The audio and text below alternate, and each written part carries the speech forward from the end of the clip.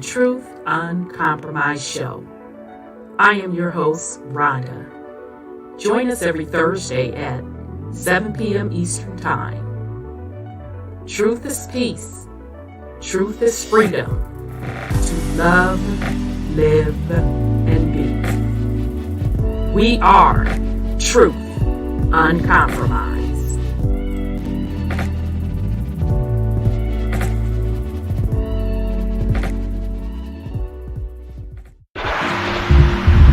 We are in the age of truth, freedom, love, prosperity, abundance, and peace.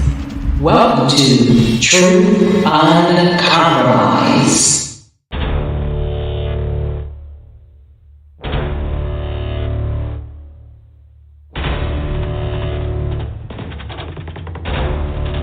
You have entered into a dimension of truth. Time does not exist, and illusions are shattered. The journey of truth is intense. The journey of truth will set you free. Consider this a warning as you enter the dimension of truth uncompromised.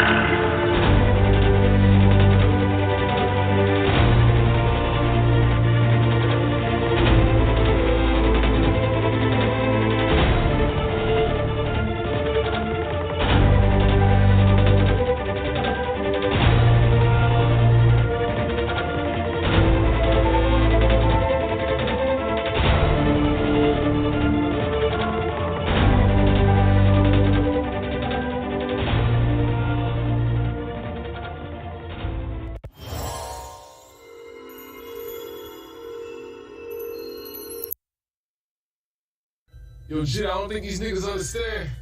Come down my spaceship.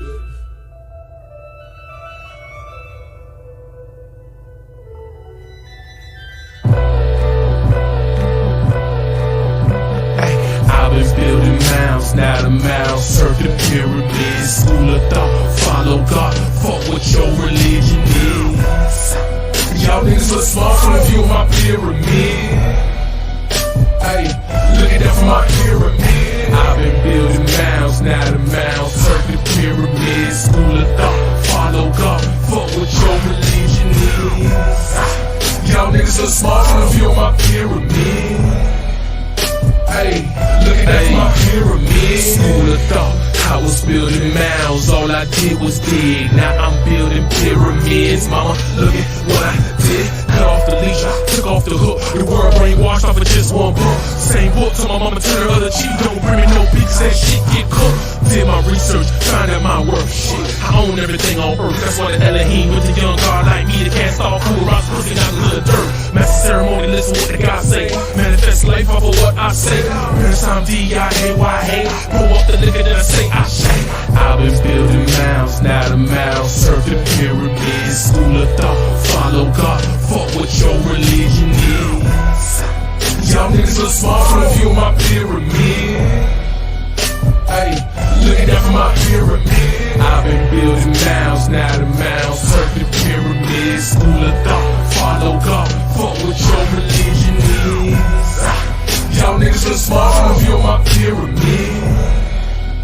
Hey, look at that from my pyramid.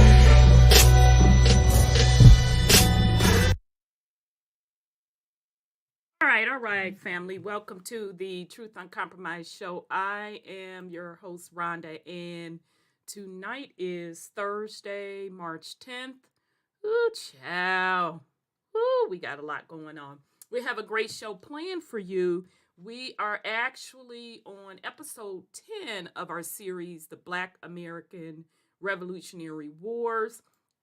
So just a high-level recap of what the overall goal of this series is. It's to literally go through a couple of the well-known wars. Because, child, we can do 2-3 years if we're going to go over all of the wars that melanated, aka Black people, participated in. So we started off the series going over the war between the Brits and the French, fighting over territory and land in the Americas. and we went through and saw how the indigenous population or the Indians were on one side or the other. Now, that's not to say that all indigenous populations were picking a side between the French and the Brits, because we have to remember there were thousands of tribes, if not millions, because when you think about it, a tribe is really your family. But the main tribes that they turned into the 5 civilized tribes, and the ones that made a confederate. So a confederacy is nothing more than a bunch of Indian tribes getting together to form a group, hence a confederacy for political power. Okay, so we saw how these confederacies and these larger tribes, who ultimately turned into one of the 5 quote quote civilized tribes, were basically picking sides between the French and the Brit. And then one particular confederacy was dancing both sides. They were playing both sides against each other. Okay, so we started out talking about that particular war. We are going to finish that up, and then we're going to go into the actual American Revolutionary War, which I'm looking forward to that. So next week we'll get into that. We had to bring back Brother Odel this week to finish up his talk regarding the whole astrological wheel, because he still ain't got to the meat, y'all. And child, he was trying to get everything in last week, and I was just on my last little bit of energy. I'm like, nope. I don't want to rush it. We need to do it next week. So he's going to come back tonight and get really deep into tonight what that astrological clock really means and how it all ties together today. So one more housekeeping item before we get started. I am going to be this Sunday on the Atantanis Show YouTube channel. They are doing a live panel, and our guy Lee Cummings will be on that panel as well. He's the guest, and I'm sitting on the panel. So just in case you all don't know who he is, I know most of my audience probably do, but he is the brother that wrote.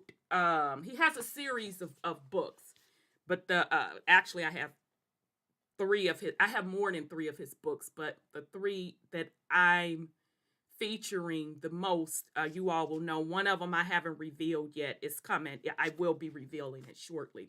But the 2 that I used a lot, and I still use this today because his work ties back to other additional research that I do. I literally see the sources that he's used in other works, okay? Because that's what researchers do. We just don't take one source or take what brother so-and-so said around the corner. We look at multiple sources to validate. You know, if you get to 3 or 4 sources, you could pretty much say, yeah, that's pretty much valid, okay? So he is the author of the two of the books that I really like. It's a third one that I like. I'm not revealing it yet, but it's coming up. I think they're collector's items. The one is The Negro Question, Part 6, The 13 Black Colonies by Lee Cummings. You can get this on Amazon. I highly encourage it.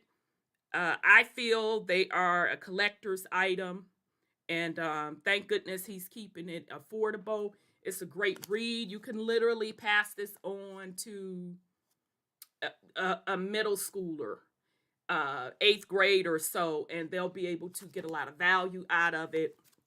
And then the other one is The Negro Question, Part 4, The Missing Link. Okay, so that's this particular book. You can also get this one on Amazon as well. So, of course, both of these bodies of work, he's done research proving proving, not guessing, none of that, not what somebody just set up and told somebody, proving that the first 13 colonies were founded by Black king in Europe and heavily populated with Black folk from Europe. Okay. And the other book, he goes into kind of the heritage of over in Europe being melanated folks and the long line of lineage, and how even those surnames that Black folk over here carry today tie back to territories and land over in Europe. Okay. So literally, a lot of you Black folks carrying those European surnames really need to do some research into your heritage. And then number 2, research that actual surname. And you'll see how far back that surname goes, what territories it comes from, etc., etc. Okay. So shout out to Lee Cummings. I'm looking forward to sitting on that panel, having a discussion with him. And God of Green, shout out to God of Green for inviting me. So I'll post the information once it gets closer to the time. It'll be this Sunday. I think he starts at either 8 or 9 Eastern time, something like that. But I'll post the details on the community page. And then I had something else to say I done forgot. Oh, what I do like about the work, Lee Cummings' work, it seems like now this information is getting out more and more. And shout out to Brother Kui Mayo.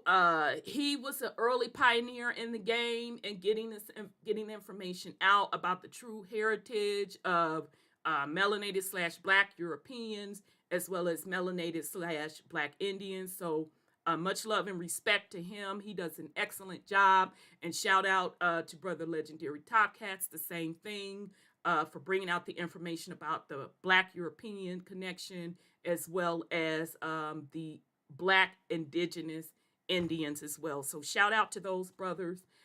Shout out to Dr. Tracy McCarthy. Got to give a shout out to the women. Woo, woo. Shout out, sus. She's been putting out this information as well. She does excellent work. Okay. So this particular information is not going anywhere. Literally, I ran across, well, I didn't run across, YouTube recommended it on my feed.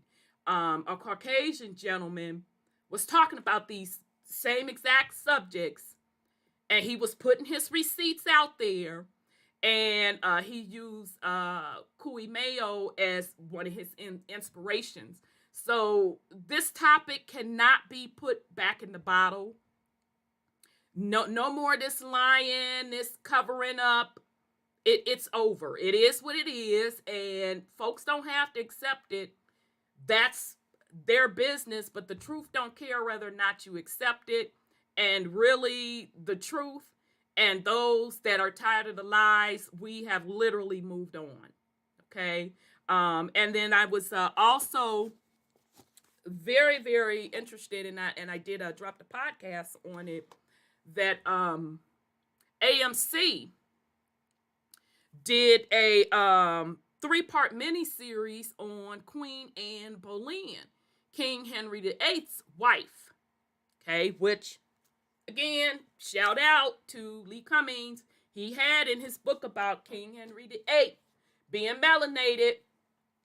So AMC cast a melanated woman, and not tawny or light-skinned or, biracial or mixed or look like they got something in them. They literally cast a heavily melanated woman in the role of Queen Anne Boleyn. So it was really, really a good mini-series. I got a lot more out of it. Of course, that's not the first time I had heard her particular story, but it once again hit me how this information they're slowly starting to release it. And I saw that with the Netflix series Bridgerton. Shout out to Bridgerton. It's coming back. Yeah. So I'm gonna have my legs crossed. Although, ladies, our dude, Simon ain't gonna be in it. We don't look, Netflix, we don't appreciate that. How you gonna take our eye candy away? We ain't appreciating that at all. But supposedly he didn't want to come back. I don't know what the reason was. Maybe they was messing with his ends. So he's not going to be in it. So my little feelings are hurt. But Bridgerton, I saw that ball start rolling when they were showing the various melanated people in the king's court. Okay. Now, of course, they had this. The first one took place during the time period of Queen Charlotte, she's melanated. Now, I will have to check. I think they're saying their official story that she's mulatto or mixed. Yeah, okay then. Nonetheless, even they have always admitted that she's melanated. And so it was great to see Bridgerton not only depict Queen Charlotte properly, because they depicted her as light-skinned, because we have pictures of her as being light-skinned. And they also showed other melanated people of power in those different positions as well. Okay, so I knew right then when I saw Bridgerton, although it was a good little soap opera series. Man, it's soap opera. I'm gonna tell you now, it's soap opera. It's soap opera. But the women we was there for, we was all the way there for it. So I knew right then, I'm like, whoa, this is huge. They're slipping in the truth. So it's only gonna broaden, and it's going to be interesting because we do have this battle where history is trying to be rewritten, and it makes it a lot more difficult because not only are they trying to rewrite the lies they've already told, now you have the real truth surfacing as well. And so you have people that always have bought into the lies getting confused. And then, of course, the stuff that they're trying to rewrite it with are lies. Okay, so this is really the time for you to be up on your game, for you to really do your research, your studying. And that's especially if you have children. You should not leave who educates your child in someone else's hand. Now, I understand you got to send your babies to their schools.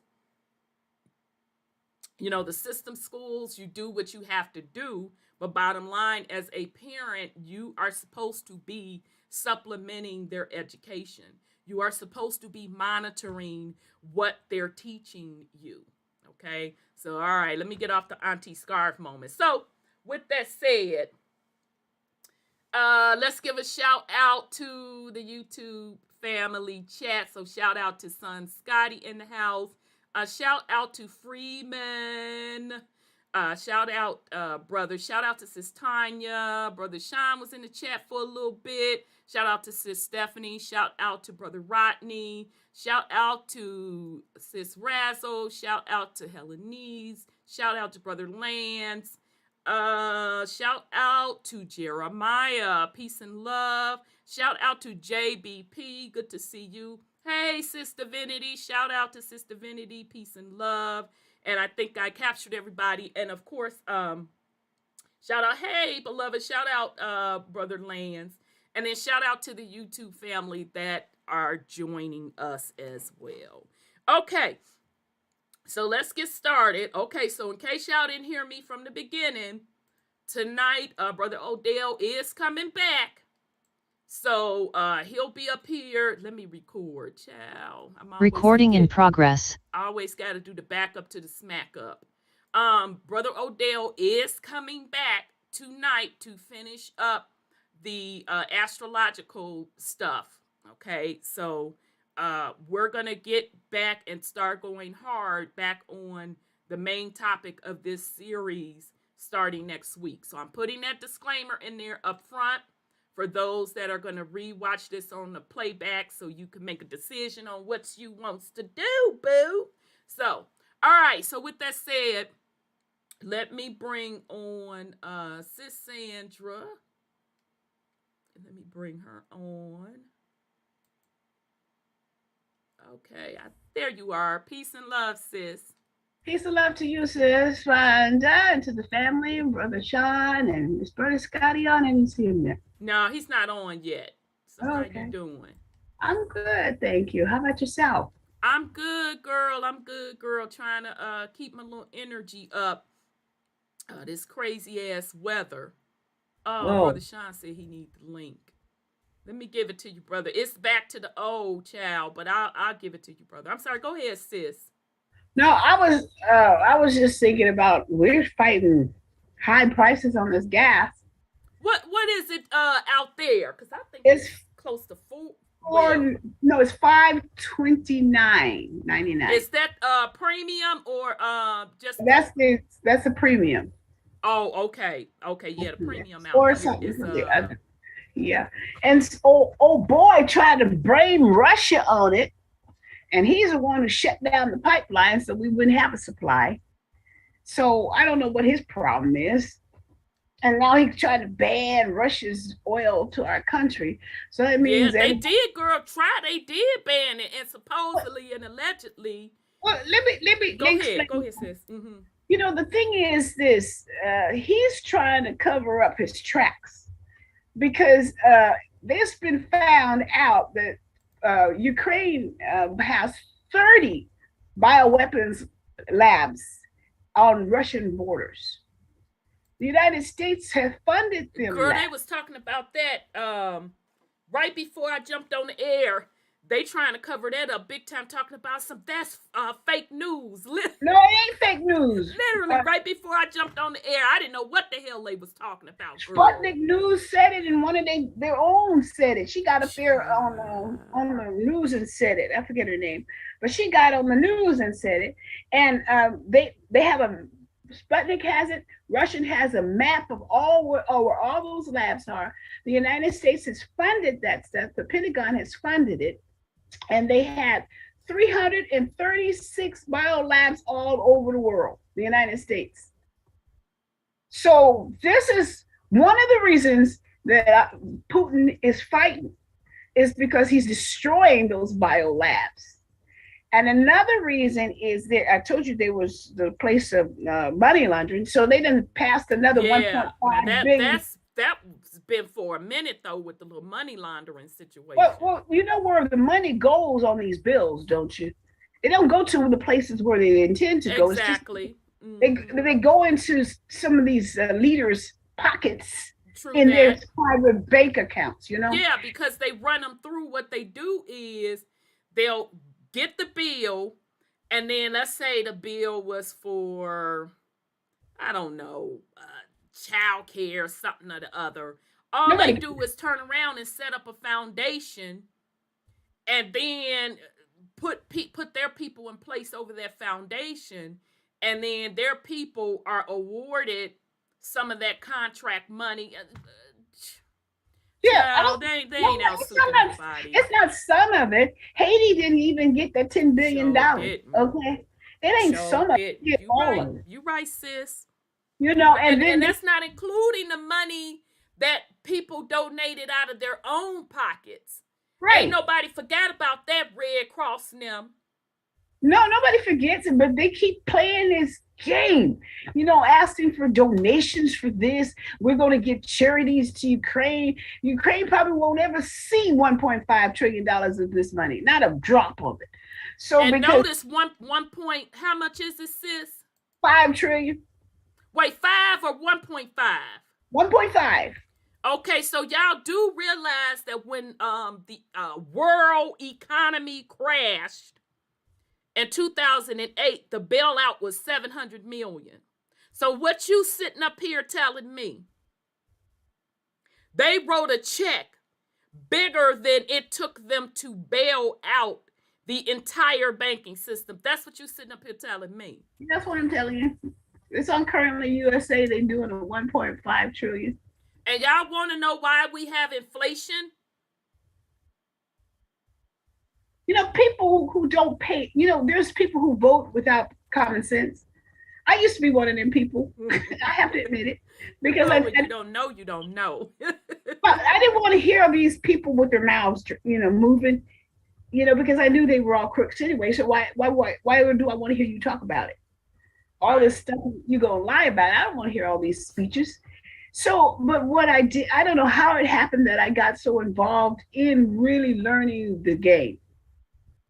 I think I read some books about the game, and William Cooper and David Icke was the two of the books I read, and I realized, holy mackerel, is this really what's going on this planet? Yeah. So, behold a pale horse for those that don't know. And the biggest secret. I didn't read the biggest secret. I'm gonna have to grab that. Was David Icke's book. It was really. Oh yeah. Okay, I'm with you. Yeah. So, this is where I got hip to the game, and people are like, they don't know Zelensky is an actor, and he just playing a role. And I just saw one of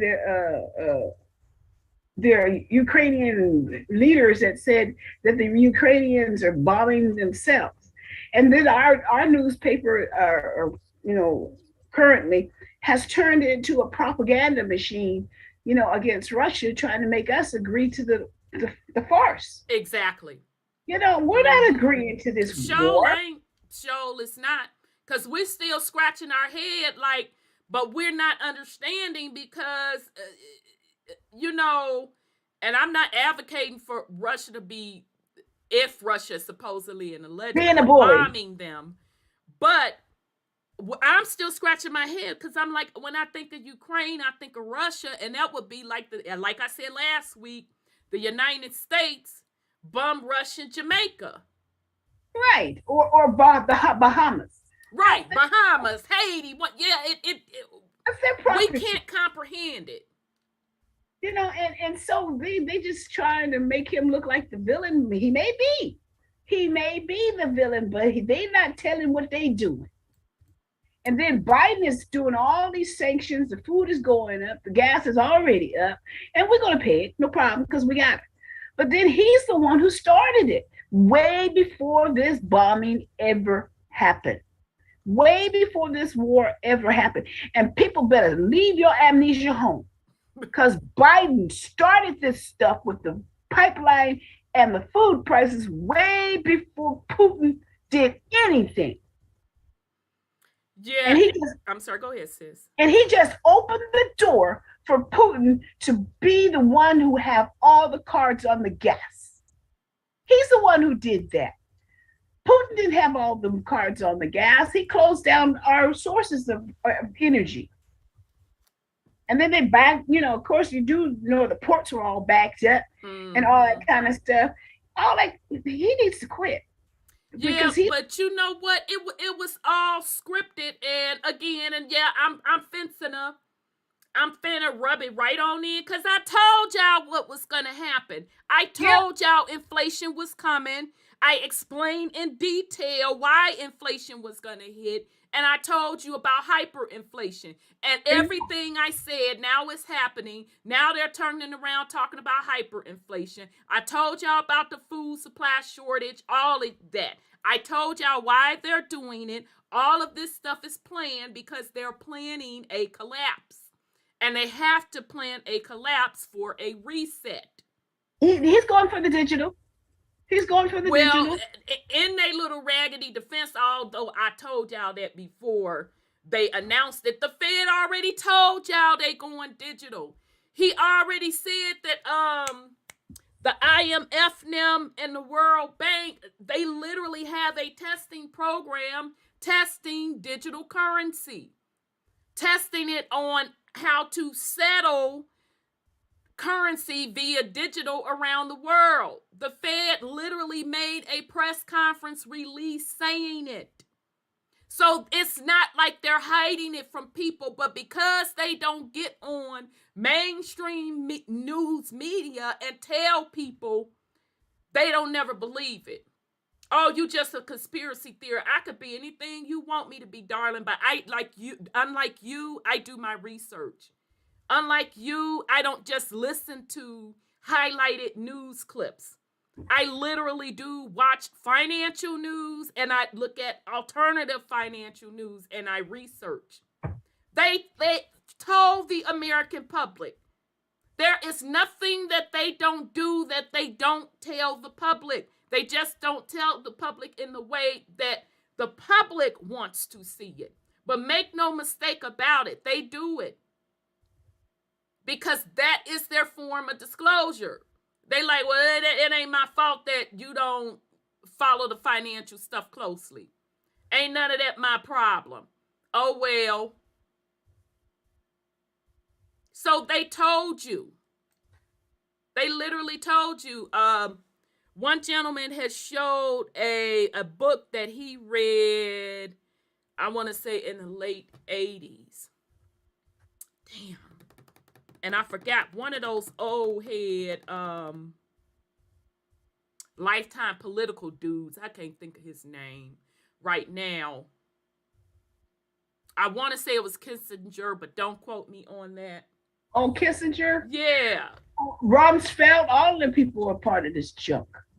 But one of them wrote a book back in the 80s, the late 80s, saying that Russia was going to come back and take Ukraine.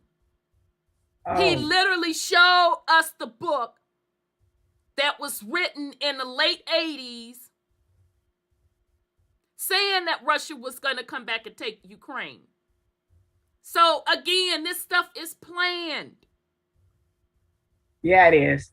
And the people who are victims, some of them are so unlearned about what's going down, they take sides without even figuring out what the game is. They've been doing this shit for centuries, and people really always the subjects which are now renamed the citizens always take sides. Right, because most of the people here in this country are Slavics, according to the book, because they were the first slaves they brought over here. 400 years a slave, remember? That's what the Slavics. Yeah, so, and the thing with me, melanated people be the main ones sitting up there taking sides, and I saw somebody had on their post, and I hollered. I mean, the accuracy was true. Said, black folks, you sitting up here putting up a Ukraine flag up there talking about what you support, and you don't even support and protect your own children. I was like, oh! That part. Mm. So well, I'm not interested in none of that crap. Especially when I know these things are staged events. Right. What's more interesting to me, and which I keep standing on the rooftop, screaming with my scarf, telling you all they are doing a hard reset, and you better be aware, because depending on where you want to be on the other side of it, you're going to be left behind yet again. Getting played. For at least another century. Getting played. If not longer. And people still, as usual, people still don't get it. They on to some bullshit, focused on everything but what they need to be focused on. And so the people that remain in power, the 1%, they know how to play the game. They know how to play on people's, the populace emotions. They know how to play on it very, very well. And they put up people who, I don't even know if the war was on for like 24 hours before they already got people in their house taking pictures of them starving and hurting and dying. I'm like, yo, guys, get real. This is the same thing that great what's it? Greenwald did with Grant, putting up pictures that we were slaves. Who was? I'm sorry, I got distracted. Greenwald, whatever his name was, the New York Times owner when Ulysses S. Grant was president. Okay. Mm-hmm. They used the fair pictures to show that we were the people who are Native Americans to be the real indigenous people. They used those to show that pictures to show that we supposedly came on ships. They were posing all these people to pretend that they were slaves. And so this is the same game they're playing again, giving you pictures of kids dying and hurt, and 2 girls coming over, and people come to the border and won't get in, and all this kind of stuff. We need to stop falling for the game. We need to stop falling for the act.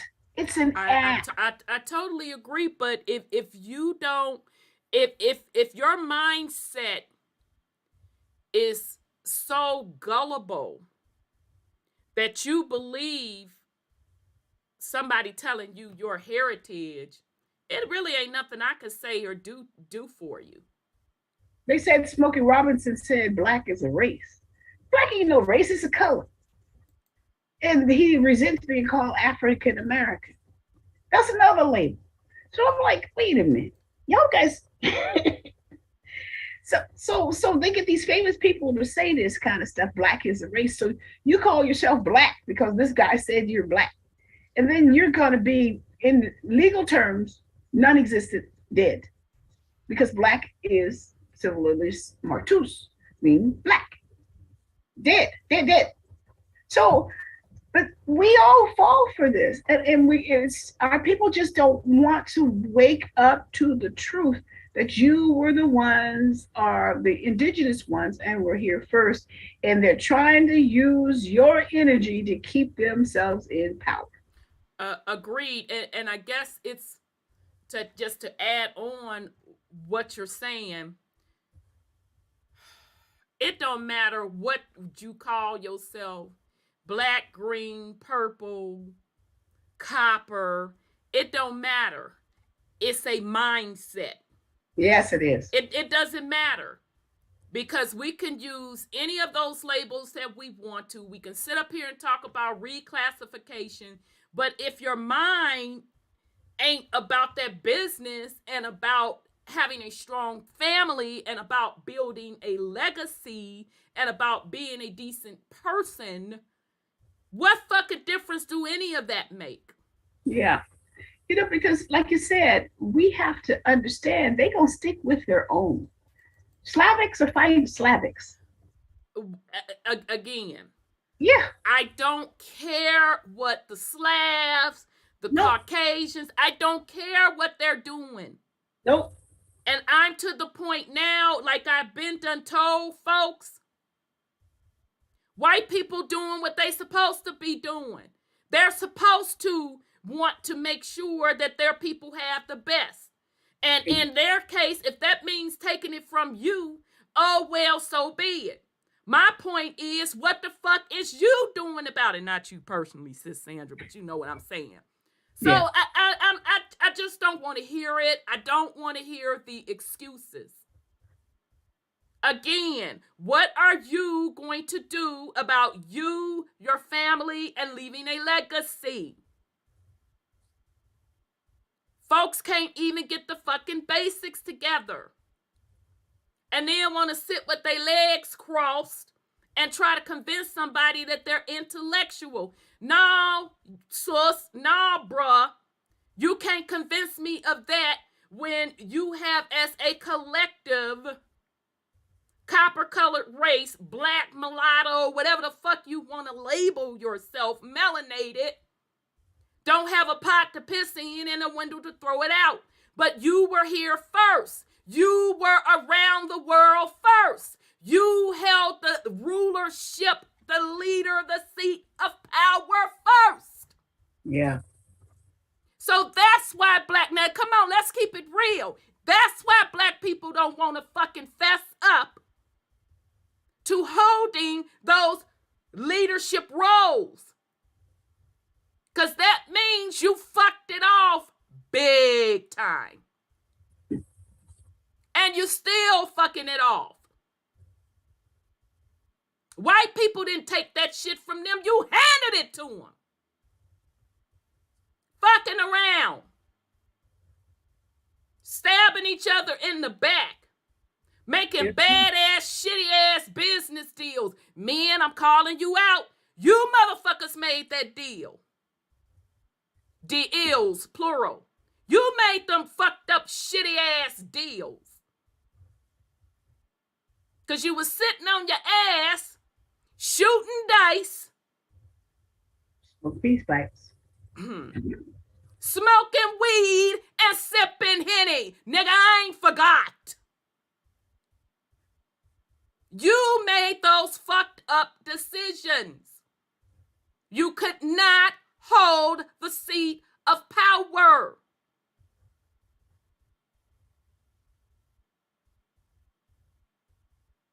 And now you've sunk so low that the tables have turned, and now you don't know how to get out of it.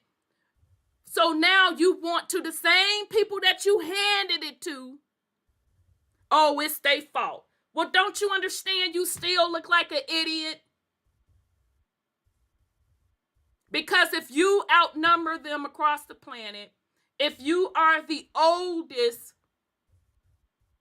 phenotype, even among the different phenotypes among melanated people, because contrary to popular belief, there are different phenotypes among melanated, aka black people. You were still the first. And you're letting someone rule over you that was Johnny come lately to the game. And you're not doing anything about it. But whining and complaining. Right. You can't crawl yourself out of that hole. Because you don't want to do the work.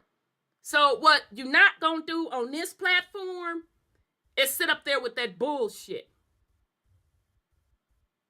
Because you can say what the fuck you want to say about white people. White people ain't finna put that label of slavery on their back.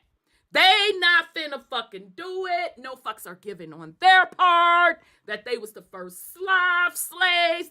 They don't give a fuck. They don't give a fuck that they women was the side pieces of the Moors. They ain't finna put none of that motherfucking labels on them. But yet, melanated, aka black people, oh. Let me get the motherfucking violin for your whining asses. Oh. We were the slaves. The white man did this and that. They was raping our women. They were doing this. They were doing that. Whining. And the same exact conditions that you whine about, white people went through that. And white people went through it first. Right. So what does that say about you? That they were able to climb out of it and rule over you and continue to rule over you. And you're acting like you don't know how they did it. They did it because they stick together. So no, I'm not going to sit up here and criticize them for fucking sticking together. They supposed to stick together. Mm-hmm. They put their families first. They understand building a legacy. So y'all can sit up here and keep playing and pretending if you want to. Because all that's happening is they resetting. That's all the fuck that's happening. And they gonna flip this motherfucking narrative again. And melanated people gonna be on the bottom again. Because you're acting slow as fuck and you refuse to do the work. You refuse to do the work. You don't pull yourself up out of a hole by hope. You don't pull yourself up out of a hole by a Messiah. You don't pull yourself up out of a hole by holding your motherfucking hand out and asking the very same people that you claim are oppressing you to give you something. Right. How you are a man gonna look another motherfucking man in the face and ask for a handout? Your alleged and your supposed enemy. You expect your enemy to just, now this is according to you. You said they're your enemy. According to motherfucking you. To just give you something. 40 acres and a move. Oh, they're just gonna give it back. Okay, good luck. Hold your motherfucking breath for that, because it ain't finna happen. And even let's say if the quote white system interrupt me and say, lady, I'm sick of you every week with this motherfucking scarf on, complaining. Starting this second, we finna give every melanated person $1 million. How long do you think that million will last? What do you think that million will do to uplift the collective? What do you think will be built? Because contrary to popular belief among puss-ass men, men are supposed to build, not women. Let me roll that for the slow motherfuckers in the back, because I've literally had several men talk about, well, women don't build nothing. And I look at them, you puss-ass nigga, women are not supposed to build anything. What infrastructure can the black collective community / black men build?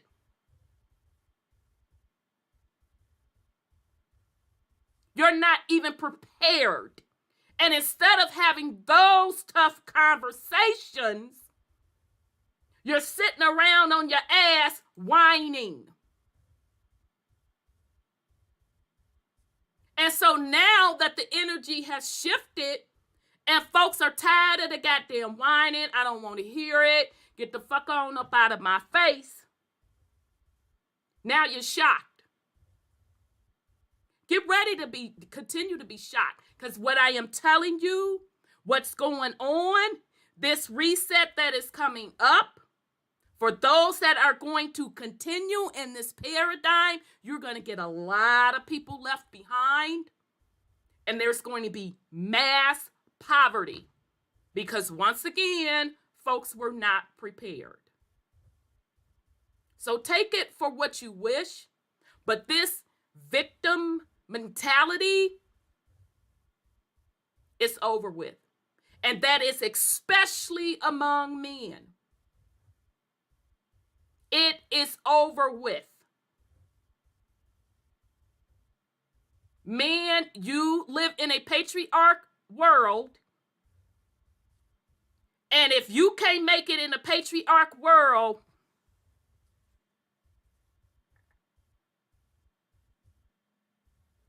I don't know what the fuck to tell you. But what you're not finna do is come in my face as a woman and tell me why you can't make it in the patriarch world. And if you can't make it, you're still a man. Why don't you change it? So again, no amount of spirituality, no amount of propping up another leader, another Messiah, any of that is going to change anything until you change this and get to work. You got to put in the work. So that's all. That's all I got to say in this scarf moment. Let me bring on Brother Sean.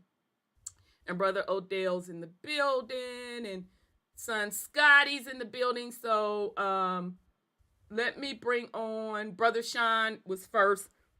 Then I'll bring on son Scotty, and then we'll bring on Brother Odel, our cousin from the UK. House. Okay. I think Brother Sean, your mic is open. Wholeness and power. Peace and love. How are you? Brother? I'm great. How y'all doing? Good, good, good to hear your voice. Likewise, likewise. They still don't get it, sis. Wow. I don't know how many. I'm a re-up on some more scarves. Maybe if I use different color scarves or start wearing my hair without the just wearing all my hair. It'd be all over the place, falling down. That's why I don't do it. But maybe they'll get it thin. I know that ain't gonna matter, but whatever. A sovereign being. I guess they don't really get what being sovereign is. There's levels to it. If you're sovereign, you're not affected by all that bullshit from the past. You ain't got them excuses because you're creating, you're making shit Exactly. happen. You're a creator. You're truly free to move and make shit happen without any excuses, period. Dot. Excuses ain't gonna get us out of shit. Nothing. No. Everybody got to carry their own weight. Right. Period. Yup. Do your part. Quit worrying about what this person did or that person didn't do or this, that, or the other. If your house in order, That part. that's all we need from you. Period. Get your shit in order. That's right. You gonna repeat and come back here because your shit ain't in order. Not because my shit ain't in order. That's right. You coming back because of what you do or don't do. Period. Quit blaming others. Get on your shit. Do what the fuck you supposed to do.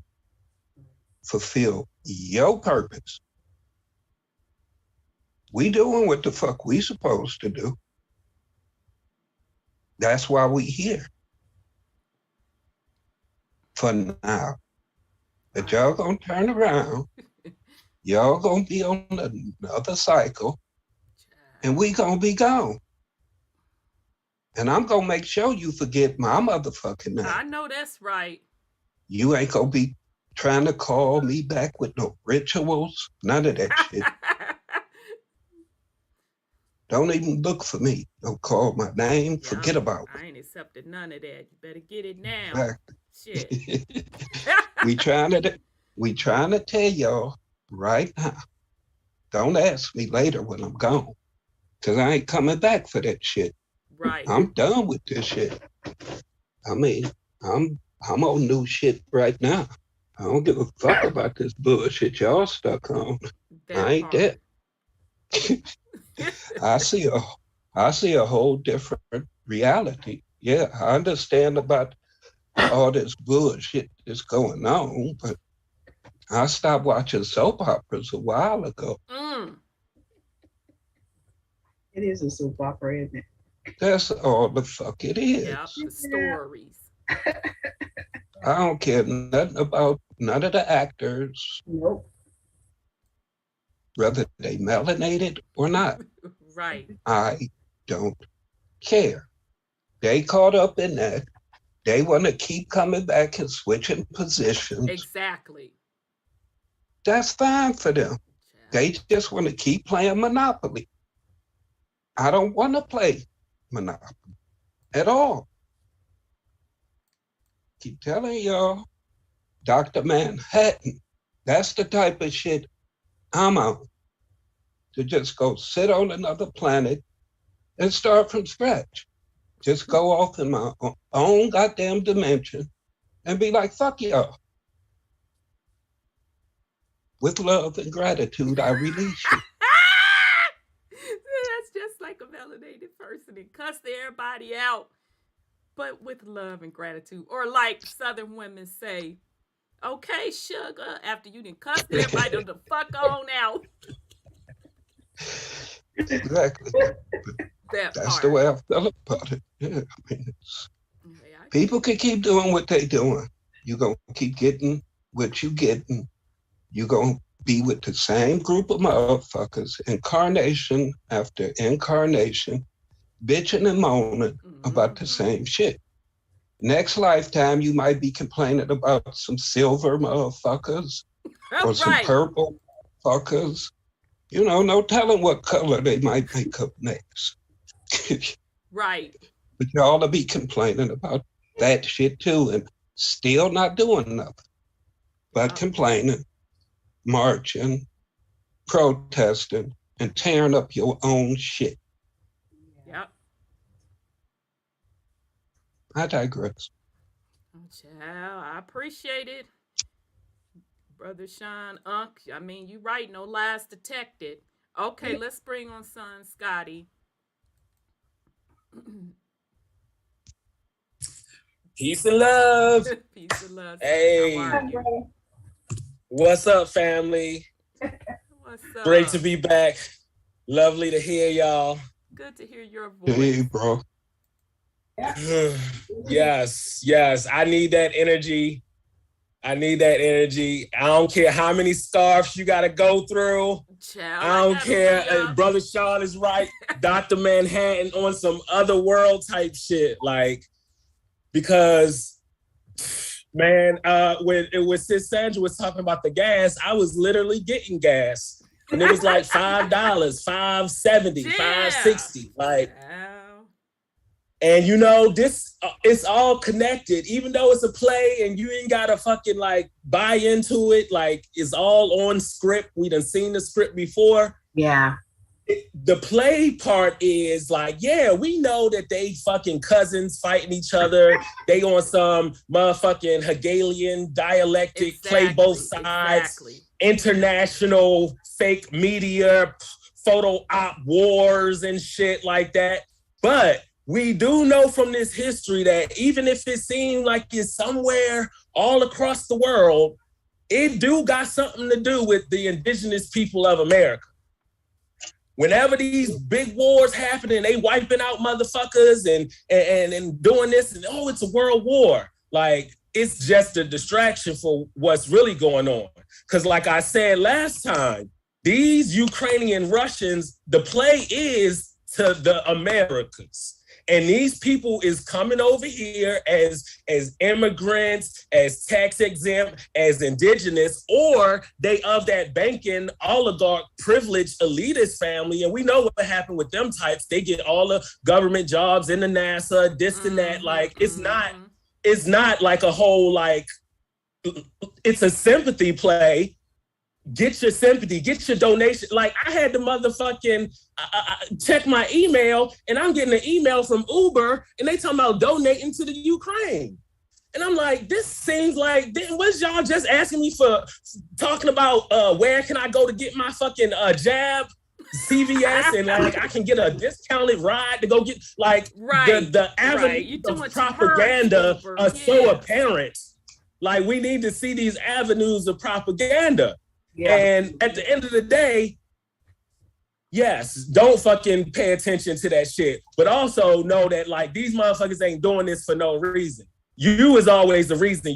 Whether it be your consciousness, your land, your attention, even if it's the fake money, they want it all. They want it all because they are not original. They have no source material. That's why they worship. For Brother Odel, that's why they worshiping all these Molochs and Baals and these energies. These energies. Like when they say they want to colonize Mars and all of that. And we know from the history, you know, that's like the god of war and stuff, and they trying to start war. So we know that these are still these people trying to invoke these colonizing, terraforming, warlike energies, and they need your energy to do that on all levels. Indeed.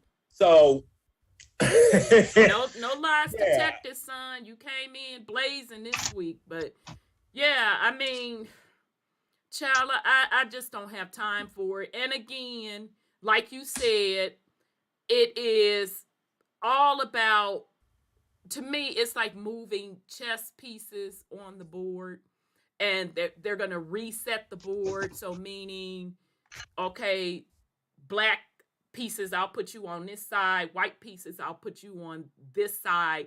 Because that's what they do with the resets. That's what. And then I mean, do motherfuckers over here get donations? I mean, niggas is killing niggas over here. Cousins is killing cousins over here. Is people getting donations for this? Is it like a humanitarian, a full out humanitarian? That's like the really, like, it just be blowing my mind. I'm like, oh, people will just so easily, like, you know, buy into these people who right next to each other having some sort of conflict, but motherfuckers right here on this land cannot get along, killing each other, doing all this. So it's like, yeah, that's the real war, because once you kill each other out, these motherfuckers can change their roll up, take their little airplane or ship or whatever the fuck they want to take to come over to the new world, and then they can take your place.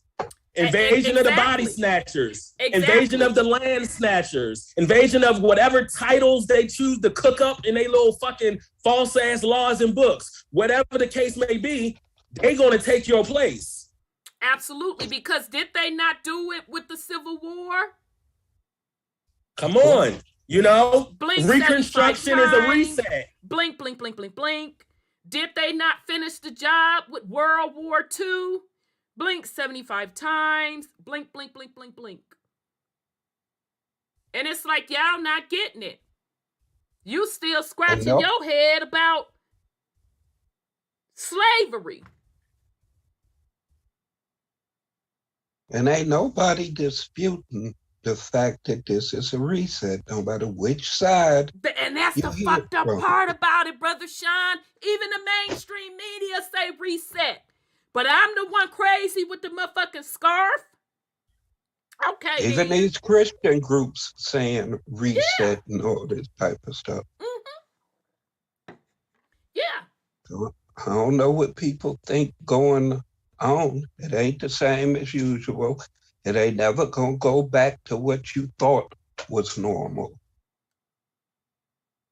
All that shit over with. Yeah. I don't know what people are paying attention to. They've been putting it in our face forever. For a minute. Yeah, for a minute. And literally everything that they put in, you know, all their sci-fi movies, all that technology, all that shit's coming into play. And so at this point, you know, and I know it is what it is. And some people just want to repeat a cycle. Some need to repeat a cycle. That's your business. Have at it. I done said my piece with my scarves. So it is what it is. But I am going to call y'all funky asses out regarding these babies. But other than that, if you want to repeat, you go ahead the fuck on and repeat. It just frosts my tits that the babies have to be involved. Right. Because other than that, if it was left up to me, I done told y'all. I will, if I was Earth, I would wipe all of you motherfuckers off. I promise you I would. And keep it right the fuck on pushing.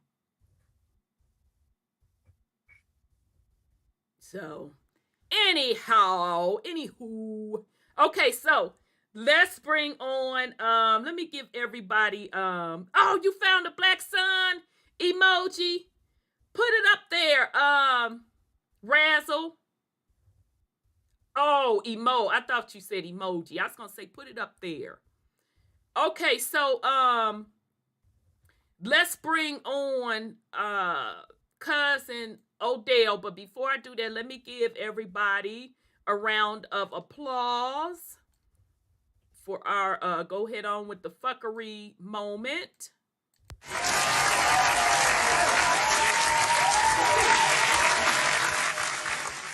Okay, so let's bring on cuz Odel. Let's get into this work. All right.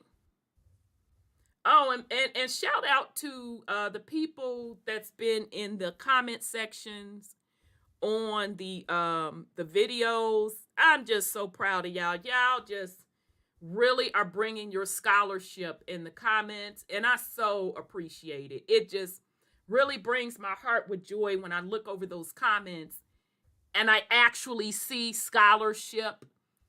Just much love and respect to you all. Like I said, the Queen Anne Boleyn drop was inspired by someone in the comment section, and they know who they are. And ideally enough, they had wrote something in the comments tying their lineage to Queen Anne Boleyn, and I had wrote back like an absolutely beautiful response. Child, they wiped that MF out.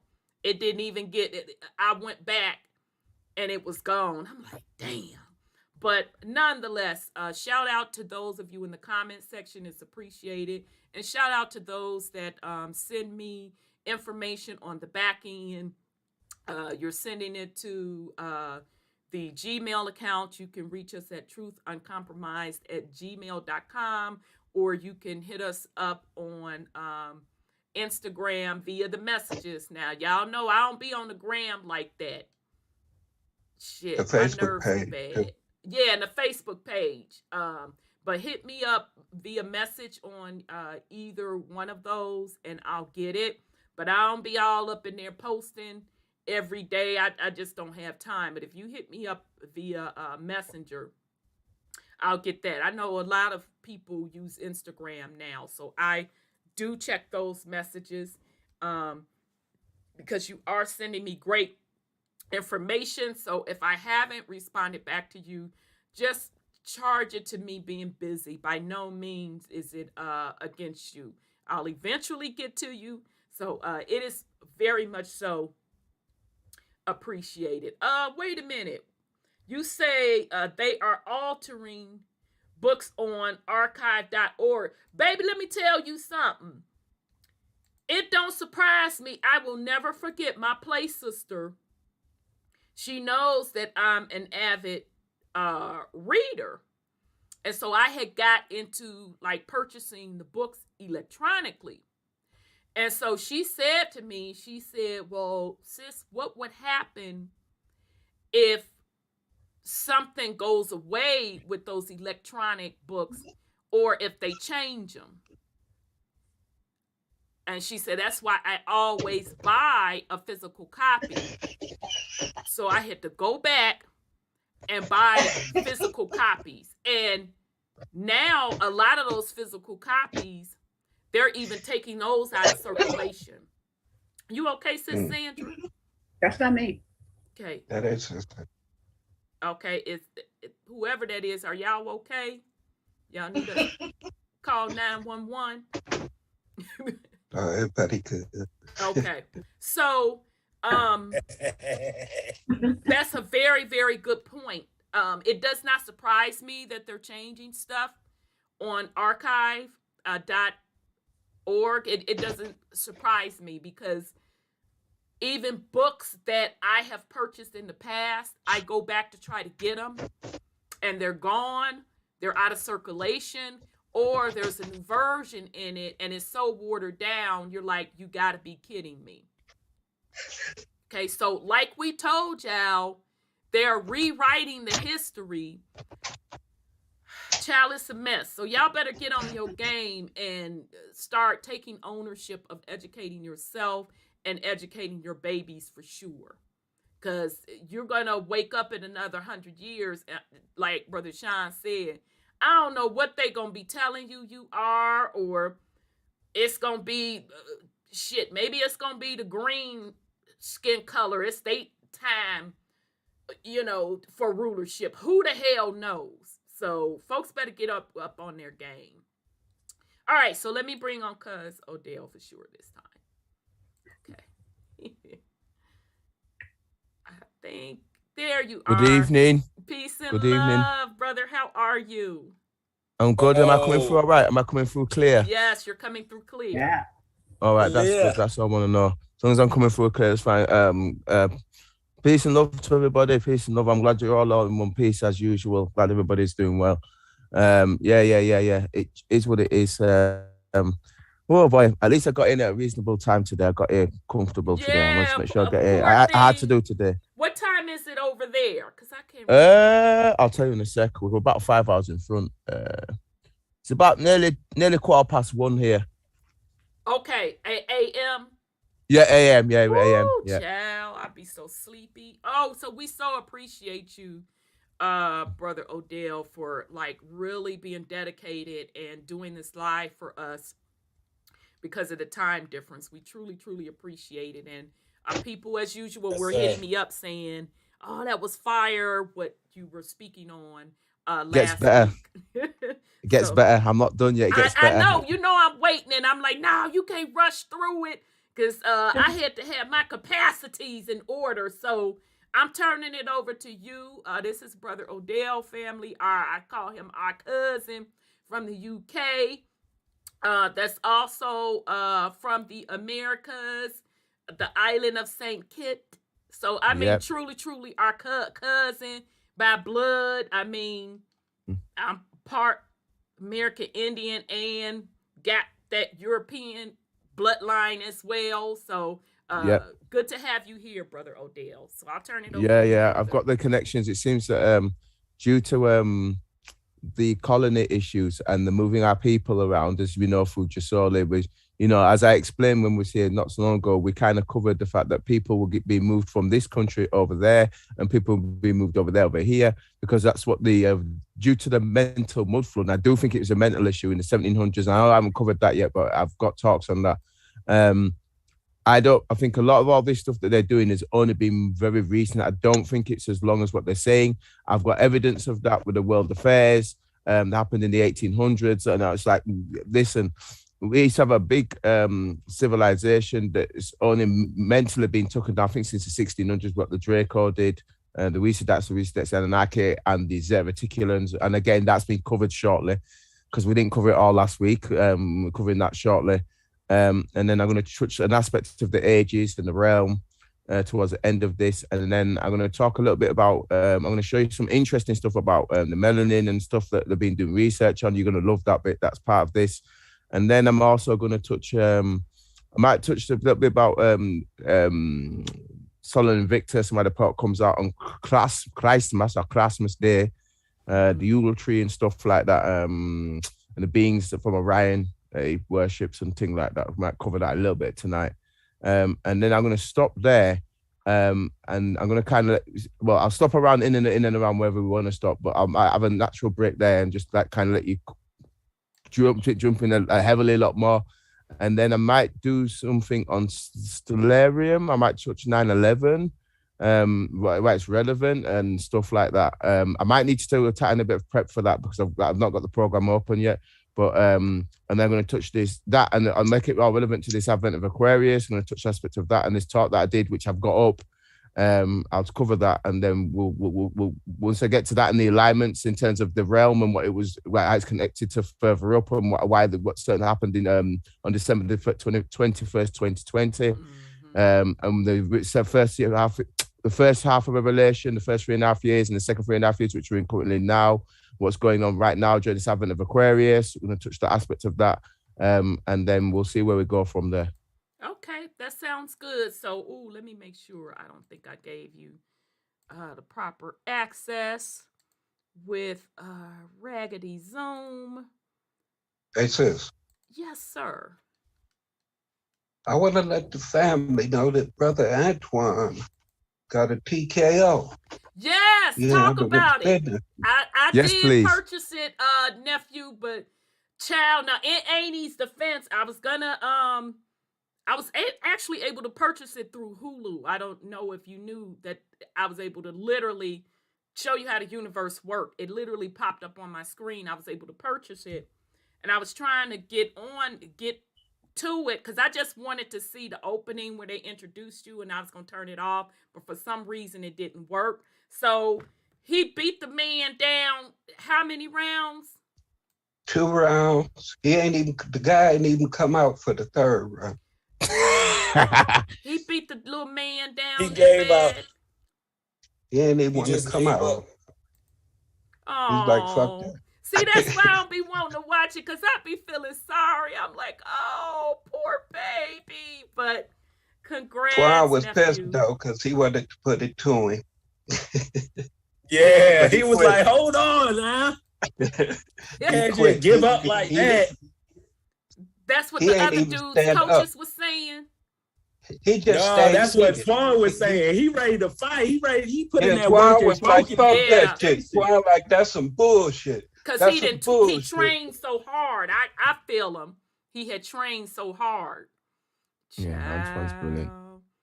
So, because the MMA, that's like, I know it's more than kickboxing, but that's kicking with the legs.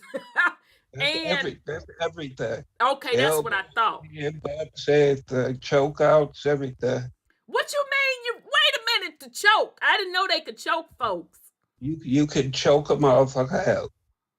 Now, back up in the day, like my ex was one of them fighters, but he used to get his ass whooped on a regular basis, and that's probably why I don't like it. I hated the fights. Wow, I didn't know they hurt could his choke knee people and stuff. Huh? Yeah, Twan had hurt his knee. Starting the 2nd round. Okay. He toughed it out. Wow. Well, congrats, nephew. Good for you. Yeah. And, hope that this is really a great start for your career. Not sure how far you want to go on that, but child, that takes some discipline to get in there like that. Energy. Yeah, because if y'all ever seen a boxer's work, to me, the hardest athlete workouts are boxers and, believe it or not, soccer players. Child, that takes a lot of discipline. You have to be in tip-top shape. So, shout out to nephew Antoine. So, get your rest, baby, and come on back up when you get yourself together so we can chop it up. Okay. And then just a reminder, brother Marquetrick, I think his isn't the last couple days for the exhibit on the Indigenous American Indians. I think it's this week, son Scotty, or was it last week? Do you remember? I think it's supposed to end this week, but I think he extended it. But yeah, he'll let us know. Okay. Yeah, let us know for sure, and then I'll make sure I get it out to the fam. It's in Atlanta, in East Point. Okay, so I know those of you in Atlanta say East Point ain't Atlanta, but y'all know that's right there, right on the tip outskirt of Atlanta. Okay. All right, so we'll get you all that information again if it's extend. Oh, you said you're changing this week. Okay, so you're changing the content. Okay, well, yeah, just get a new location. Oh, the location. Yeah, I thought something was changing. Okay, yeah, a different museum, different location. Okay, so yeah, just get us the information so we can get it to the fam. Perfect. All right, so shout out to them. Okay, all right. Odel, we're ready when you're ready, beloved. Yeah, that's fine. There's no rush. As you always say, there's no rush. So we'll crack on. Let me just make sure this is it's ready. I am here. It's where we were last week. And you'll find this interesting. Anyway, I'll let you kind of just tap in when you're ready. You know what? I just want to add something I saw on the news. These 2-year-old children are coming out to telling their mamas where they came from, and they were adults once. Oh, really? They're remembering their past lives, is what you're saying. Exactly. Mm. And it was Yeah, like, Brother Odel kind of touched on that last I did. week. Mm-hmm. Yeah, and I was so glad he did, because when you talk about stuff like that to people, they be like, "You crazy as hell." These kids were on TikTok. The moms were talking about it on TikTok, and the kid was talking. I didn't see TikTok. I just saw the news of it. You know, I don't go on social media. Yeah, I know, child. We too long in the tooth to be messing with some TikTok. But I feel you, sis. But they were telling their mom, and I remember a psychiatrist when my brother died in 2015. He told me that a 5-year-old child, I just remembered that after you did your thing, he told me that a 5-year-old child came in for help because the grandmother kept telling him that the child was saying that he was lived before in some city in South America, and they found it, and that he was a military man who was in the Navy, and he was at a bar. They got into a fight at the bar, and he remembered going through the plate glass window.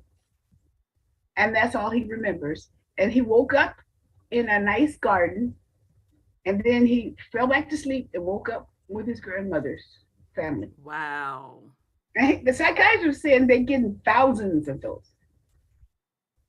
And I forgot about it, because I don't keep all that data in my brain. And until you mentioned it, and he was telling me what this little kid was saying. Oh, indigenous America and Leo says, I'm watching the new season of Upload. Let me shoot. Why can't I bring your oh, there it is. I'm watching the new season of Upload now, and it's the same thing. He remembering his past. Doesn't surprise me, but we've always been able to do that. It's just that, and I don't know. I'll let Brother Odel answer that. I don't know exactly how it was wiped out, brother. How them past lives got wiped out or suppressed. If it was a manipulation of the genes, or if it was just something else that was done. But we've always been able to do that. Let me make sure, brother. It's part of the program. Like in the Eternals, when they wipe the memory, that's part of that DNA testing is the genetic memory. The memory is in the DNA. Oh, that's a great point. True. Yeah, that's where it is. Everything's sat on the original template, still there. Remember, although we're in the realm, and I covered this last week, although we're in the realm, and there's an aspect this might be covered even tonight, although we're in the realm, the template that it sits on is still there. So remember, the Draco knocked off, and I covered this last week, the Draco knocked off one of the polar strands of DNA, which is why they could become split, which is what we covered last week. But the genetic memory is still in you. The template's still there. It's just that you're not operating the full template. Just that some people, due to things that have been happening, and due to what some of the Draco things did, as I talked about the bleed through out last week, that some of the skill sets that you have in the original template, some people are accessing the aspects of that. And that's what they're talking about. Gotcha. That makes sense. That makes a lot of sense. And I guess it would make even more sense that children would be able to remember those past lives easier than adults, because most adults, I shouldn't say most, I can't speak for most adults, but some adults will just have flashbacks. But in order to really get deep into it, either we have to astro travel and get that information, or Some people go up under hypnosis. Yep. But children, it's like they haven't been all the way looped into the programming. Indoctrinated. Yeah, exactly. Exactly. Agreed. Because that's what they do. They indoctrinate you so that you forget it. Because remember, as children, how many times we saw things and our parents told us you didn't see nothing. Yep.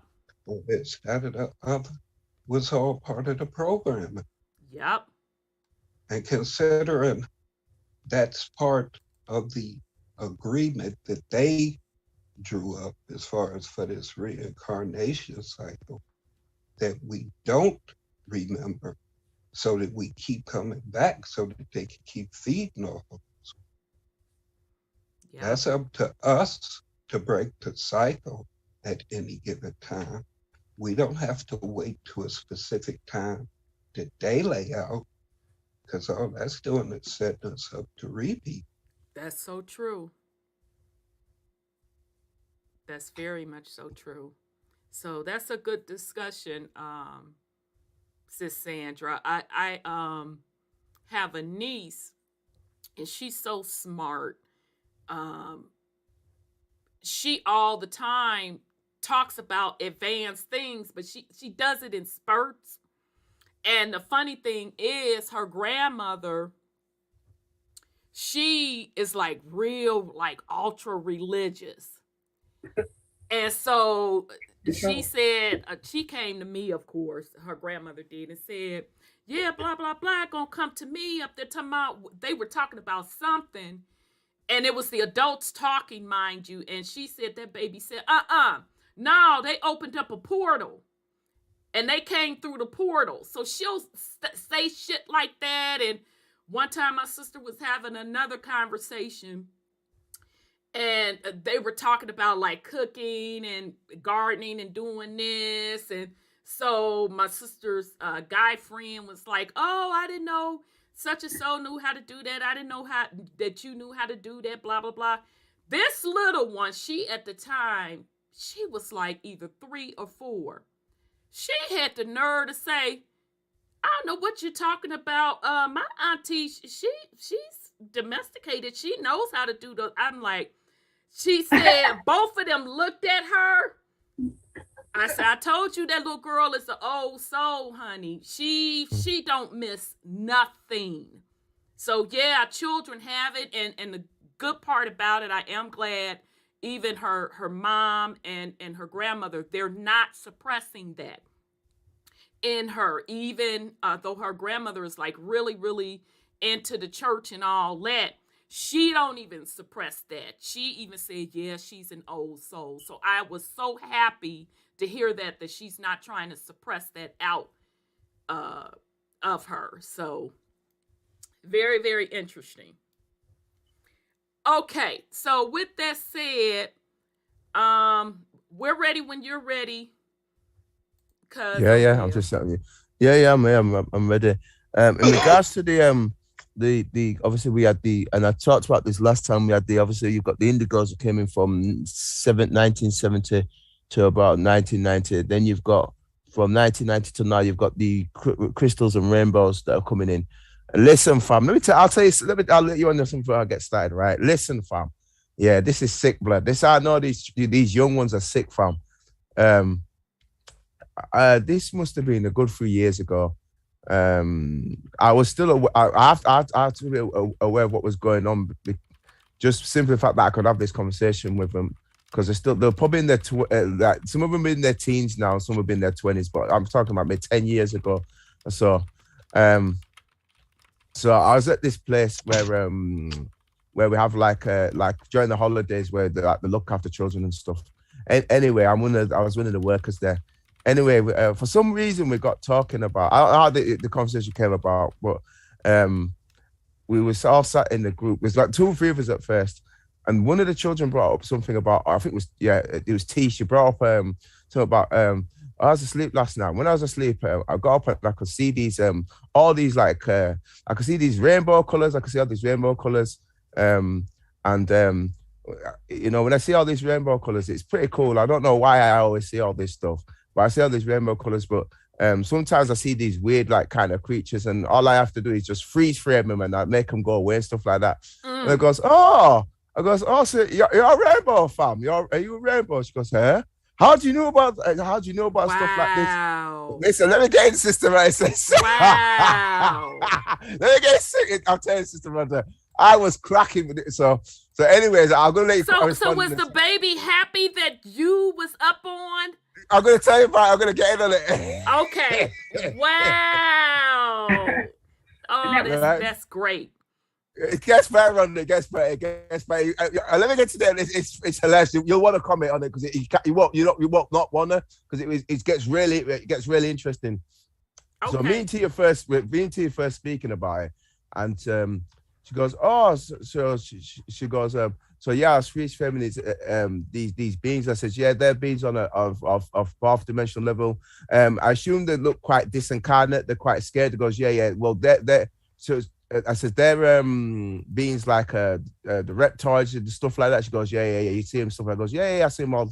Then she goes, you see him? I said, yeah, I'm aware of him. I'm aware, etherically, yeah, I'm very aware of him. How do you aware of him? This is why I'm going to have to be careful because we're on YouTube, innit? Right. For obvious reasons. I says, no, I'm able to see things like that due to an awareness that I have. That's as far as I'm going in the public. I went in with went in with her specifically. So I goes, did you tell your mum and dad this? She goes, yeah, but my mum and dad think I'm a bit weird and want to send me to the doctors and stuff like that. And so I go, no, you're not strange, you're not weird and stuff like that. But they just don't get it because you know them as souls, they're not as advanced as you. She goes, well, what do you mean by that? I says, well, and then I talked obviously because I know about what Delbert Blaze to speak about. So I says, well, you've got souls who are indigos who came in from 1970 to around about 99, and then you've got these crystals and rainbows, and that's what you are. She goes, so that's why I can do all this stuff. I says, yeah, you've got all kind of different stuff that you can do. So me and her starts talking, and this other child sat next to us, and this other child starts believing out, oh, I didn't know you knew about this. And goes, so these three of us all talk, ranting and raving, just like talking away in the center. And I says, listen, look, there's what adults about, but obviously they won't know. But I know, you get me, I know what you're on about. So obviously we have to keep it down a little bit. Anyway, another child kind of is listening in the background. She comes over and grabs a chair. She sits down and starts talking. Well, in about 10 minutes, it's like 16 of us all sat around in a circle going in. Nice. That is so going nice. in on different stuff they all know about. It was absolutely, but I loved it. I was in stitches because we're talking about different dimensions and different places they travel to. And it goes, yeah, that's called astral projection and stuff like that. So talking about concepts like that and things like that. It says, you know, your soul can do this, that, and the other. Oh, well, we was going in. It was just brilliant, like 16 of us just all sat in this circle, just all going around talking and sharing information between each other. And I said, listen, look, you can't really do this with big adults because a lot of adults don't know. And they goes, oh, yeah, most of these grown-ups are crazy. They have no idea what's going on. It was absolutely, listen, I said, you can only do this. You can talk about this amongst yourselves. And what's beautiful about this, I know it's by chance that only three of us started this off, but what's beautiful about this is you've all got each other, you all know each other, obviously because some of them go to different schools and stuff like that, but it says you all know each other.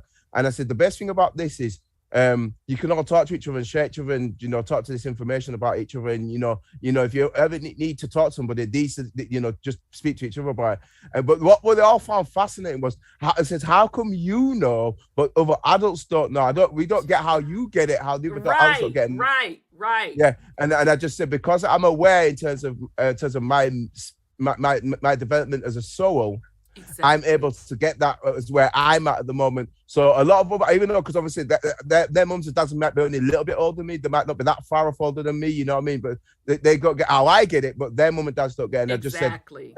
I just said it's because of where my soul has developed at this particular point during my soul's journey that I'm able to do that. So you'll have, and I said to him, listen, you'll be able to tell which adults know what's going on because you can tell the conversation that you'll have with them. That will let you know. And this is what the other one was saying to me. Says that's how I was able to tell with you because you kind of dropped some little hints in place. Because obviously with some children, they won't touch on it with you in depth because they assume that you don't know. Yeah. So what was the beauty of that was is they was all able to find out that I completely got what was going on, and I was able to help them in terms of some of the stuff that they were dealing with, in terms of some of the difficulties. And I said, look, if this happens, this is what you should do. If this happens, this is what you should do. And he goes, oh, no wonder I can't talk to the doctors about this. Or doctor says, no, you need to talk to us about stuff like that. So anything that's going on like this, or anything that's going on like that, you can talk to me about that, and I'll say to you, look, if this is happening, you want to put, you want to just focus on yourself in a blue flame or in a gold flame, and if that happens, this is how you best protect yourself when this is going on, and stuff like that. And it was interesting how we kind of like we were passing tips on it to each other, how they deal with stuff. So that's what we're getting up to. But I'll let you make comment on from that point. But I just wanted to share that with you brief. I could go in a little bit more, but we're on YouTube and I just can't. Yeah, but go ahead, sister. No, I just think that is absolutely wonderful, and it makes me feel good to know that that it's a group of those, because they're crystal children. They're the crystal ones, the crystal children that are that close to each other, and they were able to pick up, which they usually do. They can pick it up like that. They could pick it up like that, who gets it and who doesn't get it. So I think that is absolutely beautiful. Niggas business. Huh? What you say, son, Scotty? Oh, nothing. Go ahead. Okay. So I think that's just absolutely wonderful, and that's why I swing for the babies. Yeah. Yes, yeah. You know what I'm saying? Grown folks, it is what it is, but it's all about the babies, and they're going to be the ones to change everything. Well, the problem with the grown folks, which I had when I was a kid, is that they got too much fear of the unknown. I agree. They're just so loaded with fear, and they don't want you to tell them anything. And I felt that a lot of the things that I was able to tell them would be something to help them get ready for whatever is coming. Child, I ain't trying to hear that. Sis, Sandra and Brother Sean and Brother Odel, and I didn't know who this man was. I saw videos of him, and he was actually, we were little children when he was out. And this was over in the Americas, Brother Odel, but this preacher called, damn, I just had his name.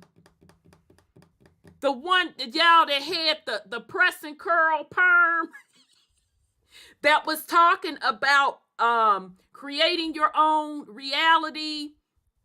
And he was a traveling preacher, and he talked about creating your wealth and all of that. It's been over the last couple years, old sermons of him floating around, and he had a huge congregation. I think this was back in the 70s, if I'm not mistaken.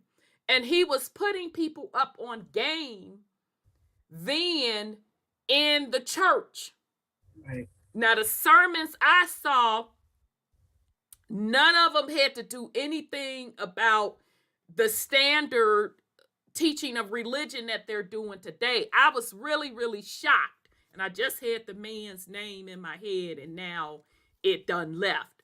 But he was trying to put folks up on game back then. I mean, my mouth literally flew open that he was in a traditional church. Reverend Ike, thank you, beloved. Yes, Reverend Ike. Baby, he looked like the typical Baptist preacher. He had that conch in his head, comb to the little side with the little swirlization up. Baby, he's a raggedy thing. But he was telling people, putting people back up on game then about what religion really, really is. That you have all the control to make things happen, yada, yada, yada. And it went over, obviously, went over most people's head. Because for not whatever reason, bottom line is folks' soul have not matured, if that makes sense.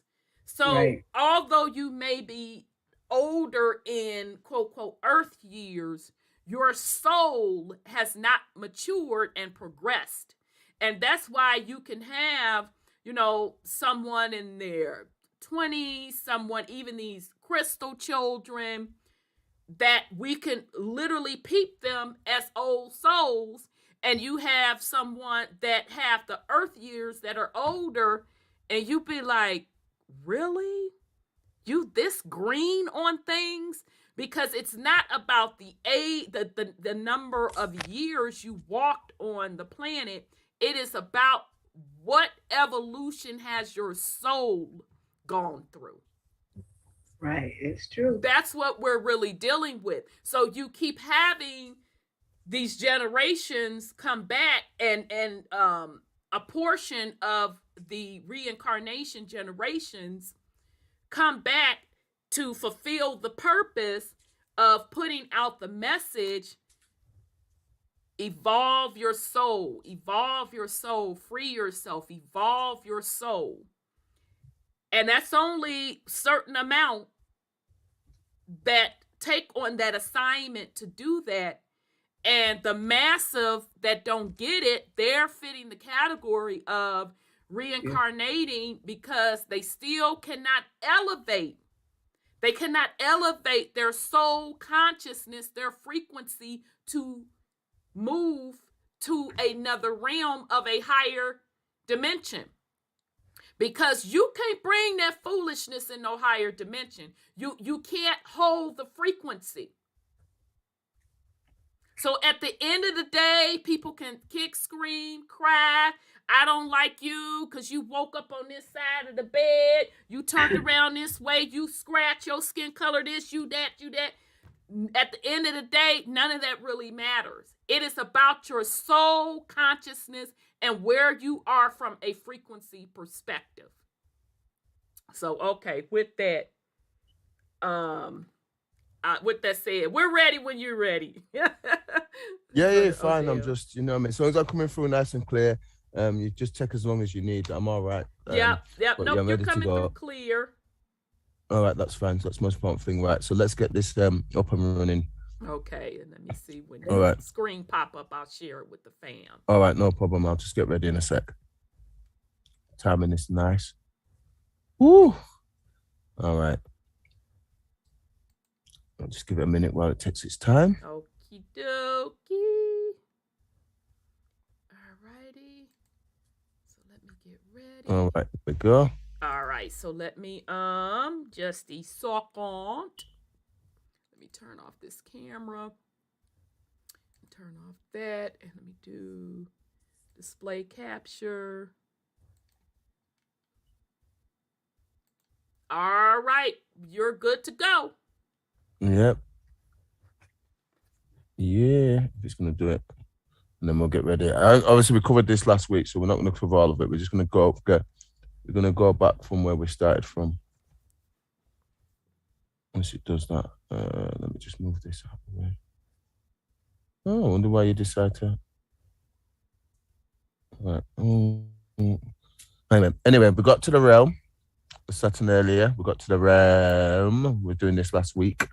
Obviously, we've got Nibiru, we've got Chiron, we've got Wormwood, and this, I can't remember what the one's called on there, but it's how they messed up the realm during the retrograde wars and how we were messed up, but we got into this. But anyway, we touched this last week. Different beings that were here. We talked about just to recap, obviously, we talked about the different ages of different beings who've been coming here, the root race. I'm going to get to the 12 tribes as well. I'm trying to say I'm going to cover that. And the cloister races, obviously, we've got here. Covered the basics of the indigo children, which I mentioned about, obviously, with the crystals and stuff like that. That's to do with this diamond sun DNA, and obviously the root races and 12-strand DNA, and obviously back up to the 48 strands. And the 5 cloister races, the races that we can see here currently on 3D Earth. Obviously, you've got the melanated beings being the first beings, and obviously you've got the Dravids or the Indians. Then obviously you've got the Chinese, then you've got obviously about beings like the Mexican stuff like that, and obviously then you've got the Europeans, the Paleoliths. So we've done that 5 root races. We covered obviously 48 strands and obviously the Emerald Sun DNA. We covered that last week, and the different beings that came here. we definitely touched this, which was important. We took the Emerald Sun, the Diamond Sun, the different strands of DNA. And obviously we got to Ruby Sun and the Black Sun, and we know about the Black Sun, with the Orion beings from Orion, the Draco, and Anunnaki. I know you've covered already in some of your stuff the Treaty of Anu El, El meaning Saturn, the Treaty of Anu El, the Anunnaki. You've covered those already in what you've done. Obviously, with me, I've covered from the Draco perspective. I have obviously touched Anunnaki here, obviously with the Ruby Sun DNA, but obviously you went in on your Mama Terra series quite heavily. So I decided to go down the Draco and the Zeta route just because we've already covered it, and we might as well cover something else that people have not covered, just so that it puts more pieces of the jigsaw together. Obviously, we laid this out very clearly about the different progressive, digressive DNA. We talked a little bit about, obviously, the different beings that are involved in that. Obviously, here we laid that out and explained it. We went for this last week. Obviously, I got into the electricals, which is very relevant because that's why we're here now and what's changing right now, and they're trying to see them. I touched the electricals, explained it all, went over this in great detail. So we're only touching it brief now because obviously we're just engaging on just giving people a bit of a speed up from last week.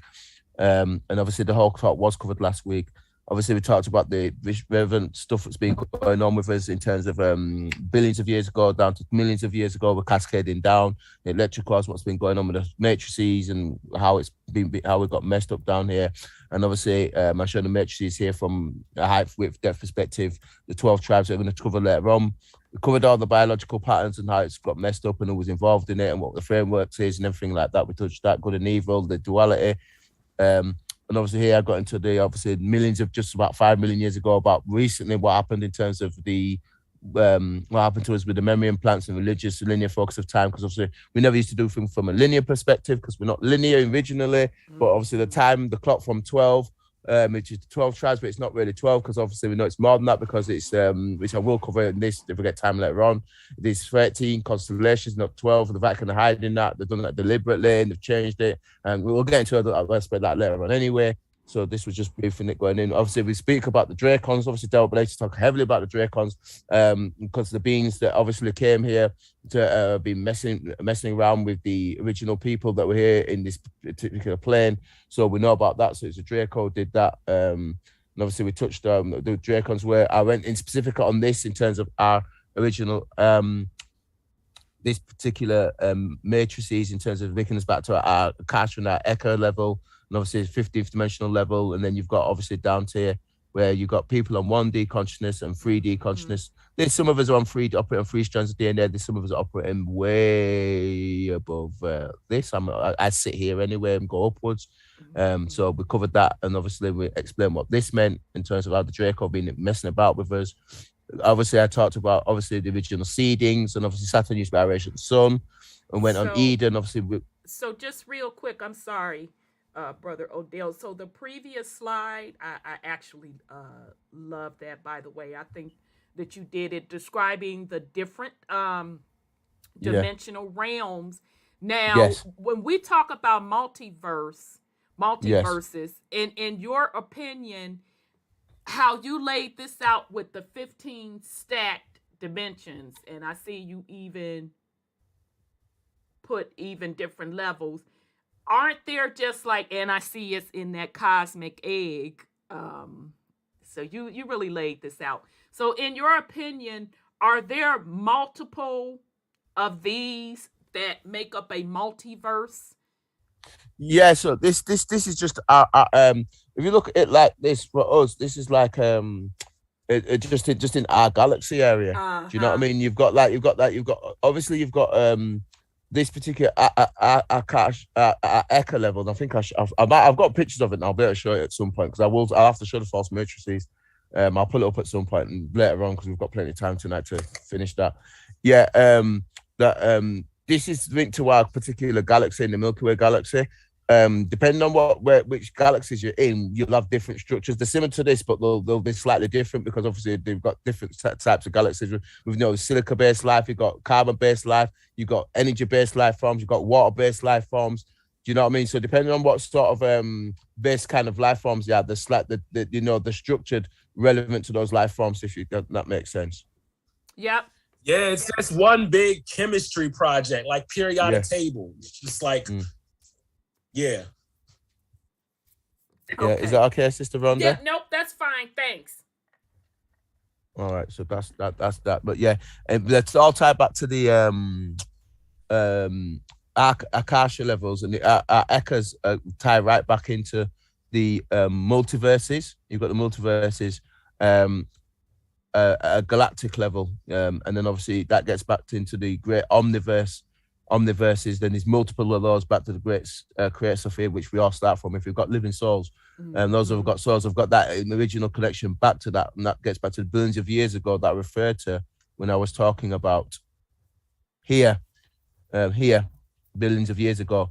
Those that came back then had that original soul connection back to that before they fell. And obviously we've got the Krishtic beings here, the anti-Krishtic beings, and obviously when they fell, that's when we've had all the problems we've had. But the original beings have got that original soul matrix. They came originally as part of this particular realm, this particular galaxy realm, the Milky Way galaxy realm that they came. It's all part of that.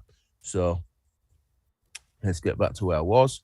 So I got back here to the which this is after the second seeding, and obviously Eden, the Garden of Eden, when the serpent and the snake in the Heliotech and the Garden of Eden, they're talking about the Eden, our ancient sun. And as beings, we could be as part of the solar system, we'd have been on because it was at a higher vibration. We was able to live in the different realms in Eden. And that's why they talk about the so-called Adam and Eve being the Garden of Eden. Eden meaning that is in the realm of Eden. So that's what they're talking about. So they've dropped some stuff in the Heliotech, but they don't explain it properly. So I covered that last week, and this is where we stopped. Is that correct? Yes. Yeah. The dragon. Yeah, we did not get here. We stopped here, didn't we? Yeah, because I think I just made the comment, and just as a reminder, when Brother Odel is putting up this depiction of what they're telling us are planets, these are not solid ball objects in the sky. They are dimensional realms. Yes. Okay, so just to be clear. I'm sorry, go ahead, son Scotty. And that's what I was saying earlier, like when they say they want to colonize Mars, it's really like a scientific type, like they're trying to open this portal. Exactly. They're trying to fucking go to another realm. They're trying to create an artificial artificial womb to go throughout and be born in another dimension type shit. Very well said. I was just having that conversation about CERN, and I said, well, yeah, they created CERN, and shout out to Dr. Dilbert Blair again, because he was the one that put us up on game on CERN long before people were talking about it. Yeah. He put us up on game and told us that they were spinning it up to try to open up dimensions. Yep. And what they won't tell you about is the billions of black particles come towards them, so that on multiple times they had to shut it down. Because they're trying to open this. I'm going to get in an aspect of this later on. I won't touch it now. Yeah. We went on 2013. We meant, and I'll show it. And there's great that talk. That basically and I've talked about this previously. I know we've spoken about it. And I talked about the X-Men with the guy from this country called Patrick Stewart, who plays Charles Xavier in X-Men. And they've got the Looking Glass. This is all to do with the Montauk Project. And what they've been doing is they've been trying to see the probable futures. I think I spoke about this last time. Probable futures, and due to what happened in 2013, when we entered the Dark Tower Rift, we was below. And I'm going to show this. I don't think if it's not in this particular talk here, it's in one of the other ones. We entered when you have left the age of Pisces. I'm going to talk about the age of Aquarius. I'm going to talk about the different ages. That when we left the Dark Tower Rift, instead of being in the kingdom of the world, we're in the kingdom of the heavens above the galactic plane in terms of the Milky Way galaxy. That's what I was referring to when the change of the ages. And they knew that, and that happened on September the 23rd, 2017. I've got the alignment. I'm going to show you it. This is all to do with 9/11 and stuff like that. When they're getting on it later on. So basically, what they've been doing is with CERN and stuff and Brookhaven and stuff like that. They've been trying to open these portals to other dimensions, but they could see probable futures before 2012, but when we hit that Tower Rift before when we entered the kingdom of left the kingdom of the world to go to kingdom of heavens, they couldn't do it and open it properly, because when they tried to do it, the galactic core of the Milky Way kept shutting it down with the black particles, the dark matter kept shutting it down, and that's why they couldn't get where they wanted to get to, because they wouldn't let because obviously they're due to, and I talked about this. It's in Come on. Philadelphia experiment. Oh yeah, When they were the Philadelphia. I remember speaking about it last time, the Philadelphia experiment, where they tried to go to another dimension and stuff like that, and then messed it all up, and then they came back. The people was all hanging outside the ship and stuff like that because they opened a time rift. Because they keep doing these experiments and they don't know what they're doing. This stupid dumbass government. I'm gonna get in on this. It touches in this topic. I'm getting on it. You know, Project Looking Glass. And all that stuff. I'm gonna get in on that. I'm gonna talk about it in a second. It's part of this talk. With the reticulans of these beings that keep trying to infiltrate the realm and all this stuff. So I'm trying to touch it as part of this talk. But yeah, that's where it's all interlinked. Because they've been trying to mess with us because we knew there's a natural ascension cycle, which I'm talking about in this talk, which is going on right now. But I'll stop there because I'll cover it in this talk anyway. But the looking glasses in England, is that where they put it? There's multiple. They've got multiple. But they're using technology. We could do this naturally. They've got empaths that can do it naturally. We can do it naturally, but when they're using the technical adjust, but this is what they're showing in X-Men. I think it's in The Last Stand. I think it's 2006 when Patrick Stewart goes in and he puts that thing over his head to see where the people are to help the X-Men go and fight the Cerebrum.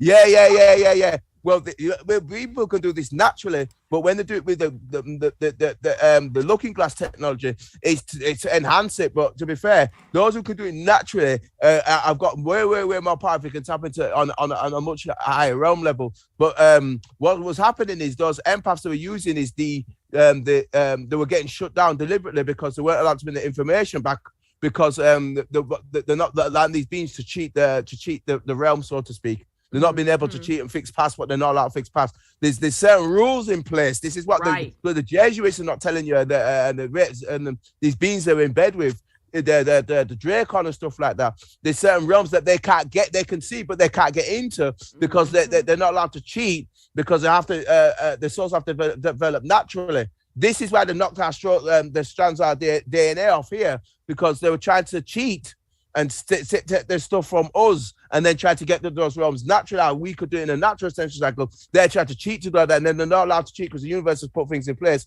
so that they can't cheat. Exactly. But go ahead and I'll stop there because I think part of this talk I'm talking about anyway, but go ahead. I know some of the royals, I think, was using that looking glass, back in the day, trying to find out how to control the planet and all. They can't. Yeah, they've been locked off. They've been locked off because that's a safety guard, right? Yeah. The dark man's been locking them off. That's what they're not telling you about. I'm not putting too much. I'm dangerous putting this in the public as it is. Yeah. This is why they're failing, right? Yes, that's right. Yeah. There's gonna be aspects I'm gonna talk about in this talk that I'm gonna be really being dangerous aspects of it. But it has to be put out there. But there's certain things I'm leaving in the private, they stay in the private, but I'm going to put certain things out there enough to give people enough information so they can do whatever due diligence they need to do. I just have to give people enough information because there's certain things that you just can't put out. The system just gets shut down instantly. Yeah, you have to be. Yeah. Wilkins, was it David Wilkins? He had a Hawkins, yeah. Stephen Hawkins too. Yeah. Yeah, because at the same time they got these programs that's like delving into our consciousness and trying to like basically terraform our consciousness into like these fucking technological things that they can use it, but they can't ever really use it. While they was trying to do that, they at the same time is trying to get out of this realm. So they have the same projects, these military projects where they trying to get out of the dome. They keep shooting the rockets and doing this and that, trying to get out. And you see that they can't. And what they really trying to do is get to these other realms. It's like they ain't telling you they trying to go through a Stargate. They're like, oh yeah, we're just trying to get to this other planet. Yeah, no, it's more than that. Instead of doing the right thing, evolving their soul or getting granted a soul, I walk lightly around that. Don't be nice to talk about that. Right. Exactly. Folks want to try to cheat, and you can't cheat the universe at the end of the day. Right. So, but they have technology. They have technology to detect people that can remote view. Indeed. Correct. That's right. Indeed. I agree. That's what he was talking about in X-Men, like Cerebrum, because what it also could do is tell him where all the mutants with abilities were at in the whole realm. That's correct. Yep, that's right. And The they know what's going Vatican on. has it to protect the vaults. Yep. Because people have tried to remote you going down there. But people Oh, don't that's realize. interesting. I never thought about it like that. So they've been knowing about this. A lot of people go off into doing that and wind up getting trapped some goddamn That's where true. because you didn't know what the fuck you was doing. Right, you didn't know what you were doing. Exactly. So Right, don't like go Ant-Man got fucking caught in around. the quantum realm. Yeah, Right, true. so don't go fucking around with that dark shit if you don't know what you're fuck doing. Now you that I 1000% agree with you on, and because most people going into it, they're going into it wide open, and soon as you step in, you're seen if you don't know what you're doing. So I totally agree. They smell you soon as you come in there. You become the hunted, huh? And yeah, you do, but if you about that life, that's all I'm gonna say. Exactly. You don't be trust. You don't even worry about none of that. Exactly. So I wholeheartedly agree. Now I don't want to discourage anyone. But that's why it's just important for you to work on that spiritual side so you can learn these things for yourself. So, Brother Odel, is Eden the ultimate place to be or no? It's not that. It's during the second. I'm just talking about the second seeding. And the reason why I'm saying that is because when during the second seeding, we functioned at a much higher. I'm going to cover it in this talk. It's further down. Okay. I'm going to cover it in this talk. It's further down. When it was during the second seeding, we functioned at a much higher level in terms of the vibration. So you could live in those other realms, and Eden was one of those realms. That's why it referenced Adam and Eve in the Garden of Eden. When it says Garden of Eden, people think on Earth. No, I'm talking about Eden. Is in Eden is in this realm. Eden. That's what it really means. But in the heliotech, people think they're talking about on Earth. No, it's in the realm. That's the difference. But the heliotech, you think from a literal perspective in terms of Earth being a Garden of Eden on Earth. Nah, fam. I'm talking about Eden is in the realm Eden because people could because the souls could be on Tiamat, or they could be on Saturn, they could be on Venus, they could be on Eden. You get me? Because you had different life forms all over the solar system, and depending on what they were like, what vibration on, they could exist on that realm. This is what the people don't realize. Yep. Okay, we're ready whenever you're ready, brother. Well, you know what? It's like life after death stuff. That it depends on your vibration is where you're going to exist.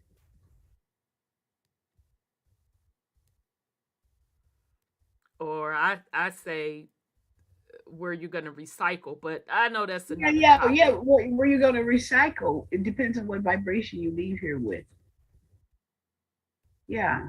Huh? It's a chemical process. Yeah, like the more I see it, you just, like they say, the energy don't die. It can't be killed. It can't be destroyed. Just so like, it recycled, or they going it's going to get used either way. You can use yourself, or you can let another motherfucker use you. Right. Oh. Okay, Brother Odel. I promise we ready. Let them get through the next slide. We ain't even got to the new stuff. So we did this and so fast that some of the stuff went over my head. Okay, no worries. Okay, that's fair. Okay, we ready, brother. The manipulators. Here we go. And I've talked about some of the manipulators, meaning the Dracon. I've covered that. I've covered. I'm now covering some more of the manipulators because we've been multiple manipulators have been coming in anyway. We will now address the issues involving the Zeta and their plan for using holographic inserts. Remember I talked about last week. Holographic inserts to orchestrate a mental takeover. This is with the Dracon and the Weesadex and the Weesadex. I'm quoting it and the Anunnaki. You know, so you've covered it in your monetary series, and I'm covering it from this perspective. So I'm just putting my jigsaw pieces of jigsaw in play. So I know in the monetary you covered the Anunnaki, so now I'm covering. I've covered the Dracon. I covered the Dracon in mine. Okay, I've covered the Dracon. Now I'm covering another set of beings that got involved. Okay, I'm going to cover some more beings that get involved because it's multiple beings. All right, I haven't covered the Weesadex or the Weesadex, but I'm mentioning them because they're also involved as well. But let me keep going. And I haven't covered the beings from Orion, although I will cover an aspect of that during this talk if I get time. Anyway, let me keep going because otherwise we'll never get through anything. Using holographic insert to orchestrate a mental takeover of forced matrix transplants in the hope of gaining dominion over the Earth territory. And the need for humans to become aware of these events and learn how to conduct themselves within them. This invasion of mind, remember what Brother Scott has just been talking about, what Brother Shine has also said previously. This invasion of mind has been planned by the Zeta and others, meaning the Dracon, the Weesadex, and Anunnaki, for many, many years. You have been cultivated toward its success. Remember, I talked about this previously in the previous slides, and I covered it last week. So those in the chat, please go back to last week because, you know, I want to try and crack on this week because you think, oh, well, how come we're not talking about? Well, I did last week if you weren't here, so please cover last week because Sister already stopped me last week. I want to try and crack on with the rest of this week, please. Numerous attempts have been made throughout your history or his story, the story he has given to you. It's all in the wording because words cut like swords, and live is live and evil is live and live is evil and the lived is devil and the devil is lived. It's all programming by various groups to divert you from your successful path of evolution. That's right, James. We're curious what's going on right now, which I'm covering in this talk later on. Through the distortions in your traditions, you have been taught to disown your personal power, to deny your perceptions, and to perpetually distract yourselves. Think about what's going on right now and think about coronavirus. Perpetually distract yourselves from looking inward. The temple is within man, the temple is within you. What Sean talks about, and I speak about that consistently. So it's about within.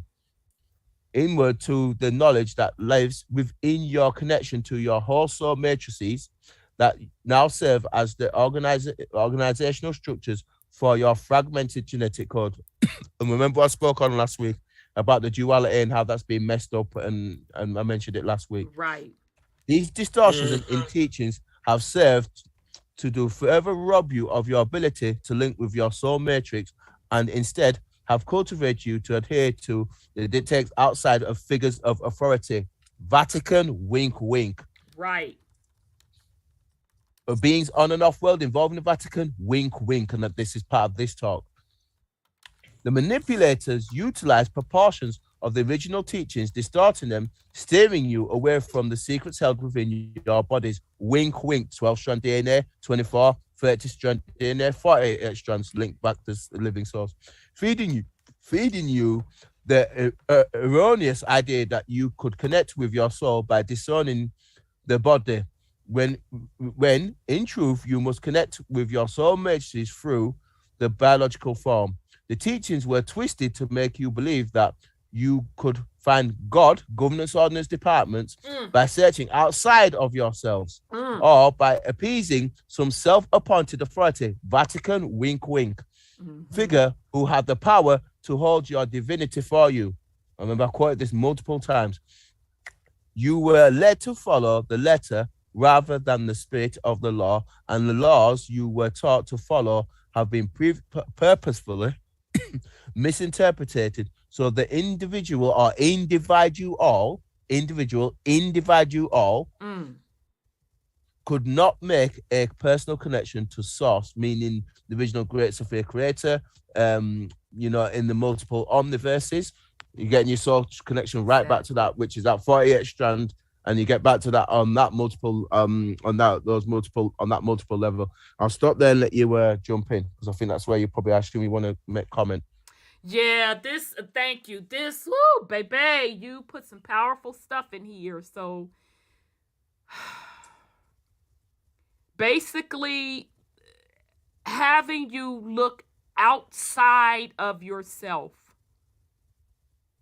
and disconnecting you from the natural, organic not only universal grid, but multiverse grid, and connecting you to an artificial grid, which what is the word you used before? A holographic artificial grid.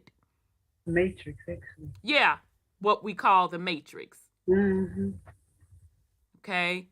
This is a very, very powerful slide. And this is why it is very difficult for people to break from religion. Yeah. This is why it is very, very difficult.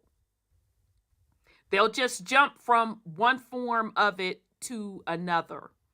But anytime you are looking outside of self and you're not understanding the concept of a natural universal law and the pure source of just being, you're going to be caught in one of those particular timelines, one of those particular holographic false matrices. So very, very good slide, brother. I'm ready whenever you're ready.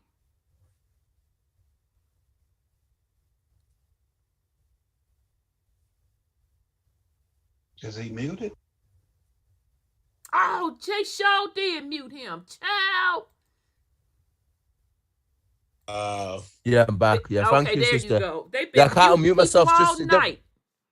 Yeah, you might have to give me the ability to unmute myself, because I did mute myself when you were speaking, and just so that I didn't have the background noise. Actually, I could give all of y'all that. Yeah, so we can do that. Just didn't want to put any background noise in, you know what I mean, while you were speaking and stuff, so I just politely muted. Shoot, I can't find how to do it. Doggone it. Okay, keep going, brother. I'll work on it. All right, so I just wanted to make that very clear so we know where we are. Okay, now this gets into some of this other stuff that's been going on. We've been having to deal with these manipulators. The Zeta and the interior governments, governmental. So this is, when we talk about the Vatican, there's only one government on the planet, that's the Roman Curia. So all these governments have clearly been underneath the Vatican when I'm referring to this. So the Zeta and the interior governments have also pushed, remember what's going on right now? Remember coronavirus, remember all the agendas they keep pushing on, Agenda 21, Agenda 23, Agenda 24, whatever they do, whatever they want to call it this week, next week, and the third. Pushed in the certain places and in certain times. Remember what Scotty said earlier on? Within the medical communities, wink, wink. Pokey poke. The movement to discredit holistic therapies and the use of drugs for the treatment of emotional conditions, not of the psychotic nature, the prejudice within the psychiatric professions towards spiritual or paranormal experience. Wink, that's coming from your original DNA. Listen to this, is another one. You'll like this one. The repression of women's issues, deliberate, the divine feminine, and the minority rights, again, racism, so-called racism, it's all nonsense anyway. Exactly. And minority rights, all of these things are fueled by the Zeta agitation in the right places at the right times. Black Lives Matter. Black Lives Matter. Exactly. The Zeta and the interior also infiltrate religious communities. Oh, God. Oh. Right. And when needed, to ensure that the factions will remain at odds. Hegelian dialectic, problem rational solution, Vatican, wink, wink. To ensure that humans will not band together in tolerance. And I'll stop there because I know you might want to comment there. Yeah, so my first question is the picture that you have up of the manipulators, which is really, we're talking about the Zeta. Yes. Are the Zetas equated to what they're calling the Greys, or no? Yeah. You've got multiple factions of them. I'm talking about in this talk. Okay. I've got different versions of them. You'll see them. They're slightly different. If you've been looking, the picture's slightly different. Some are taller, some are shorter, and there's some more that I'm covering shortly. You'll see it when I get to it. Okay. There's some different pictures of the different ones. You've got different Aphelians and Zetas and You've got Grays and all. Yeah, they're all similar part of the same family. Okay, so based on, Yeah. excuse me, I'm sorry, family. Based on what we've gone through so far, we had already covered the Anunnaki. You going over the Dracos. Now we're going into the Zetas. This is why we hear the term that Earth is a prison planet. Correct. And it's also a melting pot. Yep. Would that be fair to say? Yep. I've got other information on this. Where I've got a book where a book from Russian government where I've got all the multiple alien agencies that keep coming in and the timelines that have come in on. I don't know if we'll get on that tonight. If we get a chance, we'll cover it. If not, we'll do it another time. But I've got that as well ready for you if it's needed. I had an encounter with one of them things years ago. One of the Greys. Yeah, I don't really understand what the purpose was, but he came in one night and tried to take possession. So, and he was messing with my children as well. But I don't understand why he would be there. I'm covering it. Hmm? I'm going to cover it, don't worry. Okay, because I was like, I sometimes that memory comes back and I'm like, because he climbed on my back, actually. I was laying in the bed. And so, I thought it was one of the children, because I saw him at the corner of my eye because I thought it was my babies, and when they were smaller, but he didn't get off of my back. So I'm like, what is the purpose of this thing? And I never knew. So you're going to say that? I'm going to cover a little aspect of it, yeah, that you'll find interesting. Good, thank you. Okay, we're ready whenever you're ready, brother. Well, this is my own personal testimony. So I can't wait till he get to that, sis, and I'm sure to help out other people who have, because there are different fashions of you seeing stuff at night. I know some people experience, which is pretty common, where they feel like somebody is sitting on their chest and they're trying to wake up and they can't get up. It was that kind of experience, yes. Okay, well, sometimes, not all the time, but most of the times, I have to admit, when you're new to astral travel, that's just your body. So meaning your spirit has left your body and you're traveling to different realms, this, that, and the third. And so once you try to return back into your body, your physical body is trying to wake up because you're not used to it. You're not used to it being in a conscious state. I'll put it like that. And so you're physically trying to get your body up, but you can't do it because your spirit and soul have not connected back with the physical body. So, and some people, you even panic. You're like, you can feel yourself panicking, but that's because you haven't gotten used to being astral traveling and being consciously aware that you're doing it.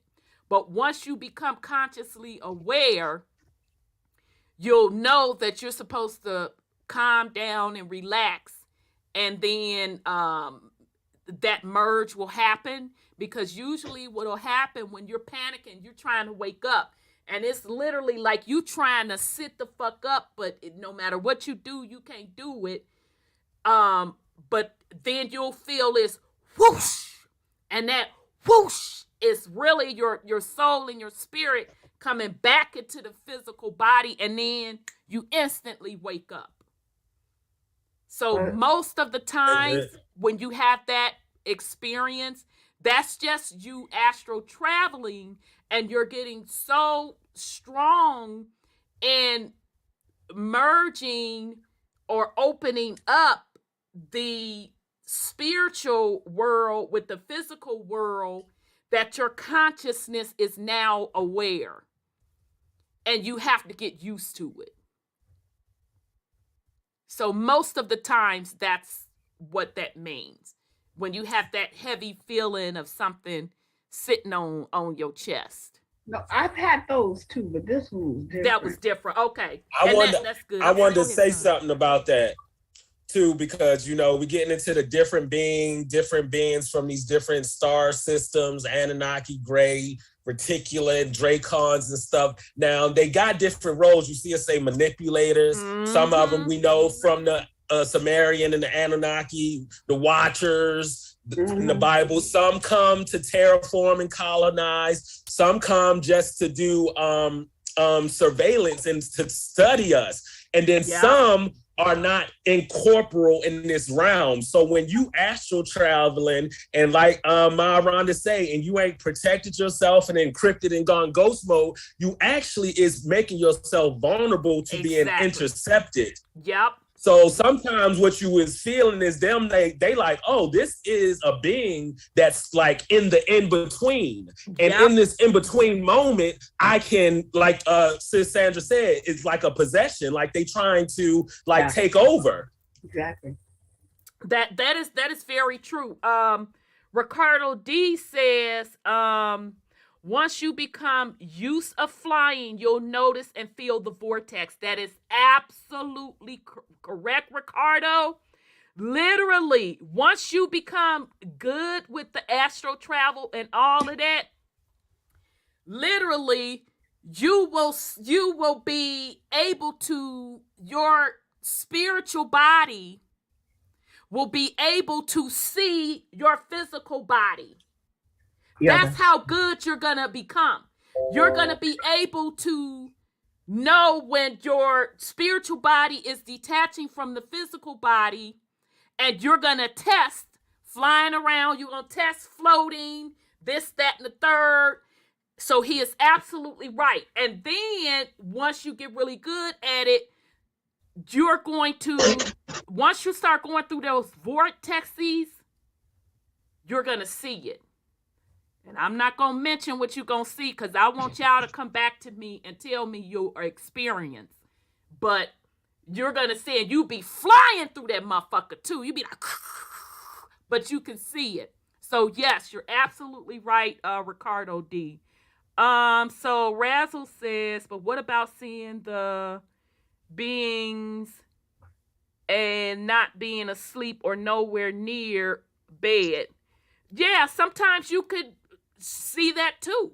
I mean, you're just, that spiritual portal for you is open. We all have the ability to see them. Yeah, right, because that's the real goal. Exactly. Projecting, you're supposed to be able to do that in your lucid life, in your waking life. Exactly. You're supposed to be able to do that in your lucid life. Now, me personally, that's tiring as fuck for me. Yeah, it is a lot. So I'll shut that off, but sometimes I could just be chilling and it'll come through, especially, and Brother Odel, you gonna know what I'm talking about when, remember, was it around, I want to say 2012-ish, when we kept seeing the shadow people? You know what I'm talking about? Uh-huh. Mm-hmm. Yeah. So, but you can shut that off because it does get tiring. Just like you can see folks that have transitioned. I shared the story with you all with my neighbors next door. One of their peeps has showed up in their front yard just as clear as day. So yes, that also happens as well. But that's what you're able to naturally do as a divine being. It ain't no technology out there that they have that can match what you are. They're actually trying to match what you are. Unfailing. Yeah, but also the part you have to be careful about that. Once they know that you can see them, Everybody gonna be coming to you, bothering you, want you to do shit. That's why I said it's fucking tiring. It's fucking exhausting. Great point, Brother Sean. Yes. And then if you don't turn it off when you out in public, you go through a range of emotions and everything that ain't even fucking yours. You keep picking up on everybody else's shit, and that shit just drain the fuck out of you. You be tired than a motherfucker. Don't even want to be around nobody. Yep. And that's even with astro travel too, because that's why, and Brother Sean and I will joke about it. I'm like, okay, I'm taking my ass to sleep. Because you get so good at that, you laid out, your eye ain't even all the way closed, and you somewhere in the mix of some stuff. And you wake up, that's why when you wake up, when you know you didn't went to bed at 9 o'clock, and you waking up at 8, 9 again, and you tired than a so-and-so. But you know you didn't had vivid dreams, you didn't kicked it, or you didn't done different things. That's because you're tired, because your spiritual soul body been kicking it. So your consciousness really wasn't at true rest. So that's even in the astral travel plane in what they're calling the dream world, which is really a real world. So that's why when we tell you all before you quote, quote, lay down to rest, you set your intentions. You're supposed to make the decision what you want to do. So I'm sorry. I know we got a little bit off. Sister Divinity, especially when you been off in a battle. Child, you be tired than a so-and-so. But I know I guess we're not off track. We needed to discuss this. But okay, Brother Odel, we're going to turn it back over to you. Great discussion, fam. All right. Just whenever you're ready. So just take my time. All right. So here we go. So here we go. Original Zeta agenda in the world wars. Alien visitors of extraterrestrials are referring to specific to those visitors who approach your reality from their time portal system.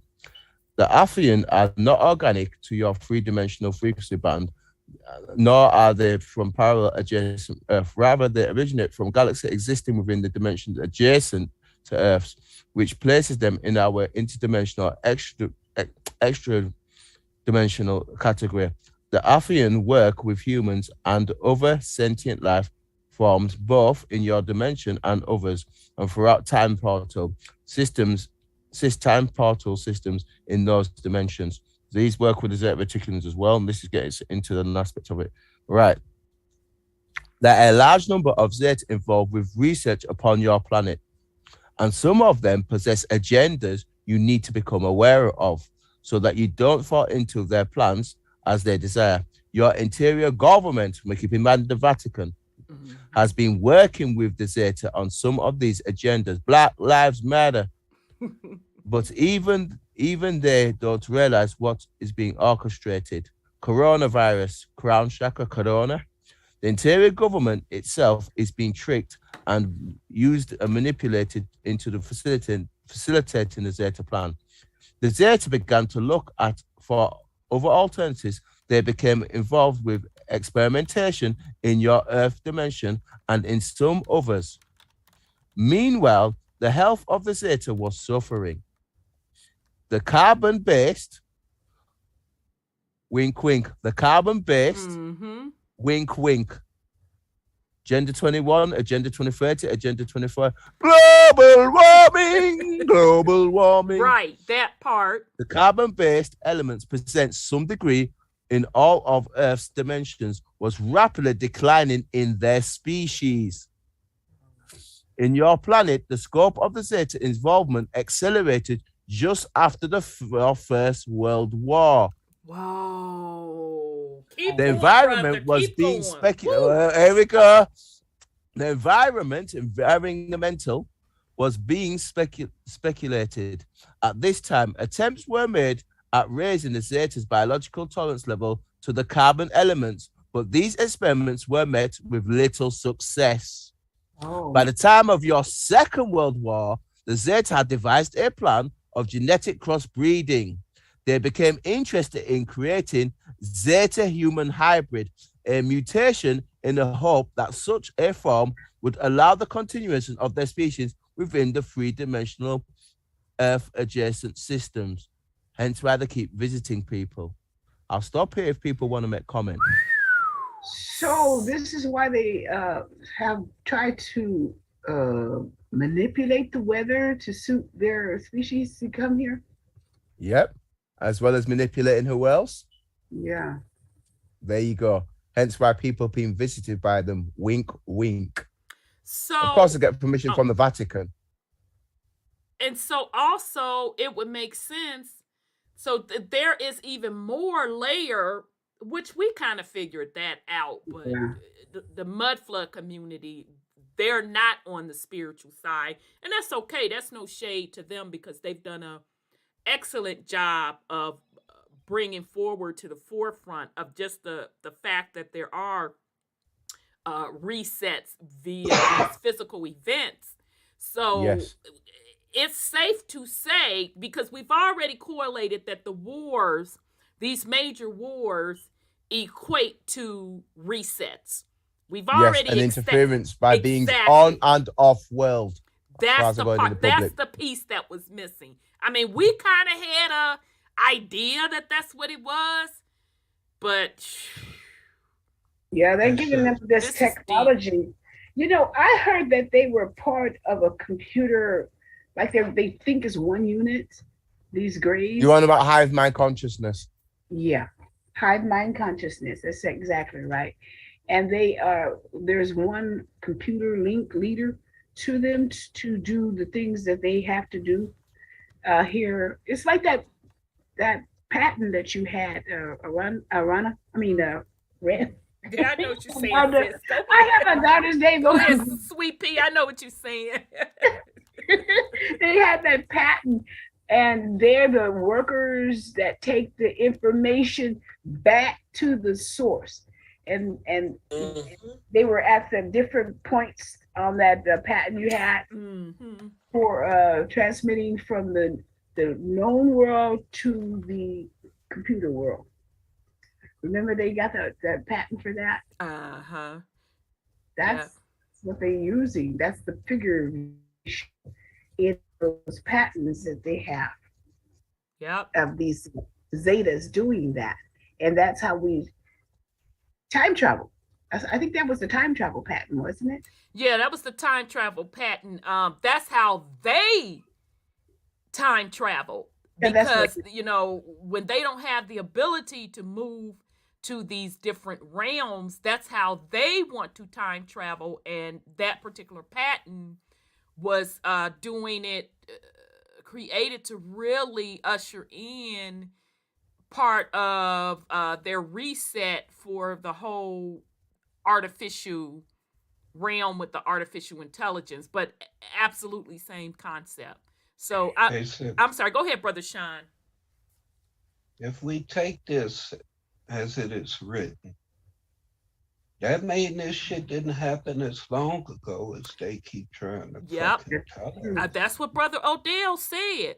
Child, I'm scratching my scarf. I mean, but if you think about it, that's what we've been saying. Yeah. Because I mean, we go back to the time when we were coming up, seeing melanated folks own everything around us. Nothing about that out of Africa slave. True. Bullshit. True that. Because I mean, we go by this timeline, this all lined up with men and Black, all that shit when they met with the presidents. Right. All that shit started doing experiments. These motherfuckers still don't know everything about Earth. If they had all those hundreds of billions of years to be doing all this shit, and they so advanced, why they still don't know a motherfucking thing? Why they still can't exist down here? They just keep giving us a lot of bullshit. The rabbit hole is information. All of that is shit outside of us that has nothing to do with who we are at this very moment. If we're the creators and gods that we say that we are, we determine who and what the fuck we are as sovereign beings. That's right now. And create a new reality. To hell with they spells, because as you see, they just keep changing shit. Yeah. We figure shit out, get past it, then they got to give it to us with a new twist. Okay, we got to put some melanated beings in there now in order to pull them back in. Right. We can't have them think that these pale people done all this. So we got to tell them just a little bit more truth now. Exactly. So we can get them to another cycle. Exactly, because when they this just dug up cycle is all done, that old stuff. Yep, I agree. Because when this cycle is over, we'll figure something else up. Because we know we gonna have to leave in a minute. Because mama gonna flip everything the fuck over. So we gotta get somewhere and hide, and then set this shit up all over again. Yeah. Yeah.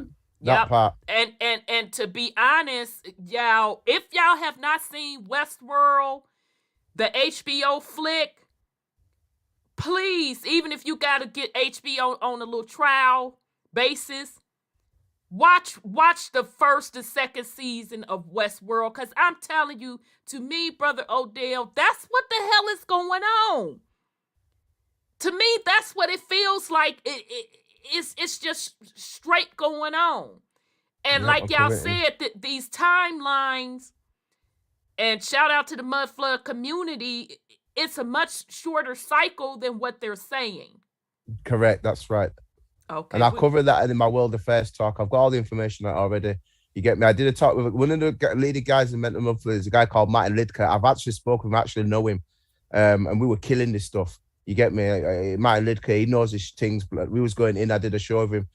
He's a part of the Mental Monthly. He was the pioneer. I know him. Okay, shout out to him. He was definitely the pioneer. Yeah, he's bad boy Martin Lidker. He's sick. I actually know him.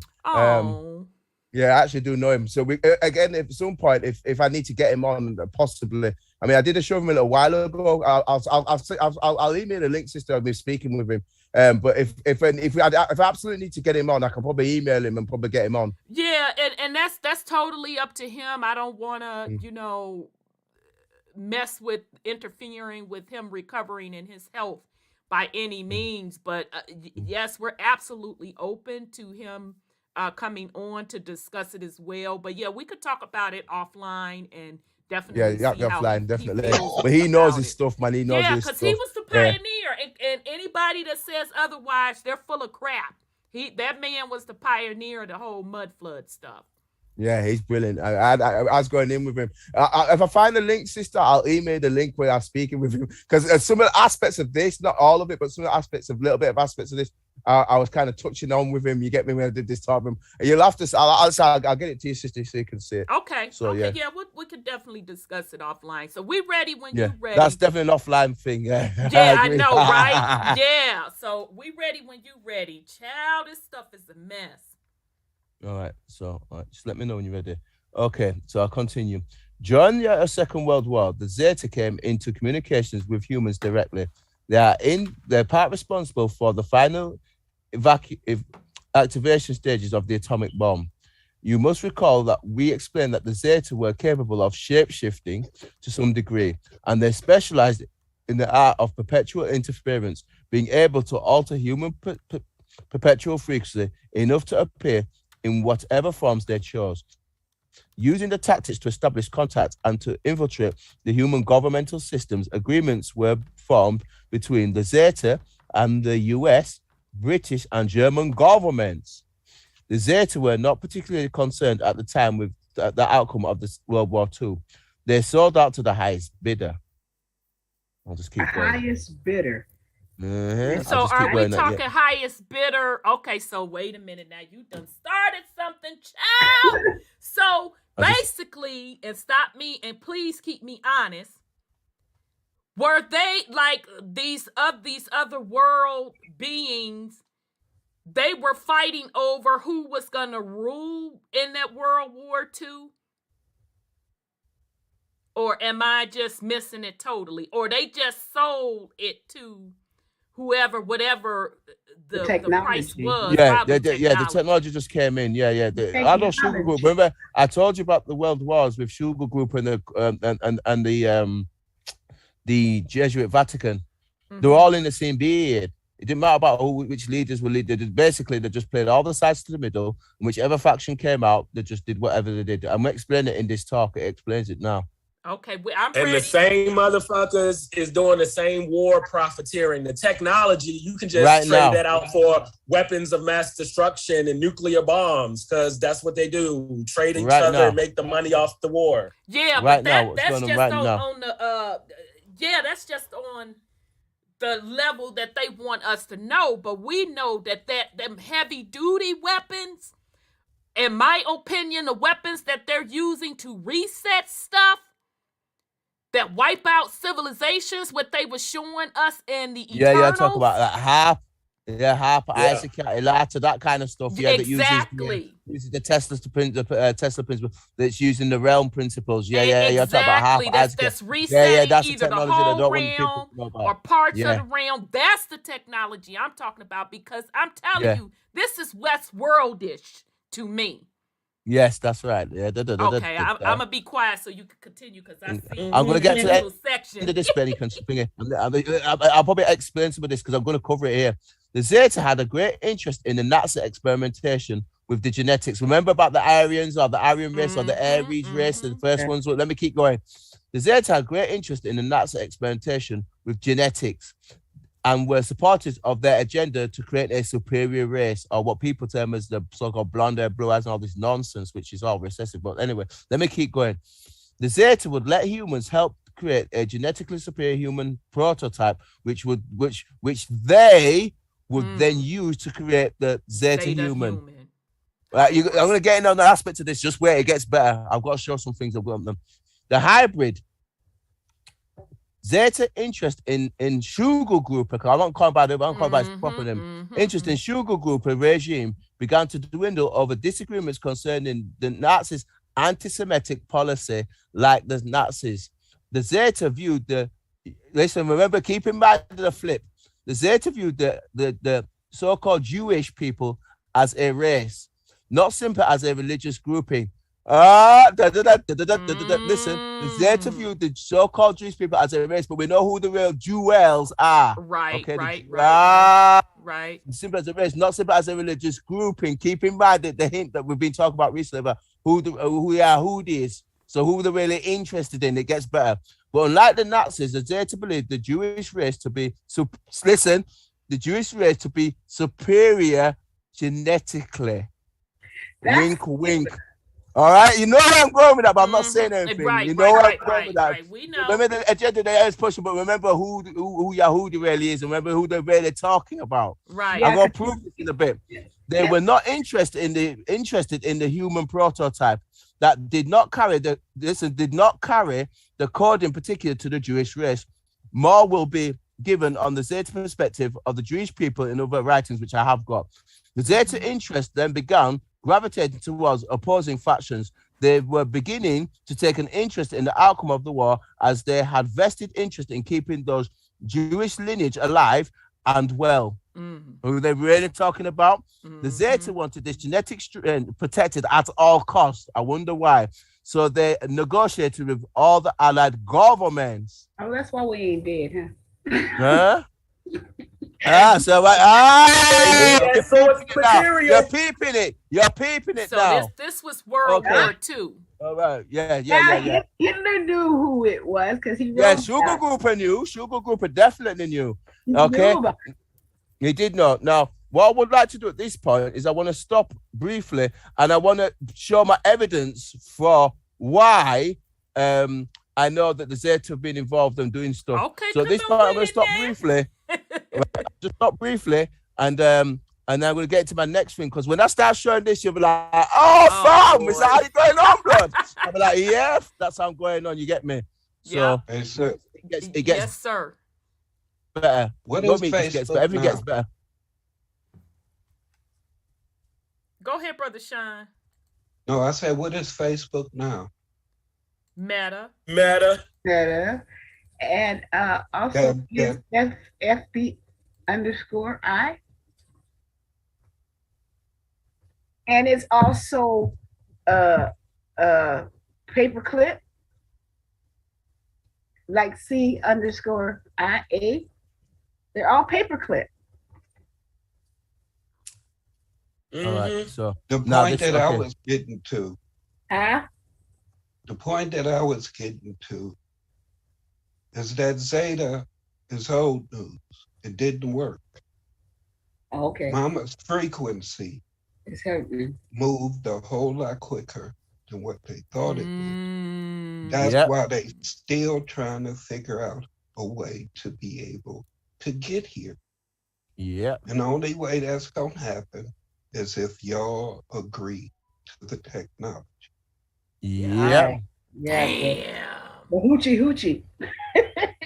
I ain't even talking about that. That's bull. That's part of it. Right. No, that's bullshit. It ain't part of nothing for real. It's a fucking distraction to keep you from doing what you supposed to be doing. They ain't got shit that can fuck with you when you doing what you supposed to do. So to keep giving them and that bullshit power is what's keeping motherfuckers back. You limiting yourself by believing that they have actual power over you when they keep on telling you that this is by consent. They do. Yes. It's that simple. I ain't say it's easy to get out of it, but that's the work you have to put in because you know what fuckery you agreed to. That's an excellent point. Yep, we never can forget that, to be honest. Yeah. Okay, we're ready, Brother Odel, whenever you're ready to I'm bring up the ready. additional I've been receipts. ready. yeah. I come loaded, fam. It's okay, so let me hold on, let me share the screen with the YouTube fam. So just a sec. Go back up there, Rhonda. All right, take that off. Display capture. All righty, we ready.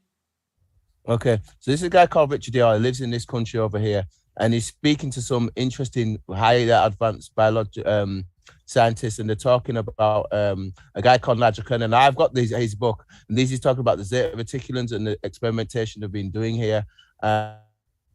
It talks about, and it's because of what I've just read about, what was going on with the so-called Jewish race and Aryan race and all that stuff. It kind of covers. Let's just listen anyway. I'll just because it's self-explanatory. Gotcha. No worries. Gotcha. So I just want to make sure it's coming through clear. Yep, we see it. Do we have all? Today I am going to be talking about the work of Nigel Kerner. Now, Nigel authored his first. Right, I'm just going to stop there. Because somebody said something. Is it coming through? Can everybody hear it? I can hear it in my feed. I'm not sure if I can hear it, but he's wobbly. Oh well, that's I can hear it. Though. Okay, long as you can hear it, it's wobbly for me too. So we're good, Brother Odel. Yeah, because I just thought we had to mute or something. No, we don't. Now I can hear it. In 1997, entitled "The Song of the Greys." He wrote another book in 2010 entitled Grey Aliens and the Harvesting of Souls. Now, to discuss these books, I'm joined today by two of Nigel's researchers, Danielle Silverman. Welcome, Danielle. Thank you. And Professor John Biggerstaff. Welcome, John. Hello, Richard. Now then, I'm just going to set the context for the discussion that we're going to have. I'm going to read from the back cover of Nigel's second book. In 1997, Nigel Kerner first introduced the notion of aliens known as greys coming to Earth, explaining that greys are sophisticated biological robots created by an extraterrestrial civilization they have long since outlived. In this new book, Kerner reveals that the greys are seeking to master death by obtaining something humans possess that they do not, souls. Through the manipulation of human DNA, these aliens hope to create their own souls and thereby escape the entropic grip of the material universe in favor of the timeless realm of spirit. I think that's self-explanatory. That's very self-explanatory. Wow. Okay, I mean, this is a very deep subject, and we're probably just going to scratch the surface of that today. But before we get into the detail, and I will pose some devil's advocate type questions about this, because there are a lot of people who would say, grey aliens, what a load of rubbish, we don't believe that they exist, and we will go into that. But first, Danielle, what's your background, and how did you get first involved with Nigel Kerner? Well, I met him maybe about 25 years ago. I was maybe about 18 then. And I was always very interested in things that related to something beyond the purely mundane, everyday things that I came across in everyday life.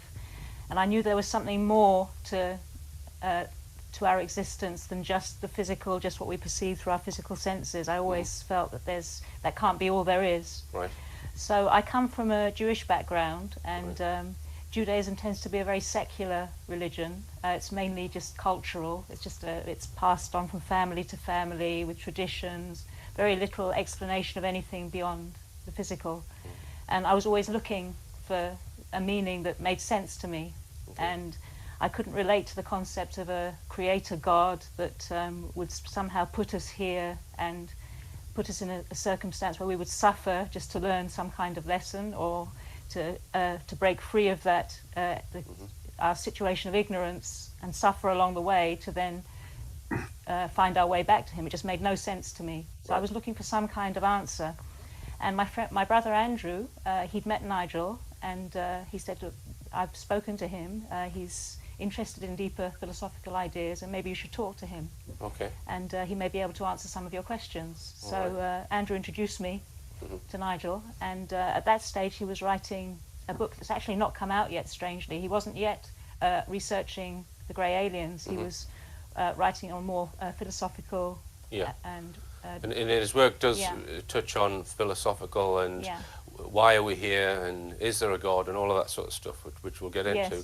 But John, just tell us about your background. Well, I've known Nigel since we became friends nearly 40 years ago, and I went off to do science and became a cell biologist. And during my first degree, I came across some interesting anomalies in biological science that I wanted to be able to answer, and I came and discussed some of these with Nigel over time. And really then we got into discussions over many, many years, and Nigel was putting his ideas forwards about really looking more specifically beyond the textbook at really the process of biology and how it really worked.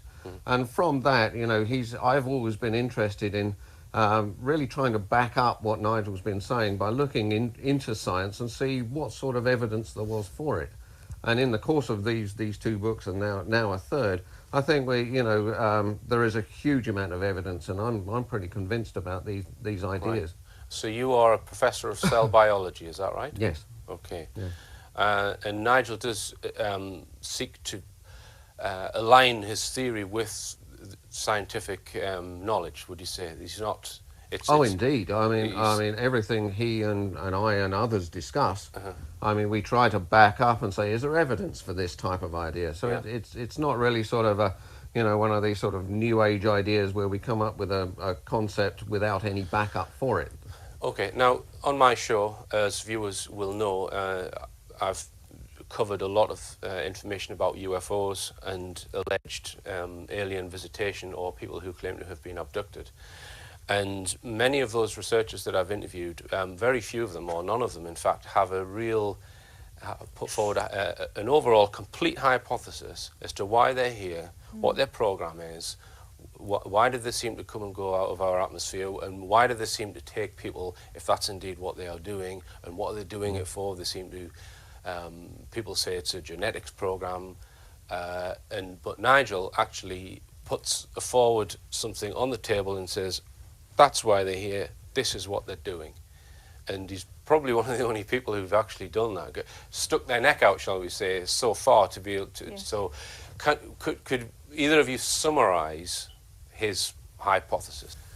Well, looking at the evidence from Professor Jacobs and Bud Hopkins' research into abduction episodes, it does seem to be the case that these grey alien beings that people encounter in the abduction episodes, they seem to have no sense of emotion, no sense of any countenance of whatever might be going on in the people they abduct. They can, all kinds of pain is suffered, they take people against their will, they don't seem to have any sense of conscience or any human sense of empathy with the people they abduct. And it's almost as though they're some kind of robotic entity, and that is basically Nigel's hypothesis, that that's what these grey alien beings are, that they aren't capable of an emotional sense or a sense of empathy, simply because, not because they're evil, not because they're something, they have terrible intentions, simply because they're following a program and they don't know how to be any different.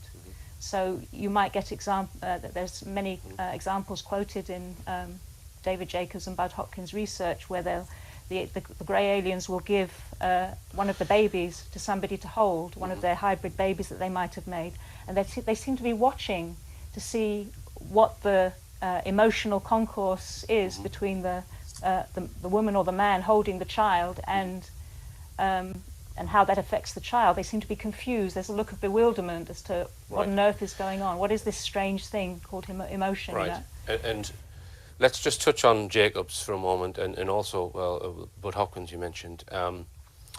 You've studied their work, yeah? Yes. In detail. These are people who have interviewed and regressed hundreds, if not thousands, of abduction or abductees. Yes.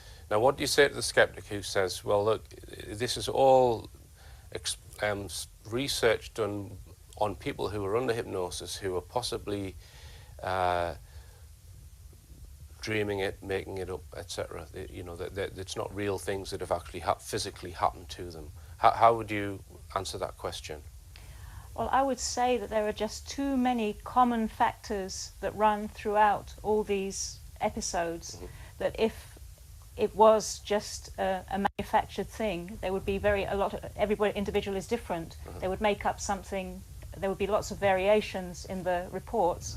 And not only that, these are ordinary, down-to-earth people. It's not New Age people who want to read all kinds of weird and wonderful meanings into their own experiences. It's just ordinary people, housewives, policemen, even lawyers, politicians, whoever, and all people from all walks of life, all coming up with a very, very similar episode with the same characteristics. So just run us through one of those similar episodes with the broad characteristics that these researchers have uncovered. Well, invariably people are taken against their will. Not against their will, they're not asked for permission. It happens before they even know it. They find themselves in a context in which they're surrounded by sometimes a tall grey alien being and a small, short grey alien being, or several of the two types. And they seem to be either doing some kind of experiment on them, looking at, examining often their genitalia, sometimes removing sperm, removing ova, or they seem to be putting ideas somehow in their mind. They look at them and they seem to telepathically be transmitting some kind of message into their minds. And the whole episode really does seem to be, reminds me anyway, of some kind of experiment, like we would look at rats in a laboratory and see how they behave in certain circumstances. That's really the context it seems to be for most abductees, and very frightening too. Yeah, I mean, that's quite a scary concept for people to think about, that in the same way that we have mastered farm animals or laboratory rats, as you said, the land, etc., we are masters of our world, the human race. Could there be another master which is actually doing the same to us? What do you think about that, John? Absolutely. I think given the overwhelming evidence that, as Danielle was saying, you know, and the enormous number of reputable people who've been coming up with these types of claims, coupled with what happened in the press club in America, you know, where many people from radar installations to atomic stations have been saying that they've not only seen these things, but these things have buzzed their aircraft, have changed the codes on nuclear missiles, etc. I think when you have such an amazing amount of data from reputable people, it's certainly enough to convince me as a scientist that something is really going on here that needs investigation in a big way, I think. And the other person who investigated this in detail was Professor John Mack, who died in, I think, 2007, got knocked over. Yes. I mean, what can you tell us about him, and how important was he to Nigel's work? Well, as a professor of psychiatry at Harvard, he obviously had held great weight in confirming for many people the possible authenticity of these abduction reports. And so just purely from that point of view, with his reputation, I think that was that somebody of that standing took this so seriously. That's a very important thing, and he had definitely, his research was very, very valuable in confirming and illustrating to us the nature of these abduction reports. Right. Now, in Nigel's book, in order to kind of make the case that these aliens they're robots, they're not beings as such, that's what the case that he makes.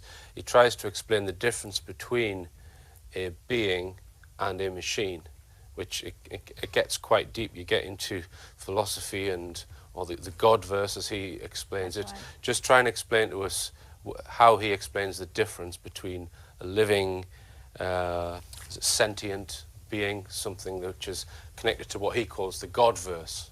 So just explain that for us, Danielle. Okay. Well, if you look at the nature of our universe, we're told that it started with a Big Bang, and from that point onwards, there was momentum outwards into due to something called the second law of thermodynamics, or entropy, into states of greater and greater separation and chaos with time. And that's the momentum that our universe, all physical things, are traveling in towards greater states of chaos.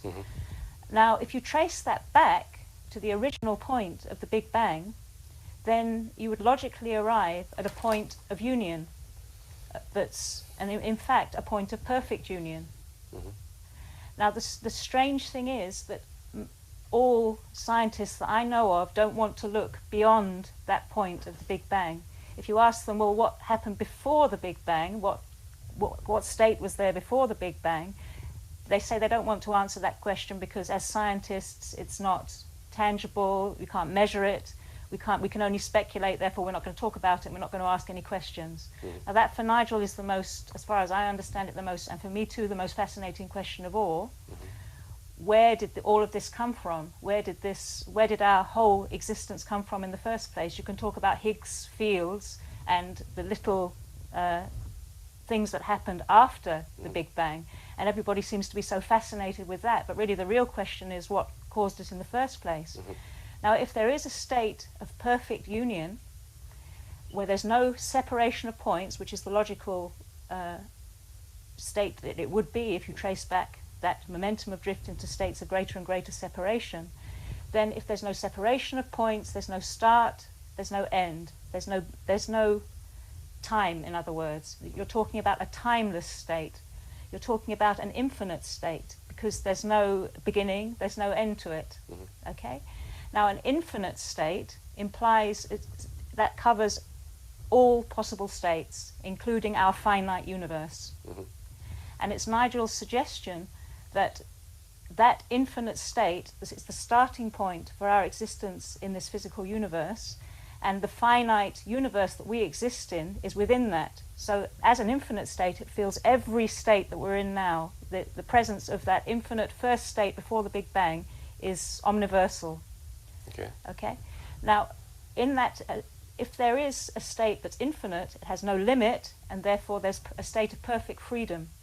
And what Nigel suggests is, and it's a very secular understanding of the principle of God, which many people won't be used to, but was very attractive to me because I couldn't understand this concept of a creator God, that if there's perfect freedom, then within that perfect freedom, to do absolutely anything, there has to be the freedom to no longer be perfectly free. Right. Okay? I think I'm following it, John. Yeah. So Brother So Odell, do you mind pausing no for a perfectly second? free? Perhaps Yeah, our yeah. universe. Of course, can you? I'm listening. Okay, because she just dropped some heavy information. Yeah, it gets better. I've got more for it. So It gets better, but keep going, sister. I'm just going to real quick highlight what she said. Do you all understand that she said they don't ever want to talk about what happened before the quote Big Bang Theory, sitting up there talking about something where they can't really say this, that, and the third. They don't never want to talk about it because the start of the Big Bang starts the constructing the realm with the concept of time, and hence enslavement. Because prior to that, there was, and once we went over one of those patents, and we talked about, not patents, that study with consciousness, we talked about the absolute. Okay, so that's what she's talking about, the absolute. Yep. So meaning time is a agreed upon construct, but time, past, present, and future really all happens at one time, simultaneously.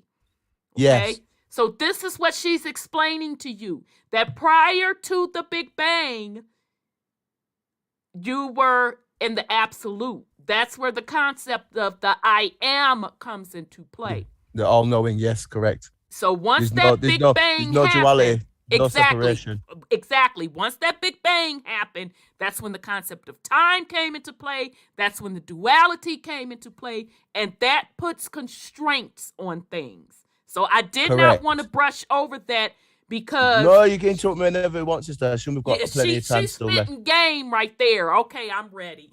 This is where you start losing your freedom, she says too, right? She sure said it. I'm like, go ahead on, lady. She said it. Yes, ma'am, she did. Okay. Yes, Deep H2O. The Big Bang starts the clock. Boom. Absolutely. Yeah, Saturnian clock. Exactly. Saturnian. We've been talking about it with the black sun, Exactly. the realm. That black sun. Absolutely. Been covering it in this portion. We've been covering it in the last week and this week. I talked about the 9/11 and I talked about the black sun. And I talked about those beings that came into the realm. Remember, I've shown you diagraphs of it. We've been covering it, correct? Yeah. So I'll let this part finish, and I want you to finish this little bit here, and then make some comments. And I've got another bit for you. You're gonna love, but okay. And it's all relevant to what that. Some game in this. I'm ready. I'm ready when you're ready.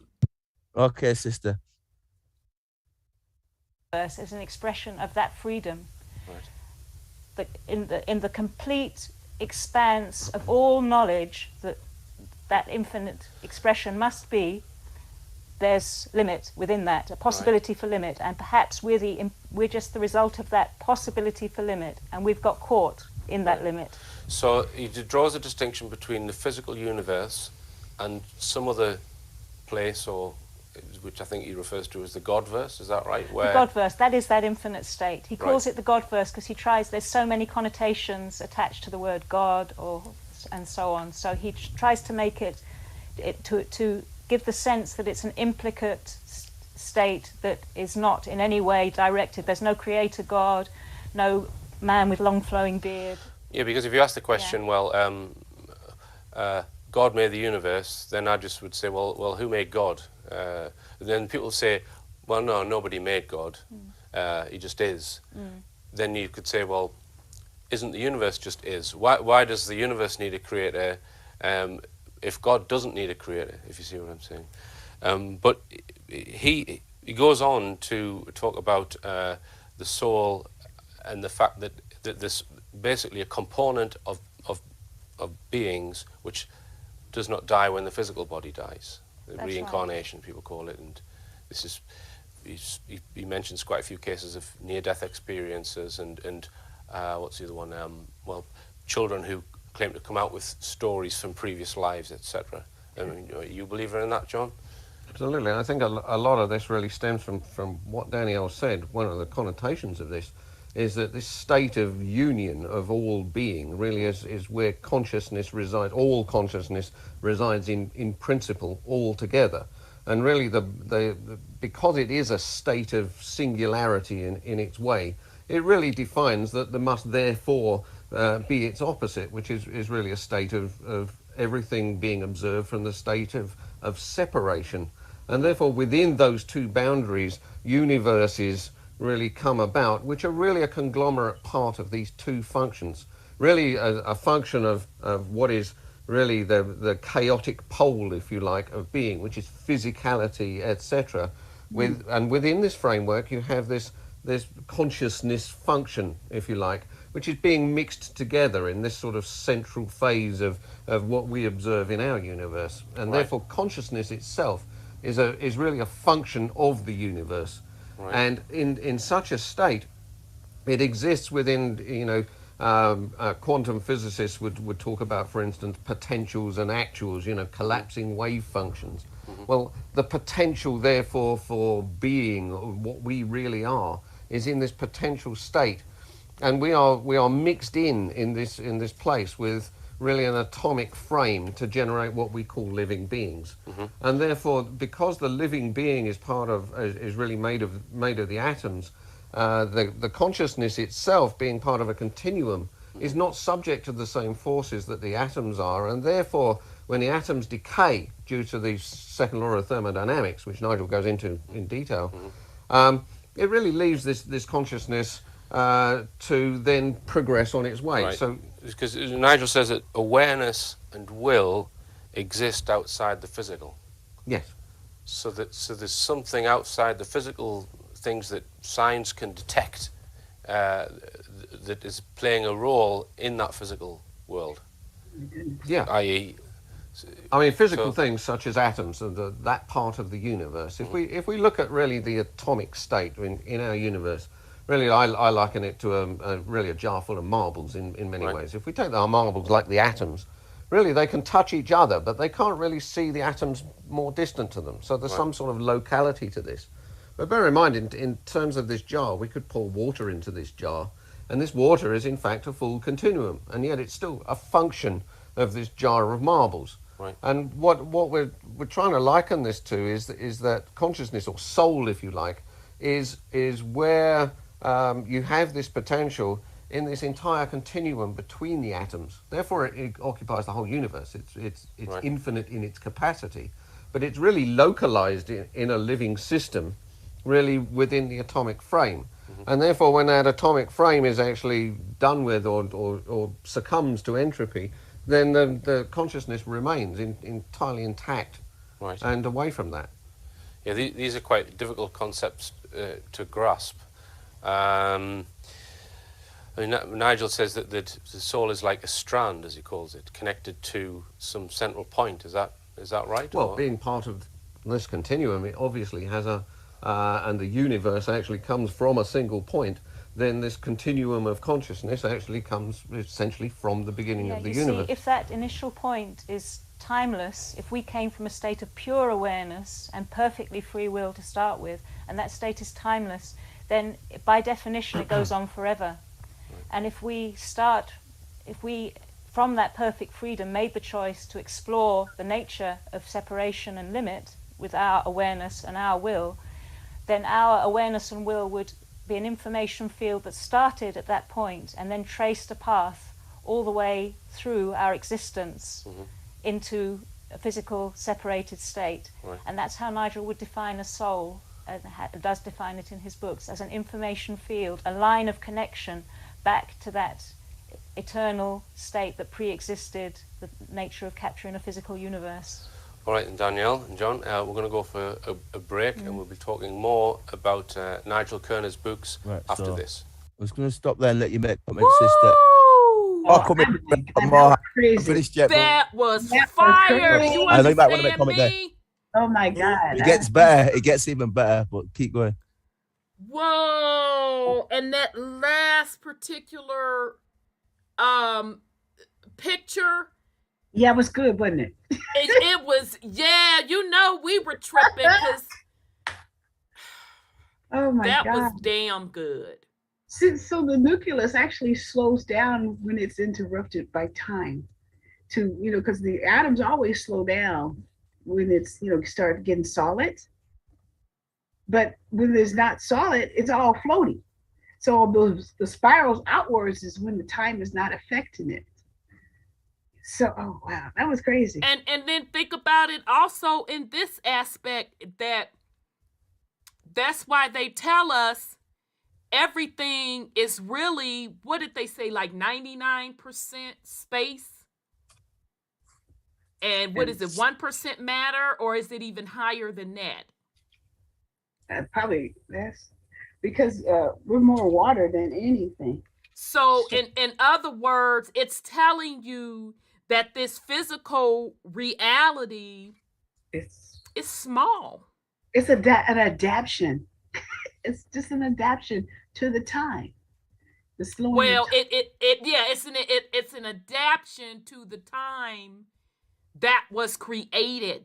Yeah. So if we don't get anything out of that, if you don't get anything out of what they just went over, child, my eyes then got big. Right? I'm like, what? I was like, if you don't get anything out of that, once again, they are telling you that the concept of time does not exist. It was a concept that was brought here.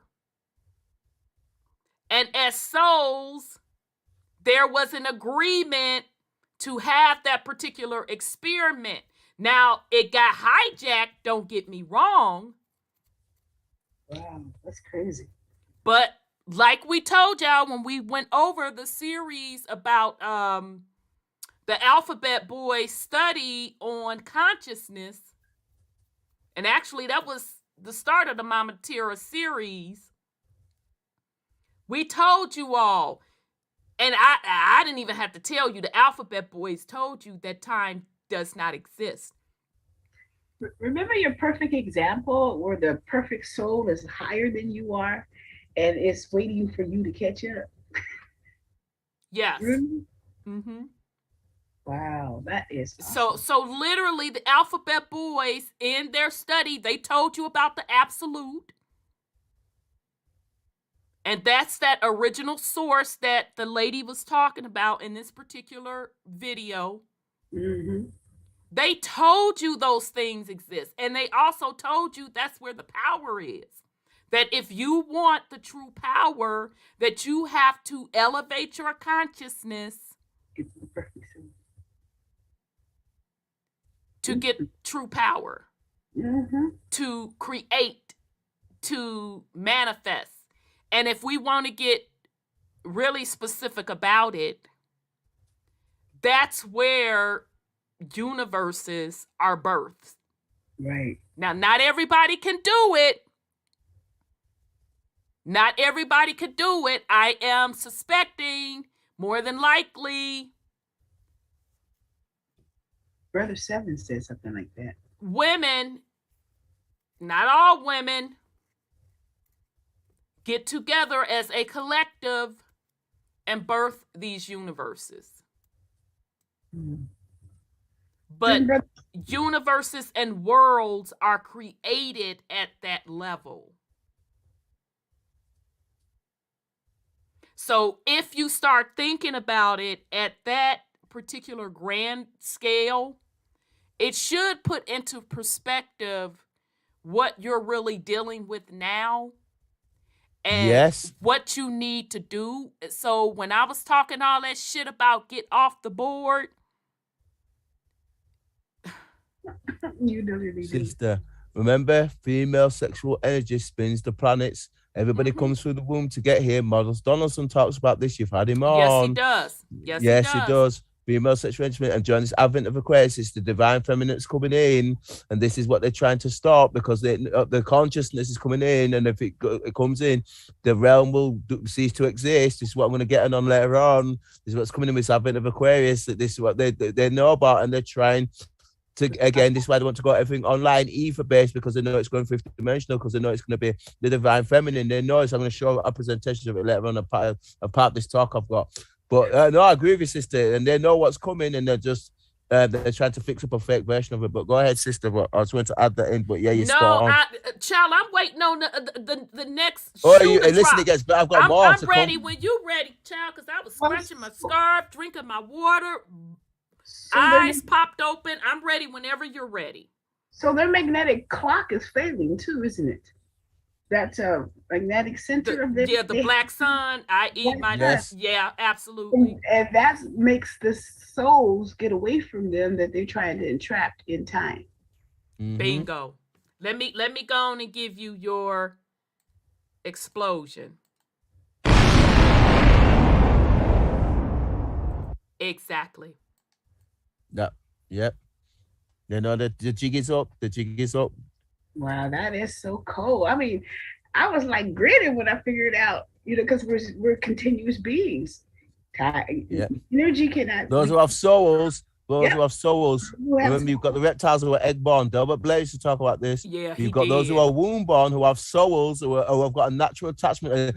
This talks is going to get in on it, and that's why I want to get on it. The egg borns don't, but the womb borns do. Absolutely. This is what they're not telling. This is what they're not telling you. You see, yeah, because there's certain beings that are not indigenous to this realm. Exactly. Yeah. The womb borns are because they have souls. The egg borns are not, obviously. Yeah. So the egg borns are only relegated to this realm, and once that cycle is up, it's up. But the soul borns, you are existing in the absolute. Infinite, yeah. You are in that pre-Big Bang perspective. Yeah, that's why the so-called racism exists, because they know the truth about who we really are. And this is what I want to get in on, because they know about it. This is what the Zetas will know. And that's why I talked about that passage earlier on with the Zetas and Yahudi and the so-called Jewish peoples, because they know who's where, who, and they didn't want people being interfered with, because they know about who's got so they talk about Aryan race and Aryan race, of blonde hair, blue eyes, but we all know about the real truth. Right. What original race is exactly. Right. So this is what they're fixing up with this fake version of Aquarius and this fake version of Revelation when I play out, but I want to talk about that later on if we get time. No, we're ready. I still got a lot to get from, sister. I know, because I'm like, dang, it's 10:30, but we ready when you ready. All right, let's keep going on. So as soon as let me put it back up for the fam.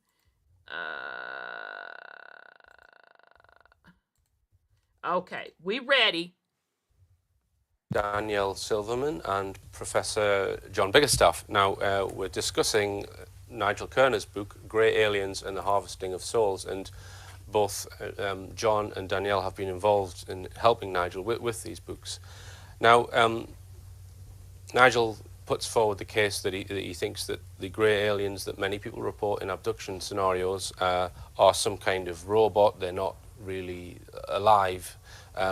Is it not possible that artificial intelligence, they could make a conscious being artificially, and it could pretend to be conscious? Is that not possible? It could pretend to be conscious, but it wouldn't be conscious, because in order for there to be consciousness, in order for there to be awareness of an external world around you, you have to have a reference outside of that external world in order to know it. For example, we perceive the passage of time from one point to another, from past to present to future. If we were, as all physical atomic things are, purely subject to that passage of time without any extra element, any extra ingredient that was timeless and outside of that situation, we would not be aware of it. It's just like if you're sitting in an aeroplane and you look out of the window, the only reason you can see the movement because you have a reference. You feel like you're still, even though you're moving, because you have a reference you have two references there. You need a reference outside of the passage of time, outside of point to point to point to point, to be able to be aware and to know that passage of time, to be aware, to be conscious. And therefore something that's artificial, something that's created purely out of atoms and a physical set of ingredients, cannot be aware. It's just a program. A computer, just no different to a very highly advanced computer, an artificially intelligent robot. There's no way it can be aware of its programs. It can just run on them. Let's come on to the argument of evolution versus intelligent design versus intervention. Brother Odel, because if you're you a cell don't mind, biologist, John, but you don't believe in evolution. if you don't mind running back That's what she absolutely said, true, and it's 'cause, present. child, I just want to make sure I understand what this lady is saying. This lady is, well, I mean, she is. This it gets better. You think She this she it gets is better. divine feminine, but she dropping It gets baby. better, fam. I'm telling you. Yeah, okay, I'll but run it back. yeah, if you don't mind, because I think I heard her right, but I want to make sure I hear her. You take as long as you need, but it gets better. There's more of this to come. It gets even better. Okay, thanks much. Yeah. All right. Is that not possible? It could pretend to be conscious. Am I right to stand here? Yep, thanks. Be conscious, because in order for there to be consciousness, in order for there to be awareness of an external world around you, you have to have a reference outside of that external world in order to know it.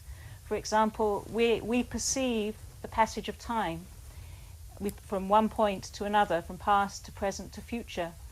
If we were, as all physical atomic things are, purely subject to that passage of time without any extra element, any extra ingredient that was timeless and outside of that situation, we would not be aware of it. It's just like if you're sitting in an aeroplane and you look out of the window, the only reason you can see the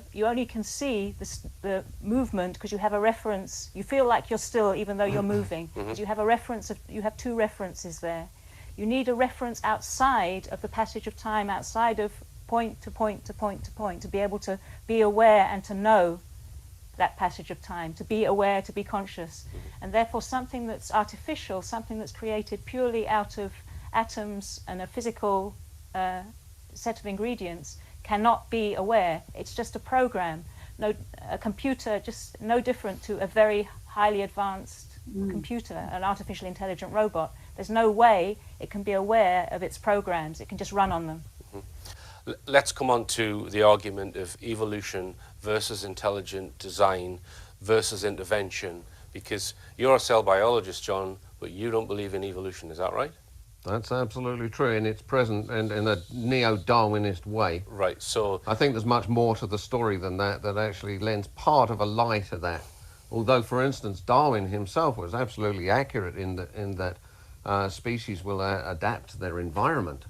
And really, he didn't claim in that sense that there's really an ascendancy of order. He was just saying that they adapt to their environment, and this may be the way in which species come about.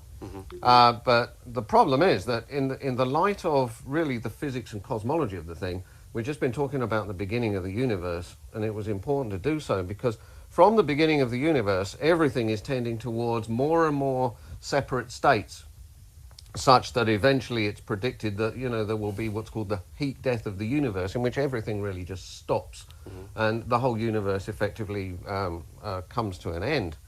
Well, in this decay process, so entropy really, or rather the second law of thermodynamics, is really driving everything to become more and more and more separate.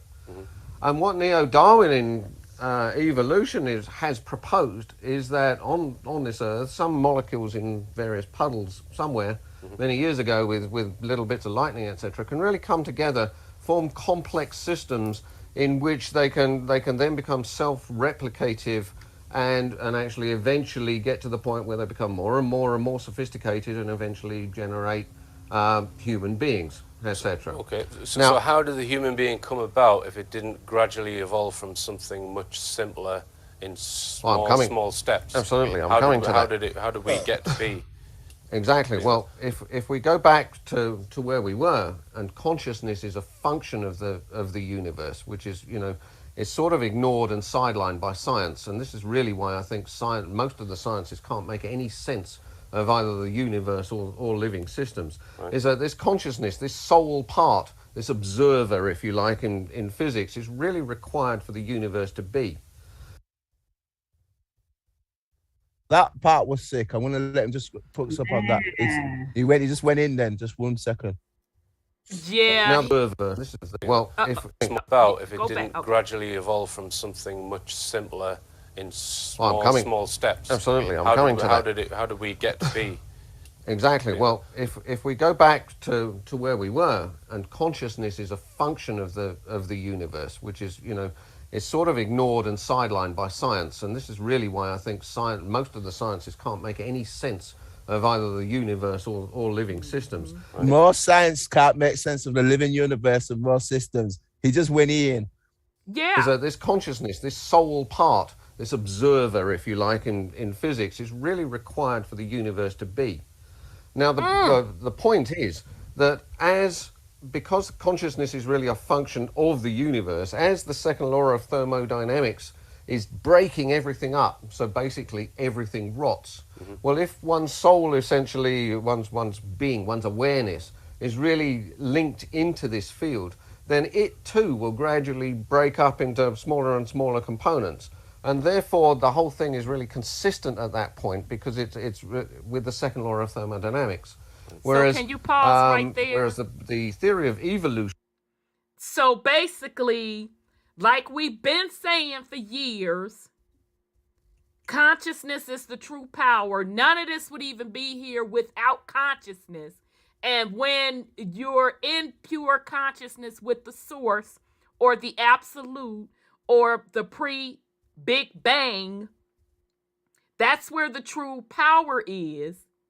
And once you get into these different density levels, because the heavier the density, the lower the dimension, the lighter the density, the higher the dimension.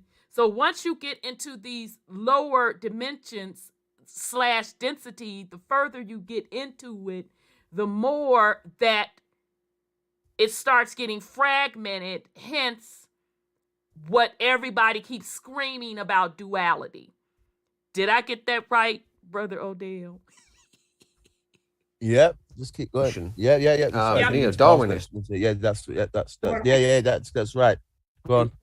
They're more like computers, right? Because they don't have a consciousness. They're just more robotic, and they just do what it is. Science engineers' minds are really kind of robotic, Yeah, but what he's talking about with the robotic stuff, what they're talking about is people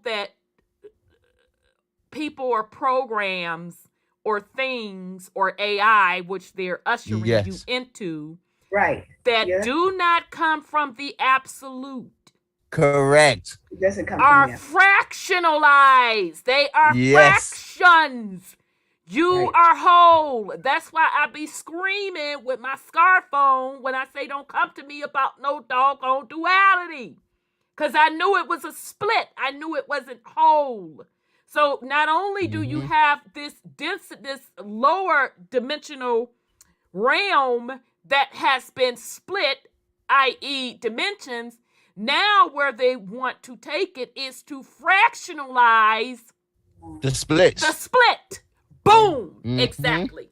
Yeah. And the artificial intelligence will work just like that computer program to keep that fractionalized reality in place. So people running around here thinking that all of this AI stuff is going to be on a higher level when it's really on even a lower density level. Right. And it ain't. And it's finite. It's only it's limited. It's gonna be very, very limited. Yeah. If at all, it might not even exist based on what we're doing anyway, to some degree anyway. Wow. But that's why they keep fractionalizing it. As long as they have duality and able to do that macro and micro, they gonna keep doing it. Why do you think as youngins, y'all remember when they was trying to teach us that damn fraction stuff in mathematics? Yeah. And it would piss me off. It just didn't make any sense. And I'll never forget, shout out to, she's an ancestor now, Cheryl Wooding. She was helping her grandbaby one time with them fractions. And she was like, I hate going over there, blah, blah, blah, blah, blah, helping my grandbaby with her homework. And I said, you know what, sis? That's because it's not whole. It's false mathematics. Right. We're supposed to be dealing in wholeness, not no broke upness. And she was like, whoa, that makes sense. I said, yeah, that's why I never liked that crap in school. Same concept. It's taking something that has the true power and breaking it to pieces. Yeah. Same with Big Pharma. That's what Big Pharma do. You'll have natural plants that are in the realm. Absolutely. And what do they do? They synthesize it and give you which is the stupidest thing. Yeah, now, I mean, how much stupider can you be? When you have synthetic beings, they need synthetic products. Ooh, Sean, you just went in there. If you notice with their experiments, they have to use an albino lab rat. Yeah, they do. Et cetera. I didn't even know that until my dad. They do. Would be They've on always game done it. with that. I'm like, what? He said, Listen, yeah, listen, you can get on game. Listen, let me tell you something, sister.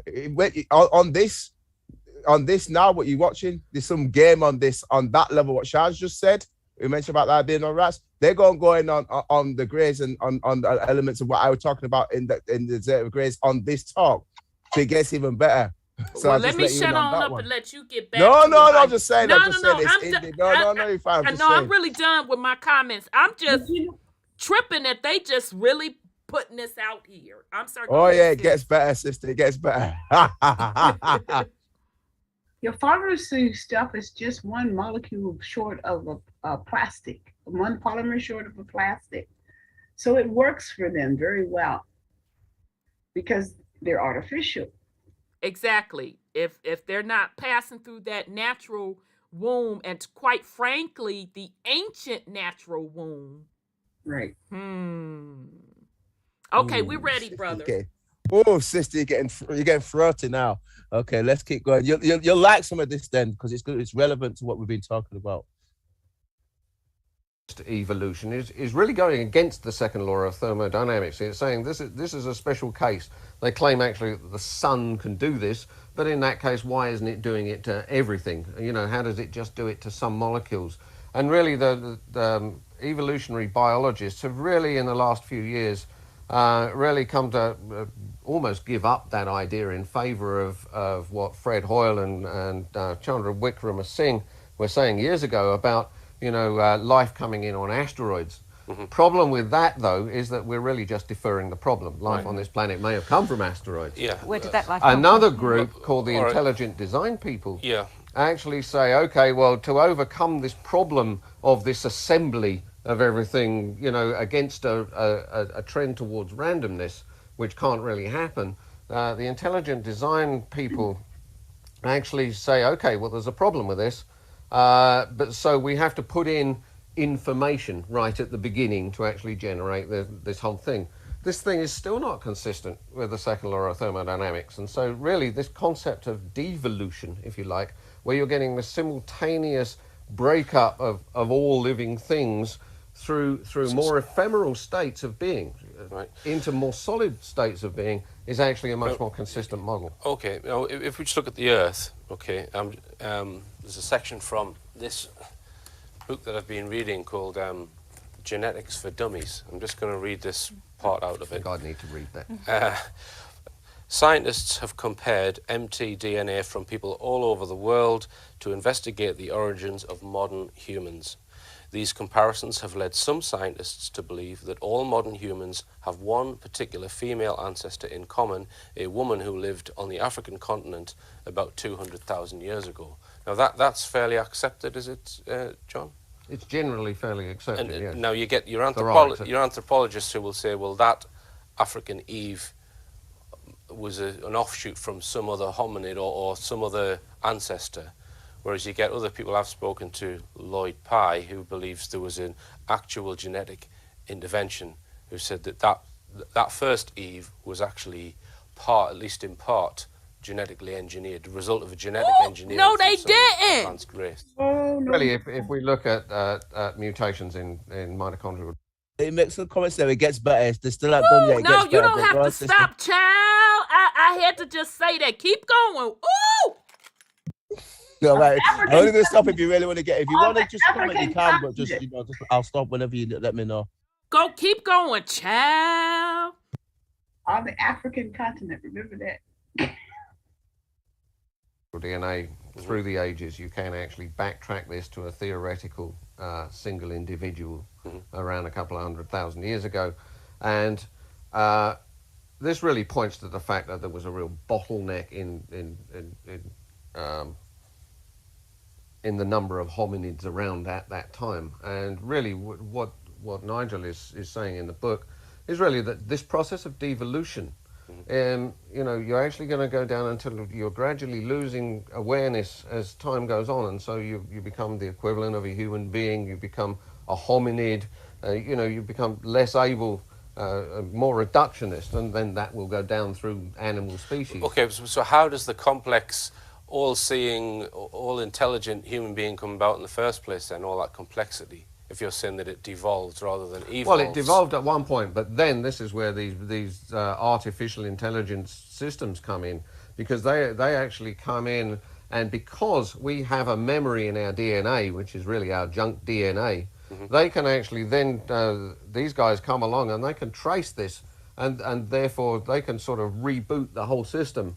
And this is what I think a lot of people, including Nigel, are really suggesting, is that you can then start to increase brain size, and then you increase, because one of the big problems with the concept of evolution, for instance, is the number of things that happened at the same time. And within 200,000 years, by random chance, really there's no possible way that this can really happen. And so there had to be some sort of intervention.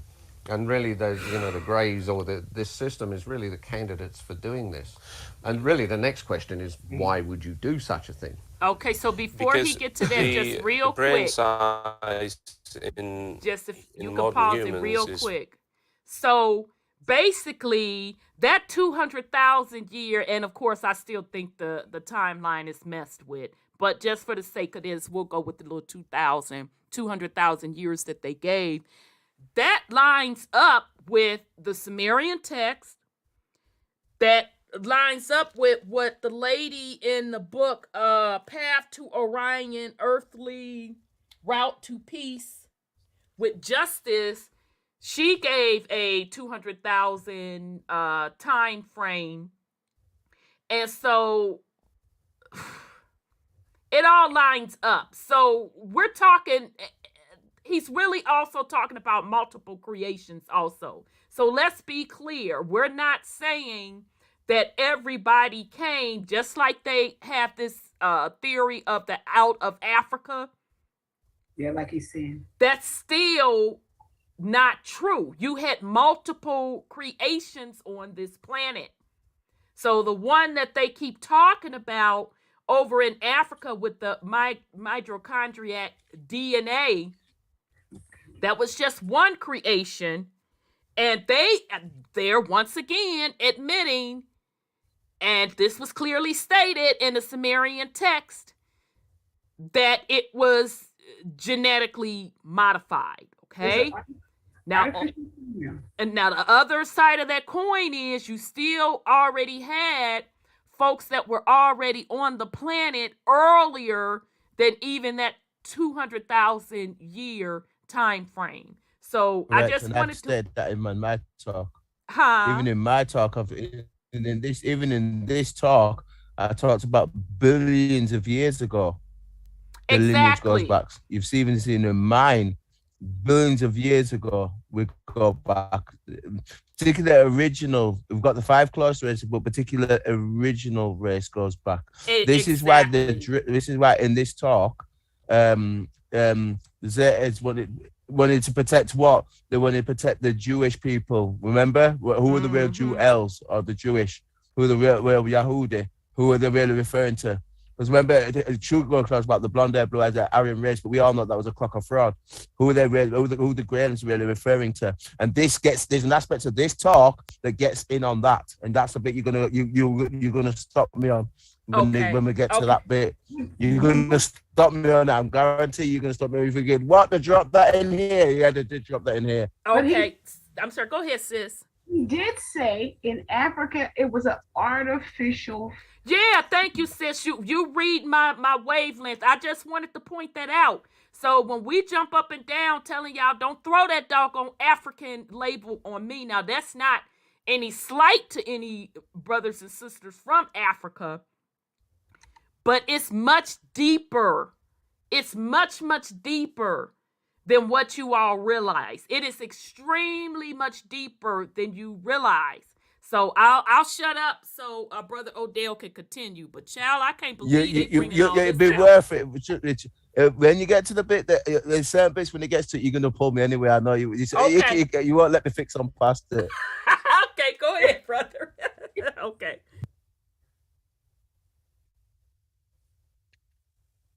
They can't really explain well how that came about. The sudden increase in brain size. Just tell us about that. Nowadays, we're actually saying, okay, well, we're only using a certain part of our brain. Some people would say we're only using about 5% of it, but others would say it's more than that. But nevertheless, there is a significant part of our brain which is not currently being used. And therefore, you know, people say, okay, well, again, according to evolutionary theory, this is clearly impossible, because otherwise you're actually making redundant systems. You're actually saying, okay, well, just in case, I'm going to make this thing twice as big. That therefore points to something intending to do that. So these things cannot happen randomly.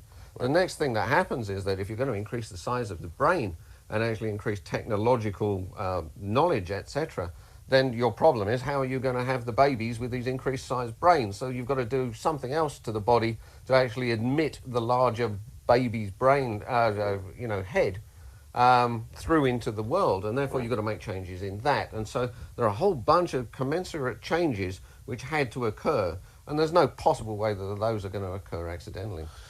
Right, okay. Nigel contends that the whole abduction phenomenon is about those greys trying to get something that we possess that they don't. What are they trying to get? First of all, I think we have to talk about the origin of how perhaps these grey aliens came to be, Nigel's thesis for how he suggests they came to be in the first place. And the best way, I think, to explain that, and as he does explain it in his books and in his the articles he writes, he just take one look at our own technology and how over just the past 20, 30 years there's been exponential increases in technology, moves towards artificial intelligence and cybernetics, moving us towards gradually a state of being where many aspects of our lives are augmented by some kind of technological feature. They're talking about putting chips into people to deliver drugs, chips to enhance memory, and all kinds of various technologies that previously we used to do very well without, but now are totally indispensable to us. Now, people like Michio Kaku and Stephen Hawking, and of course Ray Kurzweil, they think this technological future that we're heading for, which some people call transhumanism, is absolutely wonderful, because we're heading towards a kind of physical immortality where we can, just using technology, go on forever. Okay?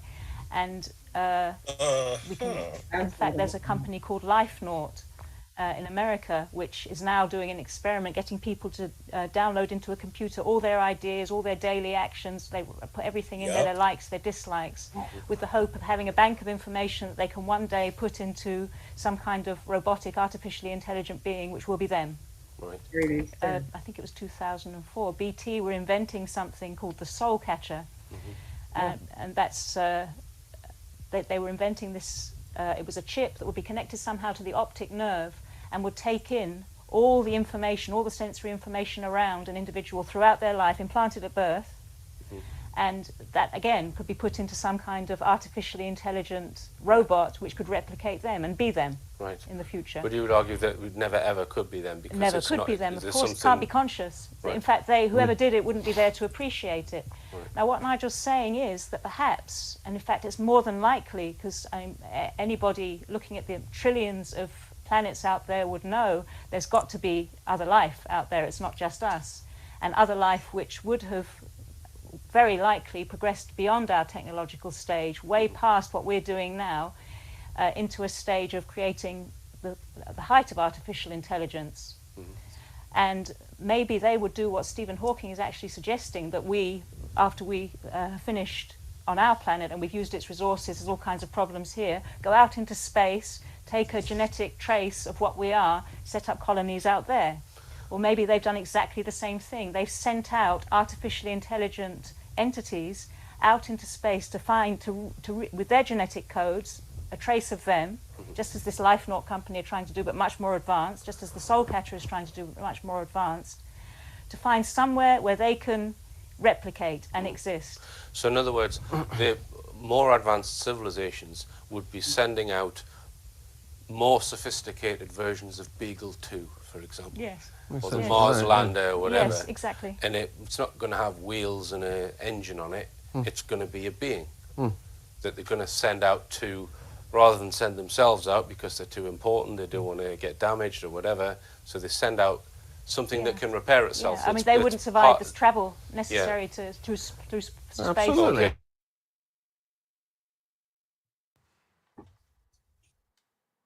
Okay. It's what its creators would do. Now, Richard, one of the things that it's going to be programmed with is to look after. Uh-oh, it's breaking up, Brother Odel.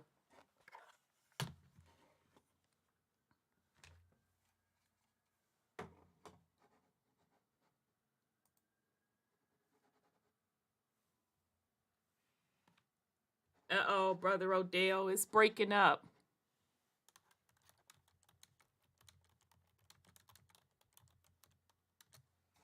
Oh, shoot. They didn't shut us down, y'all. Hold on, YouTube. Ciao. I guess it was getting too hot for them. It didn't shut Zoom down, y'all. And actually take Recording on in those progress. they can't understand There we go. that they observe in the creator. And really, It's recording again. this is the thesis of really what these beings might be doing here on Earth, reconstructing hominids, you know, that have devolved a bit far to. So the Greys are like a renegade group of extremely advanced How they gonna space put her probes on or mute? space research project to try and find out about the universe. Got and it. somehow Yep, I got it, become y'all. Thanks. separated from their masters. Now, Yes. if you were going to design We design are some- There's no volume. It was me. No, I just stopped that because I just stopped that. I don't know what happened, sister, to try to meet or whatever they're trying to do, but they're nearly done. I waited to make some comments on this when they finish. We've got about a couple of minutes. Is that okay? Yeah, no, go ahead, do your thing. You know, they're just saying that they designing those things at the moment. Yeah, you would have an override switch on the whole thing. Would they not have thought of that, do you think? Well, and that's a devil's advocate question. Imagine, for instance, they come from another planet, and they've actually maybe then, you know, before they ever learn any of this, they've been sent out into space. They have no further access to their creators. They've got autonomous programs, right? Because go on. They've got no access to being switched off. Because they are now so far away from where they were created. We're running on an autonomous program to actually go and find out, investigate, and really, you know, perceiving beings like us that can, you know, they can actually read electromagnetic potentials from living things and all of this. And some of these are highly coded in terms of our bodies and our beings.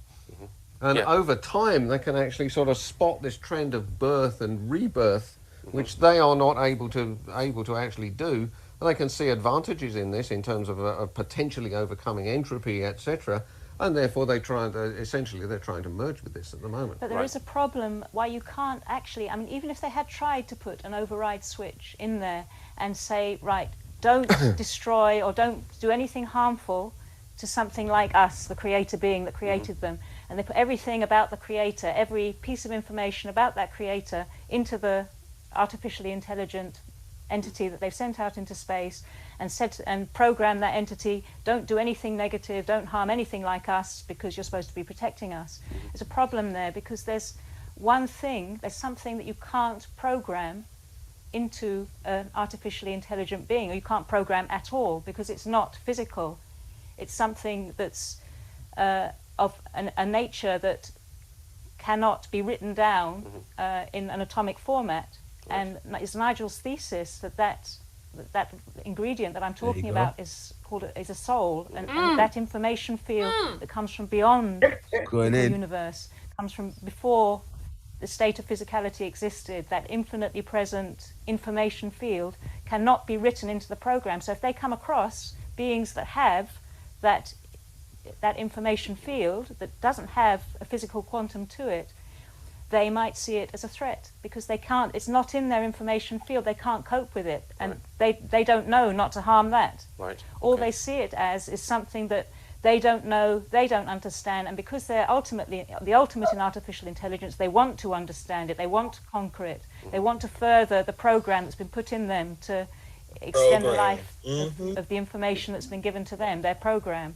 And therefore they try and work that in to us, to those, the entities. So they're not malicious about this. They try to work it into us. Following a program. Right. They don't realize about what the consciousness really exists or anything. They just see this program running, they think it's a program running in us that's better than that. All right, we'll go for another quick break, and after the break, gets better than this. The things which Baby, Nigel this is suggests fire. that these greys have been doing over the last Okay, 10 to 20 it gets better than this. I'll let you make comments, but there's one more thing to play. It gets sick. Child. The last part of this is sick, bro. I'm not even gonna comment. Fam, does anybody else have any comments? Child, I cannot believe they're bringing it. I'm not even finna sit up here and lie. Anybody else have any comments?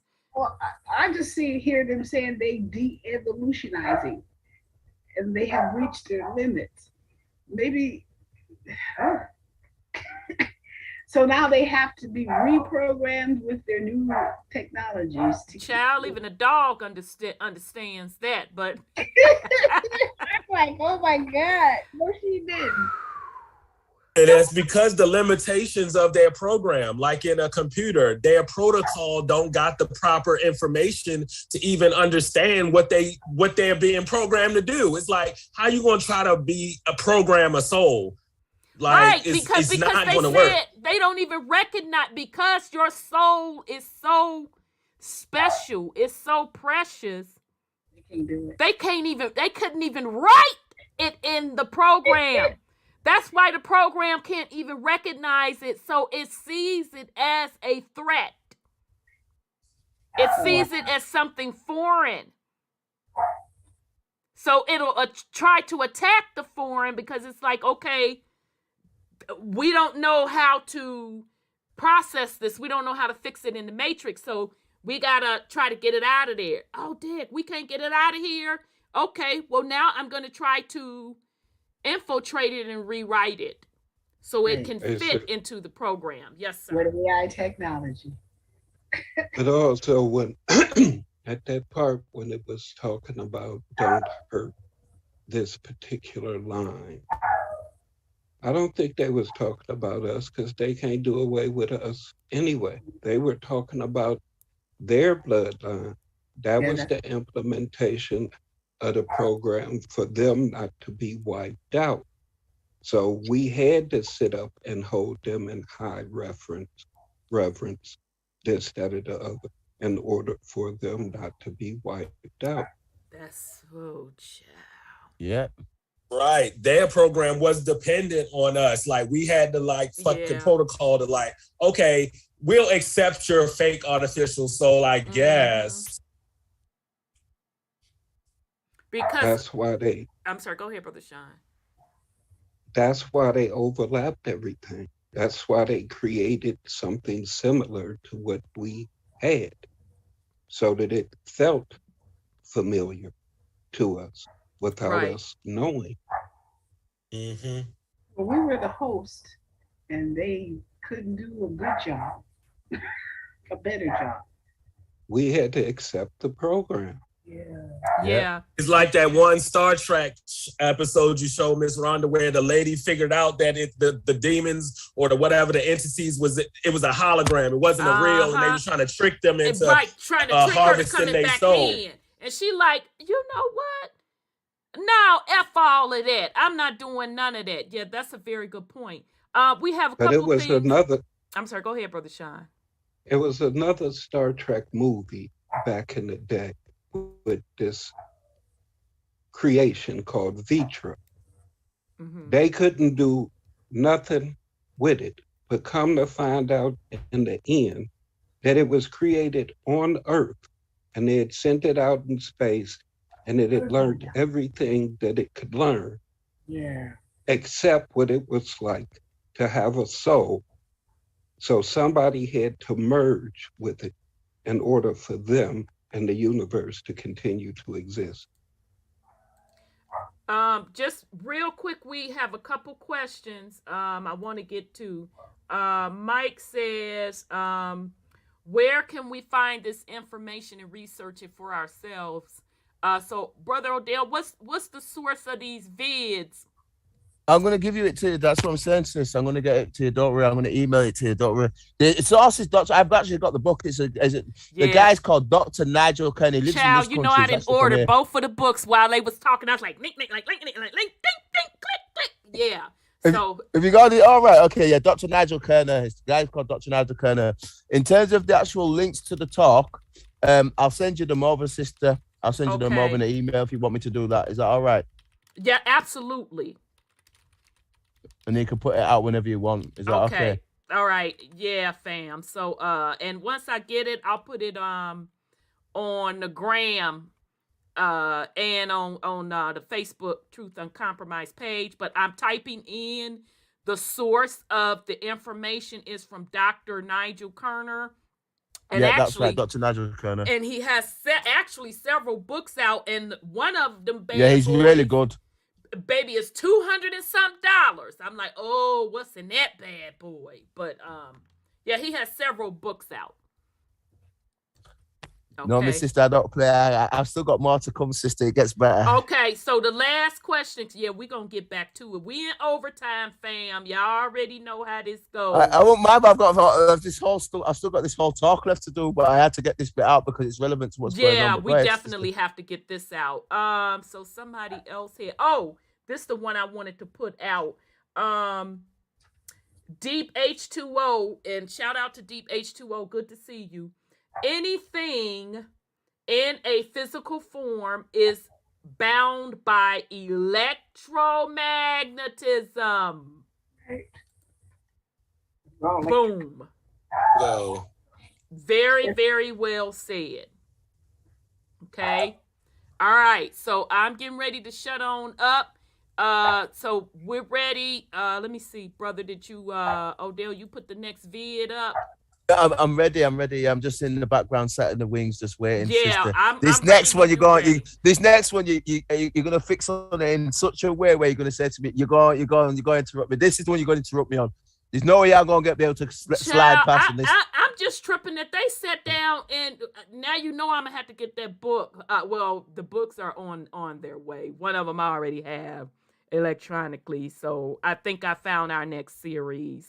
But yeah, I didn't realize it. I didn't realize it. I would have got it. I think I've got the books already here. I've actually got. We all need to be getting these books because we all need to leave breadcrumbs behind. I don't trust none of them, so we all need to get the books. I don't mind buying books. But one last question. Has Stephen Hawking's transitioned? Because to me, yeah. Okay, because child, I could have sworn the man done died 4-5 times. So I'm just making sure. Yeah. For one of them, they did. Child, I know that man had died at least 2 motherfucking times. So I was just making sure they ain't tried to play with the timeline. No, he was one of them people. He was one of them people where they done swapped him out and was doing some technology or actor or something because like one of them Stephen Hawkins didn't look like the other Stephen Hawkins. Yeah, and I'm scratching my head like that don't look like the same person in Blood You had died. So I'm confused. Okay, so I just want to make sure. I used to straight up confuse Stephen Hawkins with Stephen King when I was a kid for a minute. And I was like, wait, is this who? Wait, the sci-fi movies, the sci-fi man? Like, what? Right. Yeah, I can understand because, child, they just kept messing with him. 1 minute he alive, 1 minute he didn't transition. Okay, I'm truly ready whenever you're ready. Yeah, I'm ready. Okay, go ahead, Hold Brother up. Sean. Go ahead, brother. They had slipped one more thing in there when they was talking about the Greys being able to implant something into your brain to help you to be able to remember. They sure did.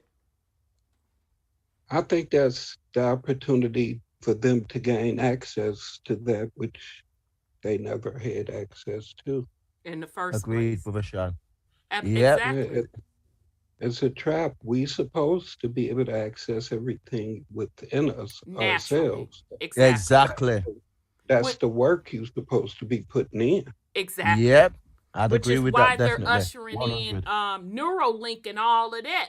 But you know, Nisi VR and all that nonsense. exactly. Yep. All the Nisi jiggle put wiggle. us up Yes. on all of that. So we've been telling y'all for years what it's really about.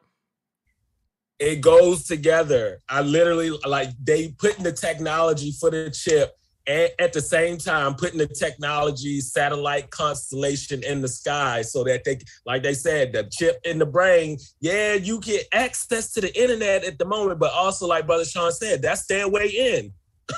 And to me, that's just the stupidest thing ever. Now, I can see it if it's medically okay. I can see that if you don't want to suffer, whatever the case may be.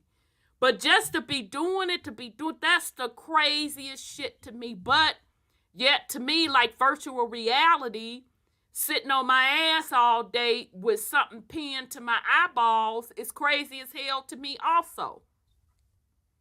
But it is what it is. All right, we ready, Brother Odel, because, child, I want us to get to this through this third vid. Yeah, I've got more after this as well. Oh, gosh.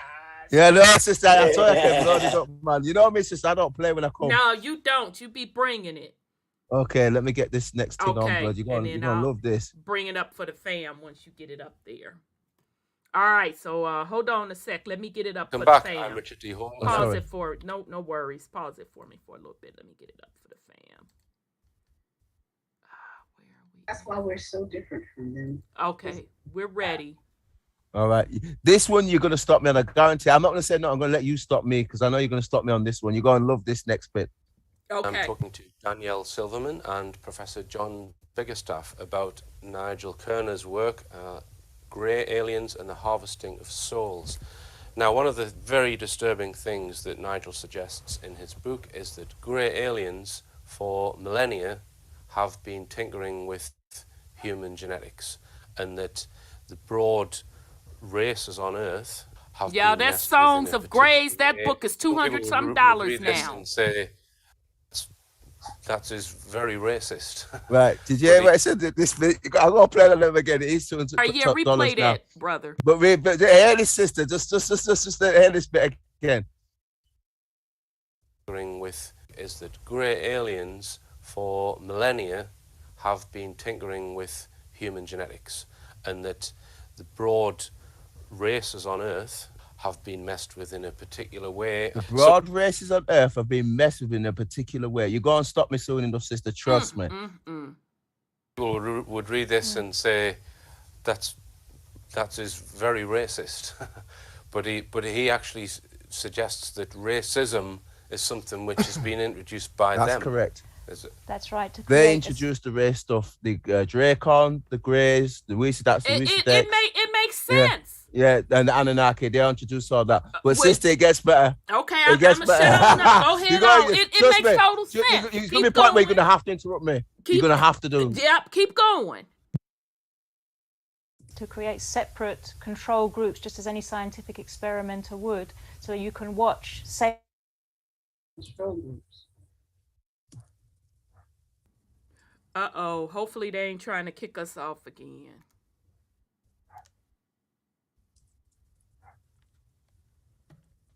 Uh-oh. You there, Brother Odel?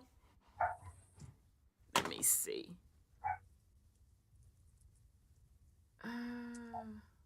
Man, the dog don't stop on the stop.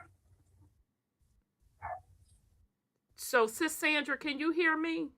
I can hear you. Oh, okay. All right. So something happened with Brother Odel. Yeah. Odel. It shows that he's still on. Yeah.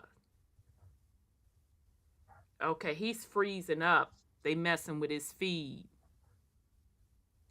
They don't want us to know all this. This is one reason. Child, soon as that woman said that, they introduced this race stuff to compartmentalize and separate. Now all of a sudden the little screen is freezing up. Oh, now he's gone. Isn't that convenient? So we'll wait for the brother to come back on. Oh, how convenient. Soon as she talks, the woman breaks down about the race and that being introduced, and it was purposely introduced for the purpose of compartmentalizing things. We have technical difficulties. Although we've been telling you all on this platform for years, y'all better get up out of that race stuff if you want your consciousness to be free. You better get up out of that race stuff and really enter and understand what went on. Yes. That is why I've also taken the time, and I don't care who believes it or not, you have to prove me wrong. Coming in my chat talking nonsense, you're just going to get ignored. We do facts over here, facts and receipts and research. Yep, we took the sister. time to talk about who was ruling when, so we could once again prove to you that the concepts of race and rulership and superiority was all an invention. So I'm sorry. Okay, glad you back, brother. They're fixing to cut us off because we're getting too good. As soon as that lady said that, I'm like, you there, brother, you there? As soon as that lady said that. Oh, I know that we're getting too good now, sister. Let's roll. The book says it was introduced in 1300. Right. Let's hope we don't get interrupted this time. I know. I'm ready when you ready. Ooh, let me take myself off. Whether it was a lush environment they were in, there wasn't really much incentive for people to go walking thousands of miles to do things. It's more likely, given this scenario and what Nigel hypothesizes, is that really in the same way that I mess with organisms on plates, that these guys were messing with us as a species, really looking for advantageous genetics. Not so much racism, as we said, these things are running according to a program. They only care about whether they can mess with our genes more efficiently. And it turns out that the molecule melanin, actually, when we mess with genetics and stuff, one of the ways in which we can do it is to use things like ultraviolet light to actually splice the genes in the cells and actually alter the genetics or to get things to, things we've put in to actually take so that we can almost microsurgically implant them in the cells. The thing is, if these cells have got a lot of melanin in them, it's a dark pigment, it tends to absorb that light and diffract it and turn it into vibrations, etc. And then the light just doesn't get where it's really supposed to go. And so really, in the discovery, perhaps even accidental, discovery of subspecies of us, if you like, or groups of us, which didn't express so much melanin, made it easier for them to get their genetic profiles into us. And therefore they then sort of sent the white people, if you like, or one group further north. Some became the Aboriginals of Australia, some were left in Africa. And so there was this great movement of these different populations, and really then they concentrated on the ones which they had most access to. Because so it's not racism in a way. Yeah, as I said, it's accepted that every person on the planet is basically directly descended from pretty much one Eve in Africa. Now, let's say that was a result, all of the variation that's currently on Earth, that was a result of intervention by the Greys, say, right? Would geneticists not have spotted that in the human genome? Would they not by now have gone, hey, look, this group have been messed with because that genetic change couldn't have happened so quickly? Would they not have spotted it? A lot of geneticists think things happen randomly, but random changes can then add up, etc.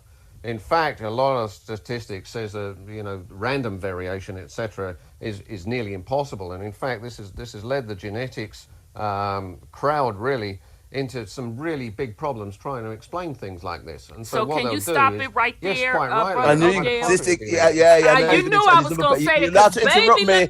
There's let more me to tell come, but you're going to interrupt me on the next bit. But keep going. Interrupt me now. Baby, It's let fine, me but tell you,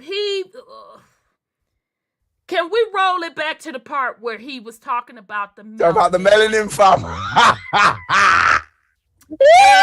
And he was talking about the population dispersing, and he was talking about how in order for these other type of, what he was really saying, in order for these other type of what we're calling today races to happen, that there had to be some type of intervention. Yes, Am that's I right. putting words up in the man's mouth? No, you're gonna expound. So, in other words, when I did the drop on white folks having melanin, it's just a lower version of melanin. They talk about it in this interview. Okay, and white folks coming from black folks. Ain't that what this man just said? Or that's what he said. I don't want to put words said. up in the man's mouth.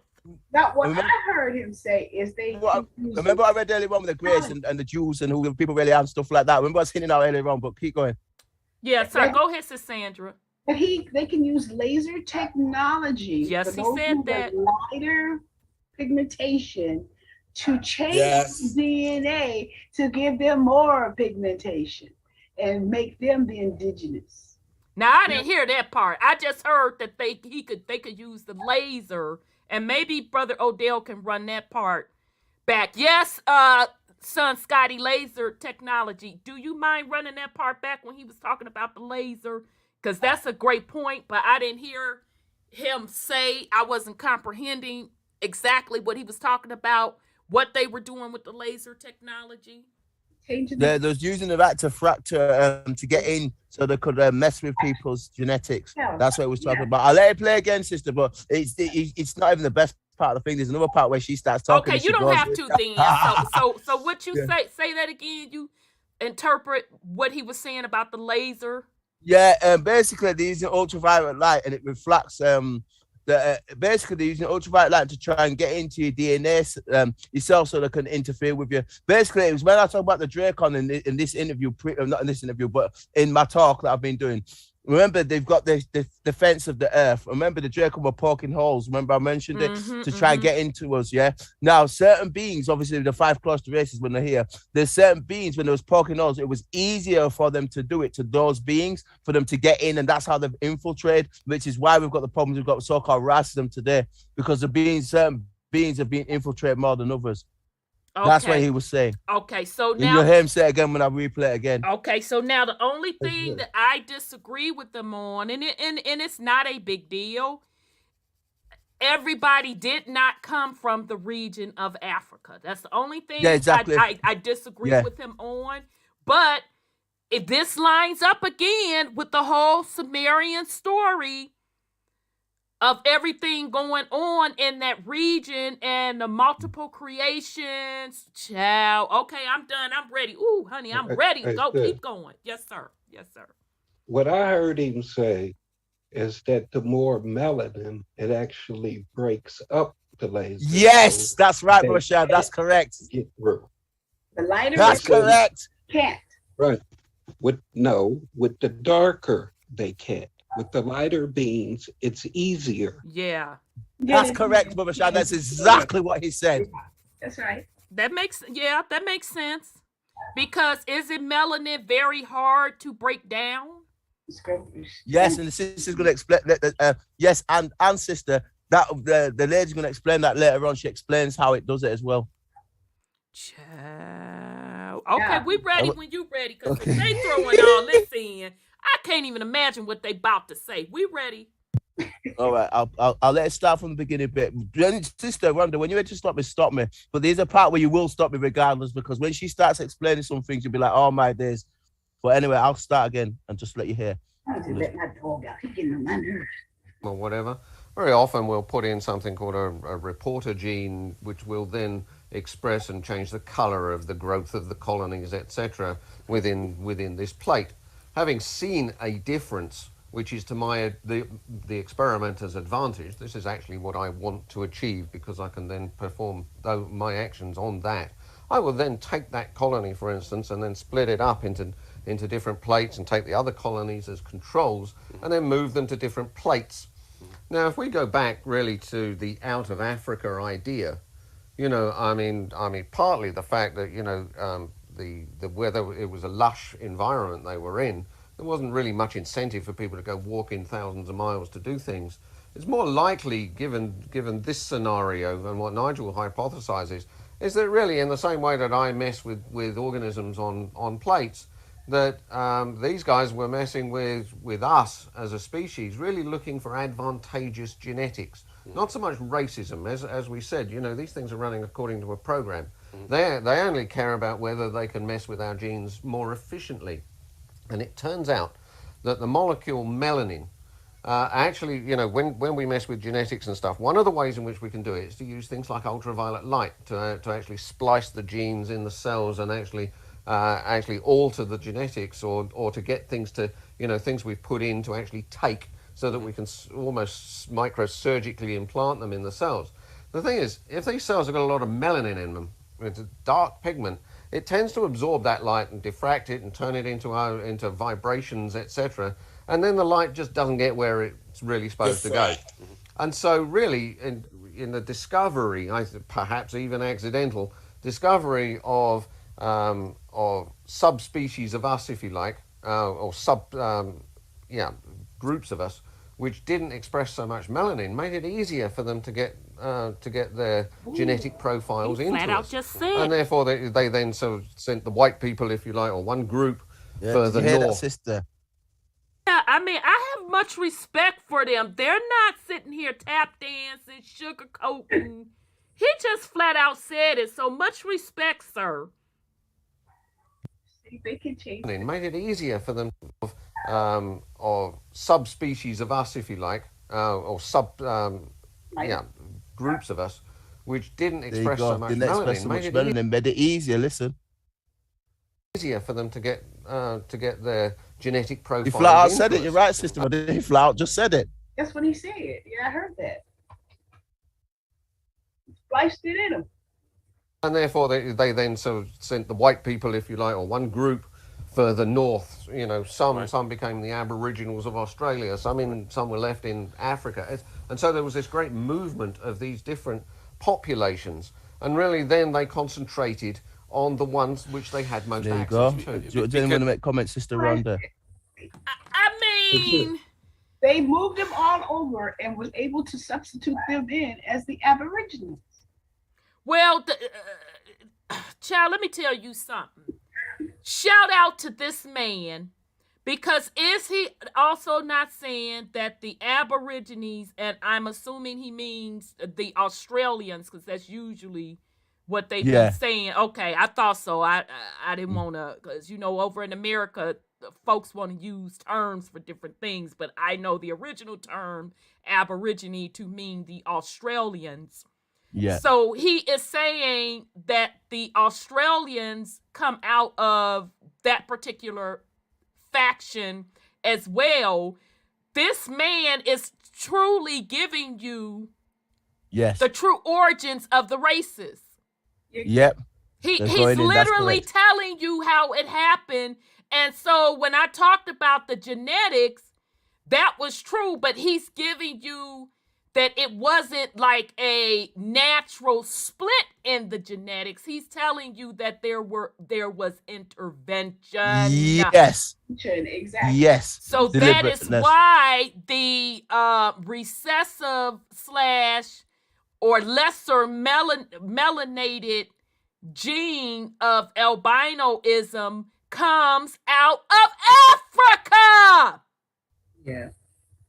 Or north. And that's why everybody does not carry that particular genetic gene in their blood, because that's still different bloodline. So you had one set of creation over there, and then I'm sure it had to be another set somewhere else, and then a set over in the Americas.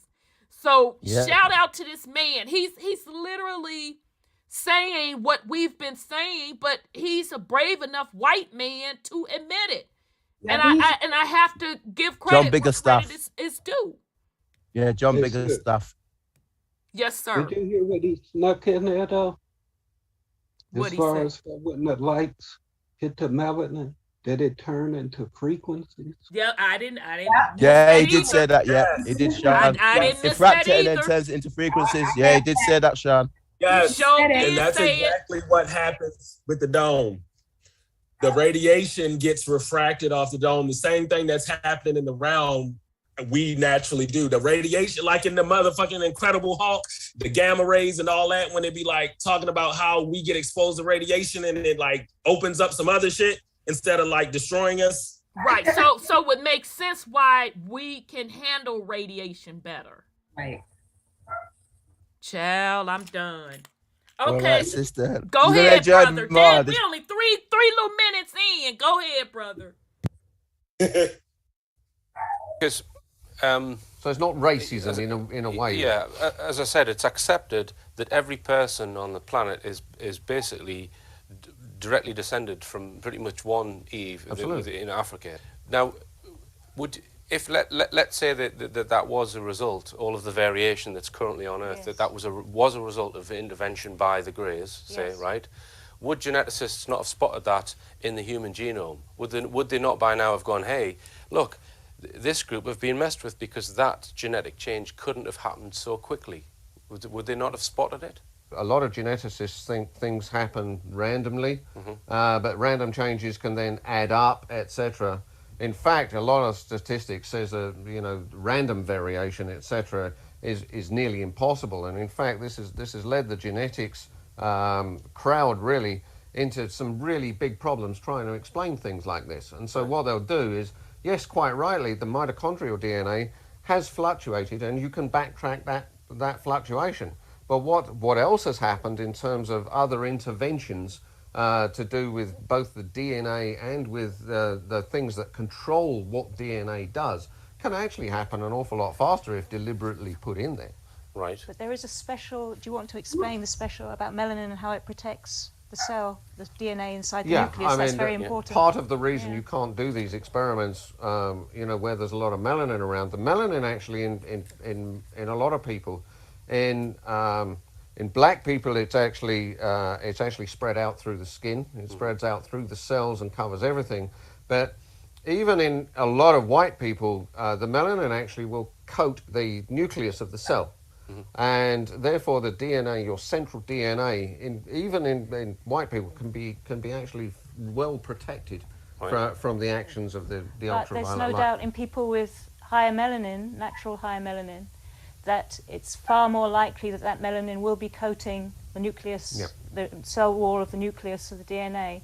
Now the point about that is that ultraviolet light, which is often used to splice DNA, is blocked by that melanin. It absorbs it. It doesn't allow it in to interfere with the DNA. And it could well be, and this is Nigel's thesis, that this was a blocker for them when they were trying to genetically alter the species. And therefore, when maybe just out of random mutation, something like an albino came along, they discovered, wow, we can get straight in. Right. And it may well be that the paler-skinned nations, when the who people came along on the earth, maybe have that pale skin because of this genetic experimentation. Sister, you're gonna drop the bomb. You're gonna stop me. You're gonna stop me. Sister. That deserves a bomb moment because let me just put this. That's what I was saying. They could do it with light-skinned people and change their DNA and add the melanin. No, it exactly. But in other words, just to recap once again, they're once again telling you that white people came from black people, specifically up out of Africa, and that white people's genetics is tied to albinism or albinoism. So having white Caucasian skin is a form of albinoism. Like I took and told y'all up in that video. So y'all better be, and it's not that it's a slight to anybody, because you are who you are, who your genetics are. But when we sit up here screaming, do not tell me where I'm from, we're saying that from a soul perspective. I'm sorry, go ahead, Brother Sean. But did you hear the way she said, and out of albinism or something, a lighter version just popped up? Now, what I'm getting from that is it's because of them tampering and everything that the albino ever even came about. Agreed. Absolutely. No, that's what they are saying. The albino came about. That's what they're saying. Because before that, there's no logical reason for them to exist, according to what they're saying, just out of somewhere. She can't even explain how she came can't. about. And what their point being, and shout. Let me take. Somebody, Sister Ottawa says, like Dr. Blair said, a kind of a man. It's not the same as man. Right. Okay, we back on, child. They turned you off, girlfriend. See, Sister Rhonda, fam, I haven't got to the end of my talk yet. I still got more that's going to be relevant. You know I'm still got more to I knew it was coming in their little defense. I ain't mad at them. It is what it is. You know what? They like, what? You mean y'all didn't crack this key? Yeah, it's about y'all know what this is. You know what it's about. You weren't even cussing. No, because they let me be on here. MFSB, FU Ninja, 1, 2, 3, 4, 5, 6. That come on clear. But soon as we start dropping them gems, and again, shout out to the people in that video, because they brought some all the way truth there, baby. Yeah. Daniel Silverman, John Biggerstaff. Wow. They're over here, by the way. They're over in here in England. Oh, okay. Are they? Okay. Well, child, we're going to try this again. As well. But you know what, Brother Odel? I don't know what your schedule looking like. I'm not trying to monopolize your time. I truly appreciate you. But you know, I got to do my talk yet. I still got more of my talk left over. Yeah, we're going to get through this last little talk, and then you're going to have to come back, because they not finna let us continue. No.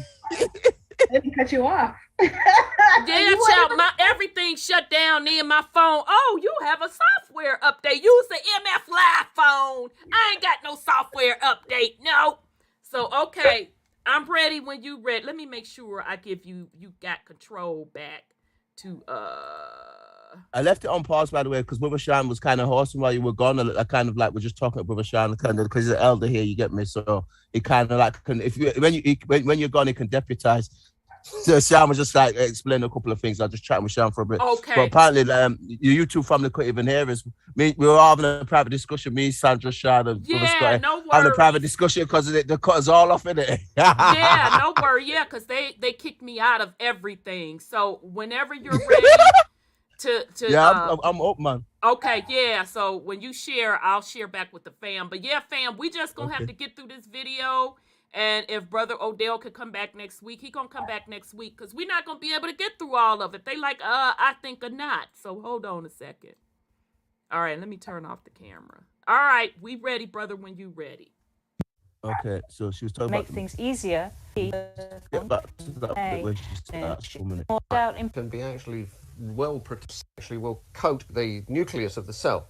And therefore, the DNA, your central DNA, even in white people, can be actually well protected from the actions of the ultraviolet light. There's no doubt in people with higher melanin. I admit it. People with natural higher melanin issues, I admitted it. Higher melanin, that it's far more likely that melanin will be coating the nucleus, the cell wall of the nucleus of the DNA. Now, the point about that is that ultraviolet light, which is often used to splice DNA, is blocked by that melanin. It absorbs it. It doesn't allow it in to to interfere with the DNA. And it could well be, and this is Nigel's thesis, that this was a blocker for them when they were trying to genetically alter the species. And therefore, when maybe just out of random mutation, something like an albino came along, they discovered, wow, we can get straight in. Right. And it may well be that the paler skinned nation, people on the earth, maybe have that pale skin because of this genetic experimentation to make things easier for them to work on human DNA.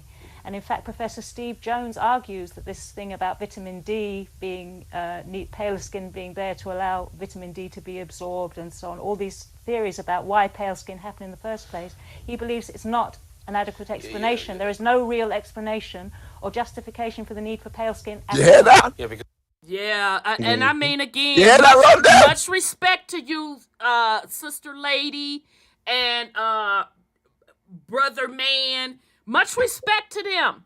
That takes a lot for a person to admit that. No need for it. Much respect. Mm-hmm. So they can't be being racist against themselves, right? They're just telling the truth. They're just telling the truth. It is what it is. Am I right to go, Sister? Yes, you go want to ahead, make my brother. comment? Go ahead.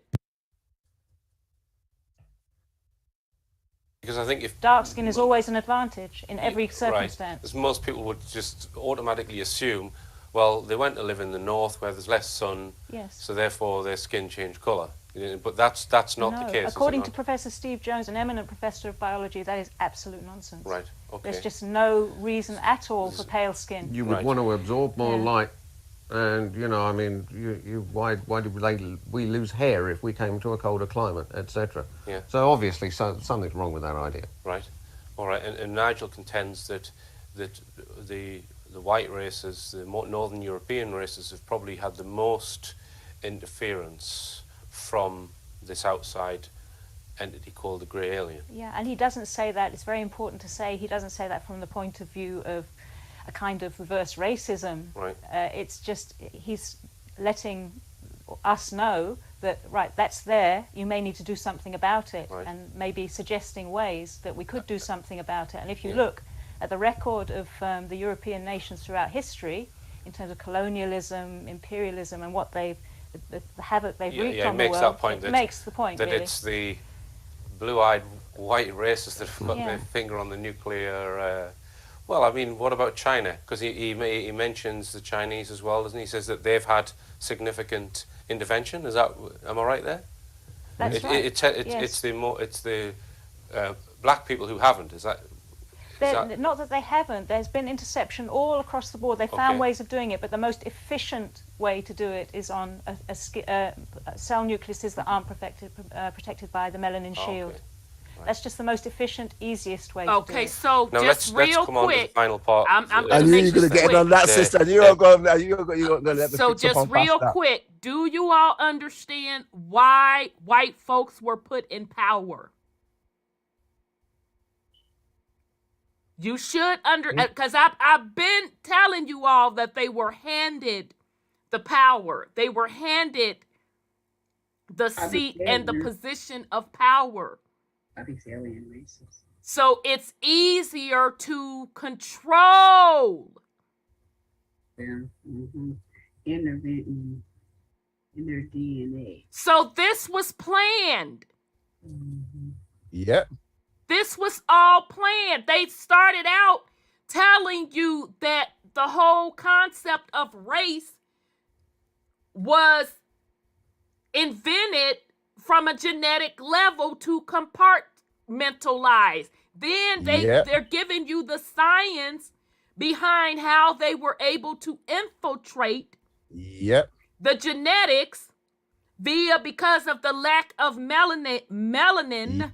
And I am telling you that was all done to put white people eventually where we are today in the seat of power for control.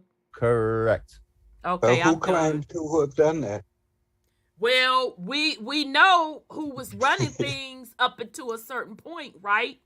They say the Greys did it. Yeah, I mean, like the whole Yakub thing and who claims to have created them? The Moors. And put them in power. That's all I'm saying. Wasn't they going around? Well, since they didn't cut me off, now I'm finna MF and SB YouTube because I was being all nice through the little program. Well, part of it anyway. So I mean, wasn't they going around fucking with people? Wasn't the Moors going around fucking with people? Putting Okay, their I'm seed just everywhere. saying. As a matter of fact, we're doing this, but I was going to say something like Lex Will said that they're the ones who came over here and took us down in 1492. They went through the history of it, and the Moors came. Remember, I covered that a couple of times ago. Yeah, we went over that because they, the bulk of the slavery, which was in South America, contrary to what they're teaching, not the North America, but the bulk of the slavery coming from Africa via the Portugal slave trade was that whole African slave trade. But prior to that, they were over there battling and enslaving their own people. Yeah, they were. Yep. Exposed a lot of that one. And that includes the quote, quote, albinos. Am I not accurately telling that story? That's correct. White Cargo. I split the book up. Remember, I showed the book White Cargo. It was explained last time the slave comes from Slovakia or Slavs, which is the Europeans. And that gets back into that talk. I did remember the history of corporations with the Roman cults, remember? The Publicani. And now there's enslaving their own people. Remember, I went in on it all. And the history of corporations talk I did remember. Exactly. Covered all that. They didn't just come in with no army at no particular date and do shit.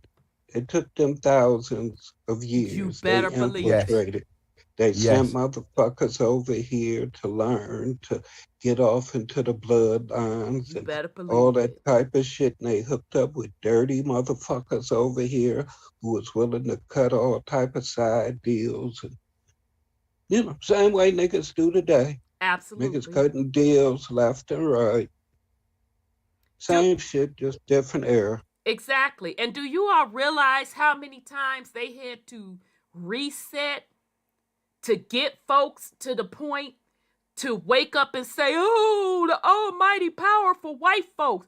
Do you all understand how much resetting had to go on for us to be at the state now that we are consciously and thinking in the terms where everything is really in reverse? This was all planned. But I'm sorry. Go ahead on, Brother Odel. We got to get through at least this video tonight, child. Okay. I know, but I've got more, sister. I've got more. But anyway, we'll keep going. They're making these changes because they're continually trying to somehow attach themselves to us so that they can piggyback onto our souls. Have I read that right? That's right. So which is impossible to do. Right. From their perspective and their programming, it's not realised that that's the case. Right. Yeah, that's the difference between Nigel, a theme that runs throughout Nigel's books, the difference between what's natural and what's synthetic. And what's synthetic can never really bridge into what's natural. It's not possible to recreate a pathway back from the finite into the infinite, from our physical universe into the state beyond. You can't do that make a bridge out of atoms. It's just absolutely impossible. But as artificially created beings, they can't know that because they don't know. They have no reference. I mean, it can't get no clearer than that. And again, much respect to Miss Lady and Mr. Dude. Much respect to them. She clearly said artificial can never be converted or operate in the natural. Yep. Never. Not maybe, or they fencing up, getting ready to do it, or they did it in the past. She said never. Yes, sir, I got that. Finite and infinite can't mix. Looking for something that can allow them to somehow recreate their original creator beings in the best possible context that will allow them to survive physically as long as possible. But there's a problem, this second law of thermodynamics that's constantly breaking things down, okay, all physical things. And they notice that there's something about human beings, about all living things, this natural living things, that has this information field that seems to return. And Nigel speaks about reincarnation in his books as the mechanism through which this happens, as an information field never ends. This information field from an eternal state can never end. It comes back, reincarnates. That they somehow detect this, and they're looking for that revitalizing factor somehow that will give their program from their original creator beings the chance to survive forever, like we do. As eternal souls. And just to touch on that, Nigel says in his book that the Eastern religions talk about reincarnation. The West, people think they don't talk about reincarnation, but he says that this is not necessarily the case. All religions at some point in time believe in the migration of the soul. That's right. All the mystical sides of all the main world religions, Kabbalah, Gnosticism, Sufism, all the main religions, their mystical sides, which pre-existed their more conventional mainstream sides now, believed in reincarnation. And in fact, the Christian church believed in it until this very strange episode happened with Justinian, who was the head of the church at the time, and his wife Theodora was told by a soothsayer that in a previous life she was a witch. Right. She therefore convinced her husband to take out reincarnation from the Christian Codex. Really? Right. So it may well be that in time, you know, we've got all of this going on with these greys trying to assimilate us. Makes the story sound really horrible, you know, for the future of the human race. And it's quite dangerous. But it may be that in times, you know, past, great teachers have come along. In other words, people with souls with more awareness, you know, more closer to the beginning point than we are, have come along really to warn us that this is going on. Because really, in the end, the only way out, if you have an eternal soul, then the only way really to overcome the problem of aliens and stuff is to really remove yourself from the physical part, the physical component, and actually go back to that place where everything is all together. Which is what did y'all hear that? The great teachers of the past, Buddha, Yeshua, the Jewish name for... Just stop that for your sister. I mean, and I'm going to make this quick so we could get through it. Did y'all hear that? How did he say that you get out?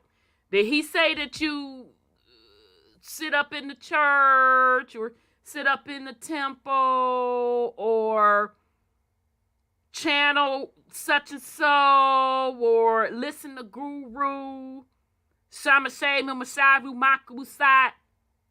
Or what did he say? He said go back to the source. Get off the board. So I'll shut up so we can continue. Sister.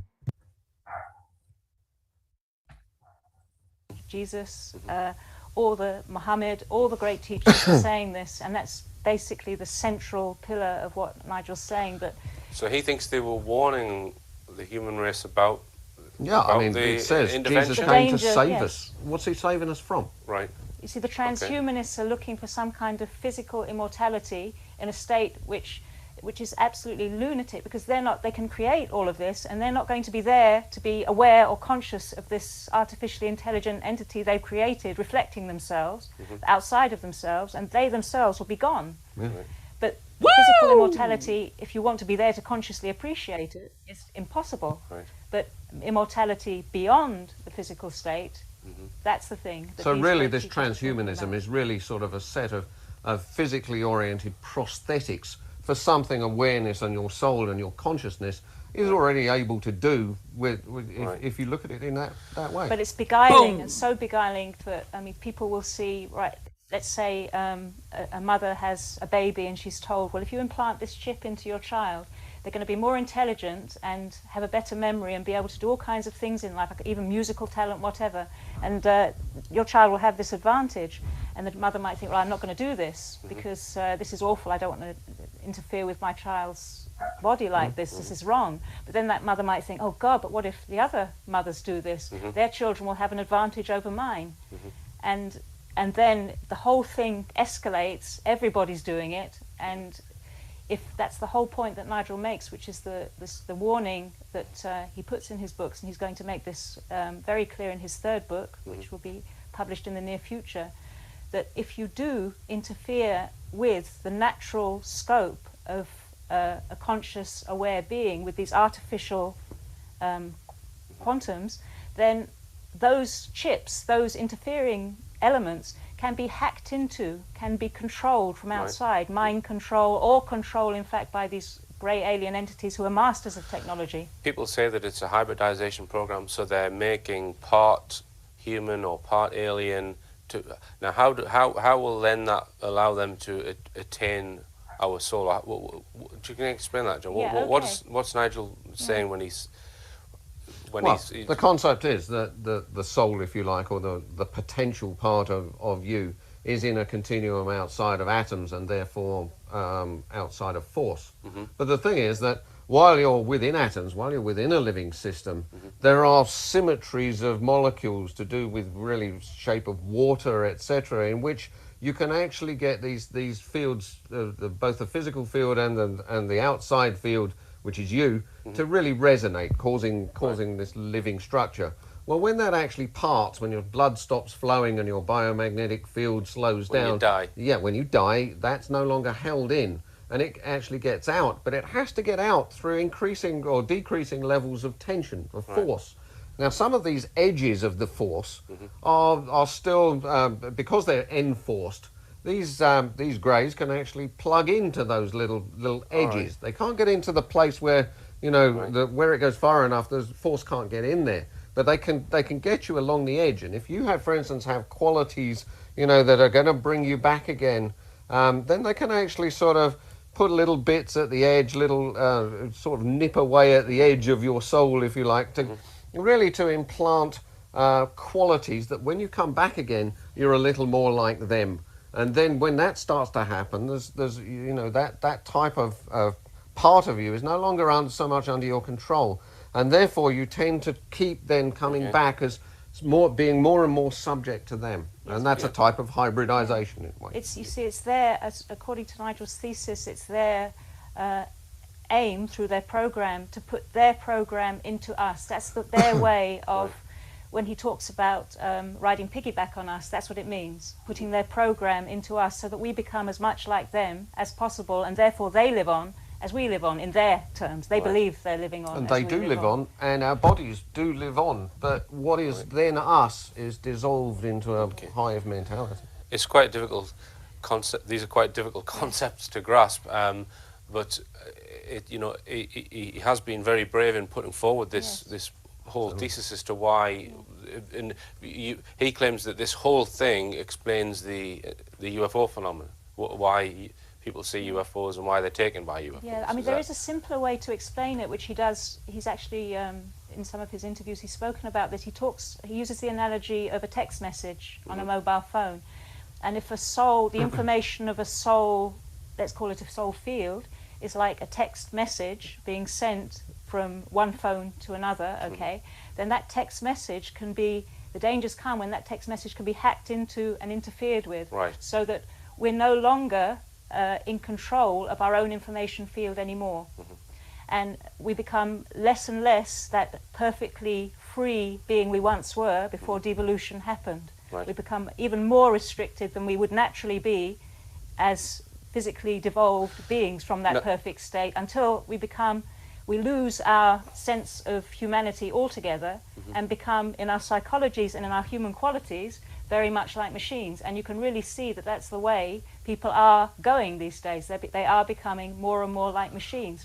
They're living through the internet. They're not communicating with people one-to-one anymore. Everything is becoming virtual. Everything is becoming synthetic. And just to finish, I mean, Nigel, in his book, he says that he believes that certain people within the intelligence agencies, and I interviewed a guy called Dan Sherman who backs this up, have either worked with or are aware of the entire Grey Project, and it's covered up. So what's are the Greys controlling the hierarchy on this planet through intelligence agencies and the media? I mean, based on the reports of others, I've got no, personal information to that effect, but it makes sense. How being told such a thing.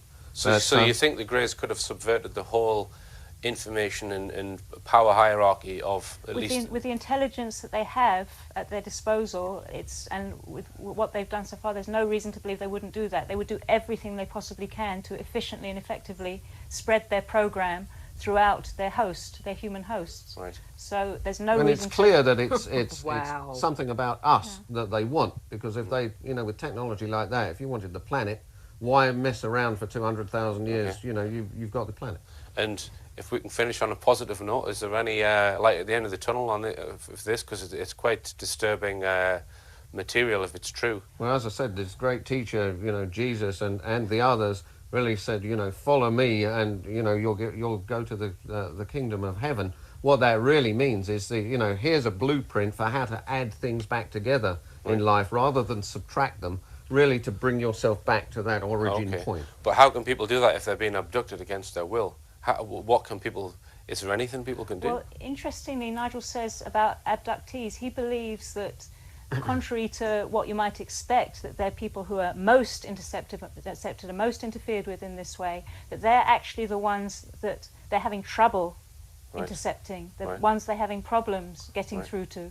Okay. And so really it does identify abductees as people who do have quite a lot of hope in that there's something resistant about them to the grey interception process. And one final comment, I've been discussing this with John, that if ETs are interfering with genetics, I've said to you and others that, well, why can't we get their genomes sequenced and compare them with their parents and then spot any changes in the genes? And basically it's not quite as simple as that, is it, John? It's not. I mean, the genetics we're talking about is really the whole mechanism of inheritance, etc. DNA is really a part of it. DNA has a certain code based on these 4 bases, and really to determine whether those 4 bases have been changed, in individuals, you'd need to know what they were like beforehand. You'd need to test an awful lot of people. But it's far more likely that they're going to mess with the machinery that controls or switches on and off DNA. John gave me a lesson in epigenetics earlier on today. So things like epigenetics, these are molecular switching systems which are really then controlled by, the coordination of biological water followed by electric fields, which really you've got this hierarchy of effect from your soul field, your quantum field, if you like, really imparting information into the biology through these mechanisms. And therefore, if one wants to look for one particular molecular event, it's not likely you're really going to find it very easily. Right. All right, chaps and chapesses, thanks very much for talking to me today. Go on. Okay, just one thing. You were talking about what hope is there when it seems a very negative picture. And throughout Nigel's book, as we've mentioned, he refers to the great teachers of the past and what they've suggested to all of us, and the qualities that to bring people together, to unite, to love and to care. That they always advocated that, not to be selfish, not to be self-centered. Okay. Now, Christ himself, there's several accounts in the Gnostic texts where Christ himself actually warned his apostles about this alien threat. In the second Apocalypse of James, in the Nag Hammadi texts, he talks about the pitiless ones and how they will take souls by theft. Right. And he warns James of the dangers of all of this. And there's actually another text called the Gospel of Judas, another more recently discovered text, where he actually tells Judas he is of the line, of the seed of an alien entity, and something that is very seems to be something like an abduction or a sighting of a UFO happens. Some kind of craft is described that Judas goes up into. Okay. So if he was able to warn his apostles that something was going on here, that there is a serious threat here, that does suggest that he knew something, and in his and what he suggested and what the other great teachers suggested, maybe there is an antidote to to what these grey aliens are doing with interrupting our information field that traces back to the Godverse, what Nigel terms the Godverse. Maybe we can somehow break those interruptions by, in ourselves, resembling more that prior state where everything was together, where we weren't separate, where we weren't machine-minded. Okay. Exactly. An opposite to transhumanism, very similar to in a near-death experience. People who have near-death experiences, they come back and their lives are transformed. They give people who are previously were businessmen, they give all their money to some charity cause and devote their life to helping people. Countless occasions of this. What those near-death experiences are seeing is the state that he was talking about and the other great teachers were talking about, beyond the atomic state. And their message was, if you focus on that state, you can avoid these terrible threats that are coming at us that we can't do anything about directly. Even just little phrases in Nigel's book like will and awareness are not part of the physical world. Just little things like that blow my mind. Will is absolute, and if one wills Yeah. oneself back to this prime state, then you can make it happen. But generally speaking, they don't want people to know that. No. Because then they can't be controlled. But thank you, both of you, for talking to me today. I still don't think I've got my head around it, but We'll do it again. Okay. Thanks, Danielle. It's a pleasure, thank you. And thank you, John. Thanks, Ruth. It just remains... Right, so there, I'll stop there now, sister. Let you make some comments. I've got more talk left over, but I'll let you make some comments. I still want to do my rest of my talk.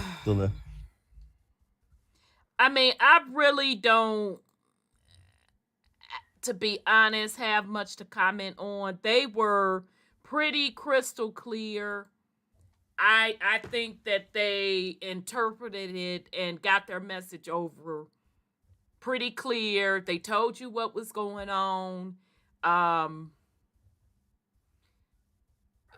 Basically, they broke everything that's been down, what's been going on this planet. And again, shout out to Dr. Dilbert Blair, because he was spot on. So, I mean, I don't have anything else to add to it. They even told you how to get out of it, which is, again, of course, through your consciousness and going back to what we call the absolute or the source. That's where the true power is. Because as long as you keep mucking around in the matrix and accepting these programs that they are running, you're going to continue to be stuck. And again, as Brother Sean been pointing out for as long as I've known him, that you're really just a food energy source for these beings to exist in this realm. That's right. So it's pretty clear to me. They laid it out very well. I think they did an excellent job. So now, my question to you, he got kicked off again, y'all. Child, we fencing to end this. There, let me unmute Brother Sean. Child, I'm so done with them. Let me unmute Brother Odel. We finna be done tonight, cause child, they didn't got my little headache synced in. Brother Odel, I don't know what your schedule look like, but you gonna have to come back. I wanted to finish this talk. I've barely even got started. I just wanted to touch on that. I still haven't done it. You see what I mean? I've not had a chance to do what I was supposed to get done. I know, I know, but we cannot rush it. I know you do, but we can't rush it, and we're not going to be able to get through it tonight. We're just not. How much more do you have to go? Oh, quite a bit. Yeah, no. We ain't finna get through it tonight. No. I've got 10 more slides left. Oh no, we ain't finna. We ain't finna get through it tonight. So, and again, I'm not trying to monopolize your schedule. I'm very respectful to whenever you can come back. So if that means it has to be a couple of weeks, if it has to extend out until next month, I'm cool with that.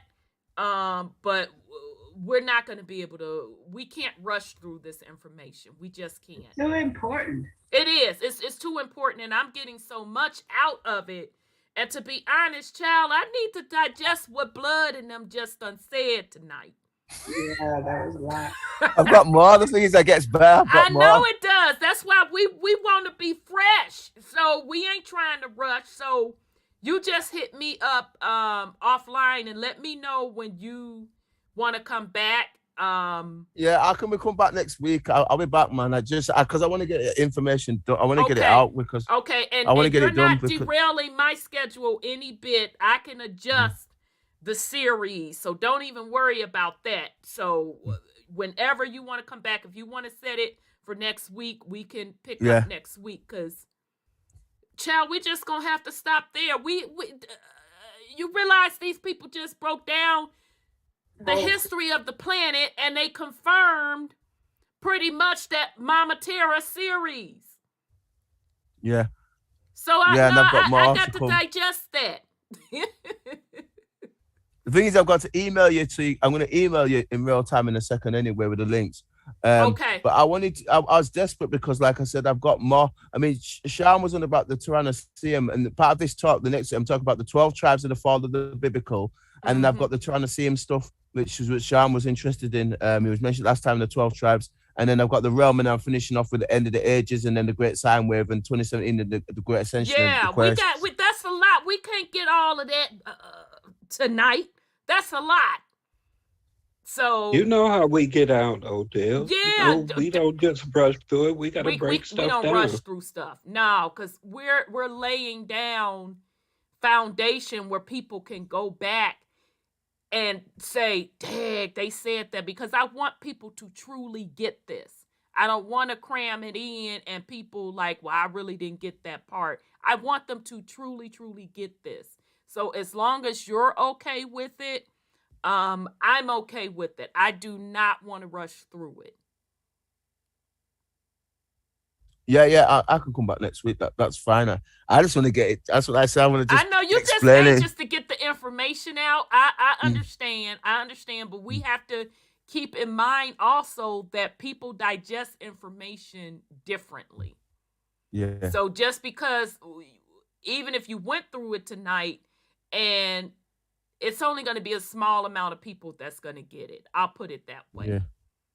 Yeah. You know, we be having to put our little 2 cents on it. Right. So sometimes we can't just shut the hell up and let the information roll. We got to, when I got to have a scarf moment and scratch, and I try to get better at that, but this is some heavy information. It is. It's a lot different than we normally hear. Well, I mean, you know how I ain't trying to brag, but I don't care what nobody say. We're the baddest motherfucking platform out there in this information. Yeah. Can't nobody touch us. So y'all can say what you want to say. Prove me wrong, because you can't. So that's just the scope. The scope of the information from the history to the galactic stuff is like, it's a lot to process, and some people will be like, and then the more you hear it and let it sink in, you'll see the associations. It'll start clicking for you. Exactly. Okay, so with that said, Brother Odel, cuz you have any last words for the family? Yeah, I mean, like I said, I've dropped what I needed to drop in. I'm just like I said, I just want to get the information out there. You get me? That's my thing at the moment, because people with this advent of we're in this. I mean, I haven't talked about the revelation. I mean, I've got 10 slides of this talk, and I've got still another 3 or 4 on this. I still haven't broken down the 2017 alignment. I haven't broken down the 2020 alignment and what it meant in terms of the realm and stuff. There's so much more stuff I've got to break down. The astrological clock, the black sun. We ain't finna get all that done tonight. Exactly. I mean, to be fair, the Black Sun stuff, we're fortunate in the sense of, in this talk last week, we did cover the realm and stuff like that. So we've done some of it, and we covered the electric wars and stuff like that. So there's aspects we covered of it. The only thing I haven't covered on the Black Sun stuff is I've talked about who's which Draco and which being set up, all that. We know it's all been set up. The only thing I haven't talked about is the Great Sine Wave and the fact that we've left the kingdom of earth in the kingdom of the heavens, why that's relevant for the alignment in 2012 and 2017, the 7 years of revelation, which I haven't talked about yet, that's the bit that we need to do. And those alignments are why it's relevant to what's going on now, particularly with regards to this issue of the high consciousness and the divine feminine, their what I call their third version of the question, what's really going on the real side of it. That's the only thing I haven't covered. The actual realm stuff I pretty much got done now. It's just it's covering it from a point of the natural side of things, rather than their third version they're trying to sell us. You get me? I want to come it from the proper perspective in terms of like us as living beings, in terms of us leaving here. And we've kind of I've touched on it, but just not in depth. Yeah, no, and we do need to go in depth with that, because I don't want people to get back into this whole victim mentality and hopelessness and helplessness. So yeah, we can't rush through that. So, well, Brother Odel, we so appreciate you. I know it's early in the morning where you are.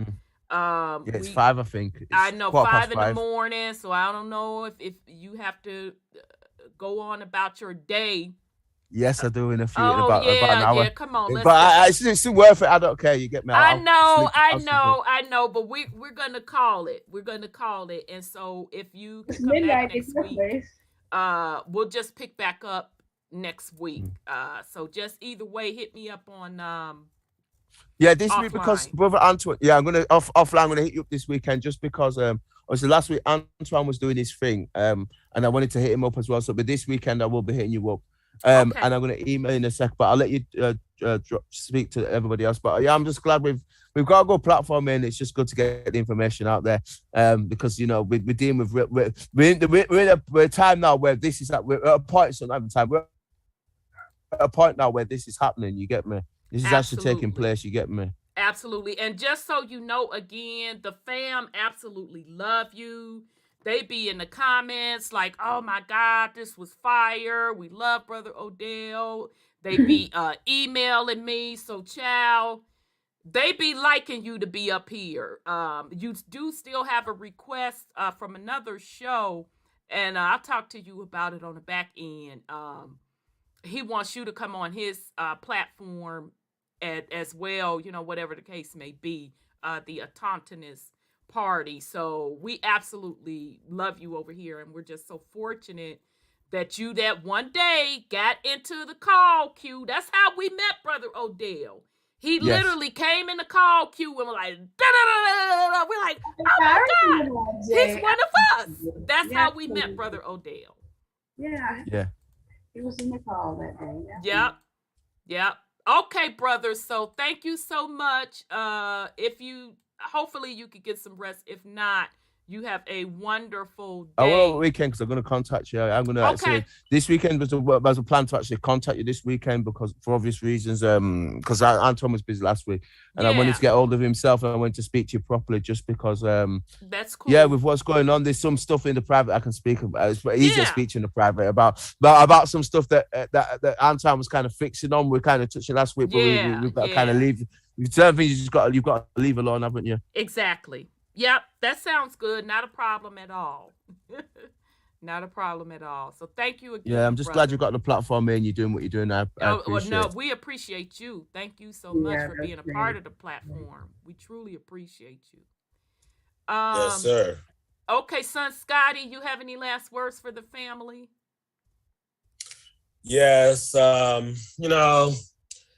it's all about consent. No matter what we talk about, it's about consent. You might be on this like whole fucking alien entities, soul harvesting technology, whatever the level is, it needs your consent. It needs your consciousness. It needs your source material.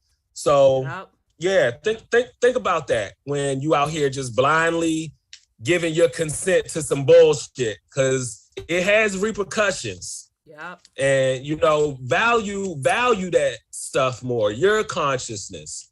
Value that as much as they value it and need it to fucking survive. You might think you might need it to survive. That's right. So that's all. I can't wait to come back. I love this shit. Y'all light up my fucking life, and people need to really just open your mind up to the shit that you can't. You need to remove your own veil, because as much as we can get this information out here and talk about it and stuff, you got to make that switch within yourself. You got to put the shit together. You got to figure that shit ain't really right. So, you know, wrap it all up. Have more faith in your own consciousness and energy and source material, people. Indeed. So let me give Brother Odel his hand claps. I apologize for that. For laying it out. And then that's for Son Scotty. Right. Okay, so Sis Sandra, you have any last words for the family? You know, I'm always enthralled with Brother Odel when he comes. It's a great honor to hear you, brother, when you speak. Now my computer is messing up. So I hope you can hear me. And you know, yeah, we can hear you, sis.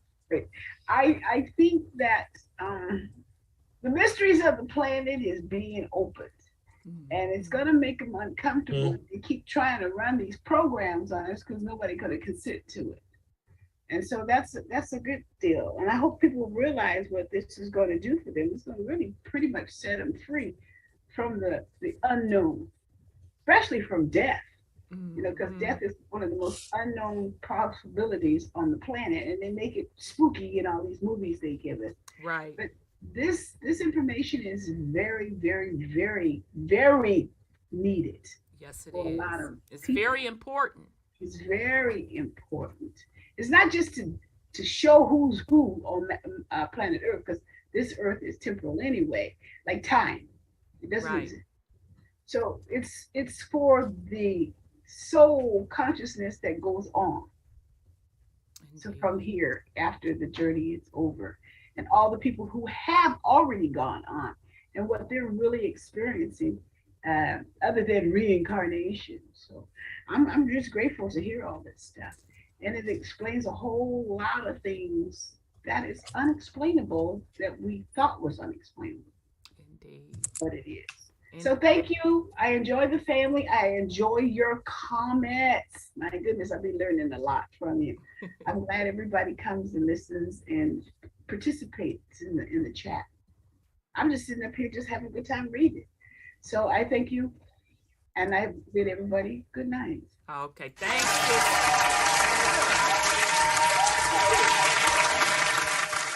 Thanks, Sis Sandra. Thank you so much for your contributions and putting something on it. Unc Sean, you have any last words for the family? I love Rob.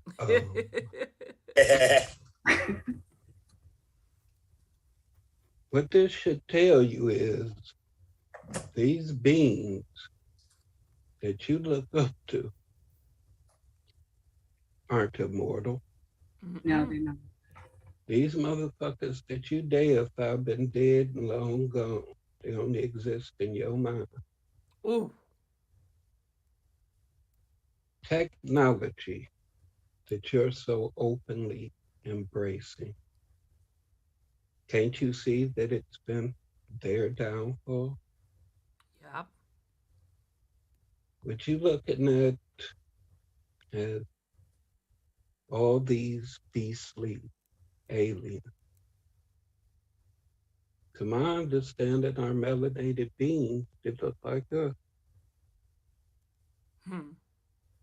But that's a different story for a different time. But they've been scaring you into doing what they want you to do. They continue doing it. They tell you it's a program. Yeah. They tell you it's not real. They tell you it's by your consent. I guess some of y'all like being victims. They make no qualms about why they do what they do. They need to feed. Yep. They need to be relevant. Yep. They want to be you, and you want to be everything else but you. You don't even realize who or what you are and won't even take the time to try and figure that out. And you with you all day, every day. But motherfuckers that exist outside of you tend to get more of your time than you do. Love y'all. Wholeness and power. All right, brother Yeah, I'm liking that.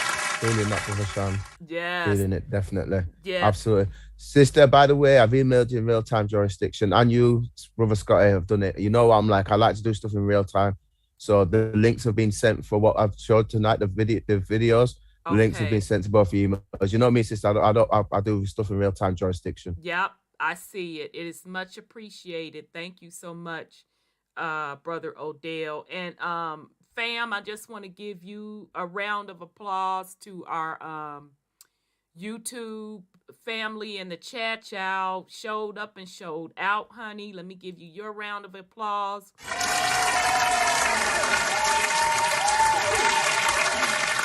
Because y'all, well, you deserve because y'all just kept it going, honey, when the little trolls was in here. Totally the fuck off topic, by the way. And child, I didn't have it to give, wasn't gonna give, because I was determined for us not to get off topic. So shout out to y'all. Y'all handled it with maturity and kept it moving, because again, if folks ain't bringing no receipts, they coming over here with the foolishness. You're just a non-motherfucking factor. We just don't have it to give over here, okay? We're in graduate school over here. Okay, so shout out to the YouTube chat, and shout out to the YouTube family that joined us as well. We appreciate you. So again, we will be back next Thursday. Brother Odel's gonna be here next Thursday. So y'all already see how he roll, honey. Because I done scratched up in this scarf a few little times. I saw Sis Divinity talking about in the chat. I don't even see her no more. So she done went and had her little drinky drink. And she don't even drink like that, y'all. She don't even drink like that. So I got to go on and gather my little nerves together. This was some great information tonight. So we'll be back next Thursday. Brother Odel is going to be back. So we thank Brother Odel again for such a wealth of information. Just one last reminder.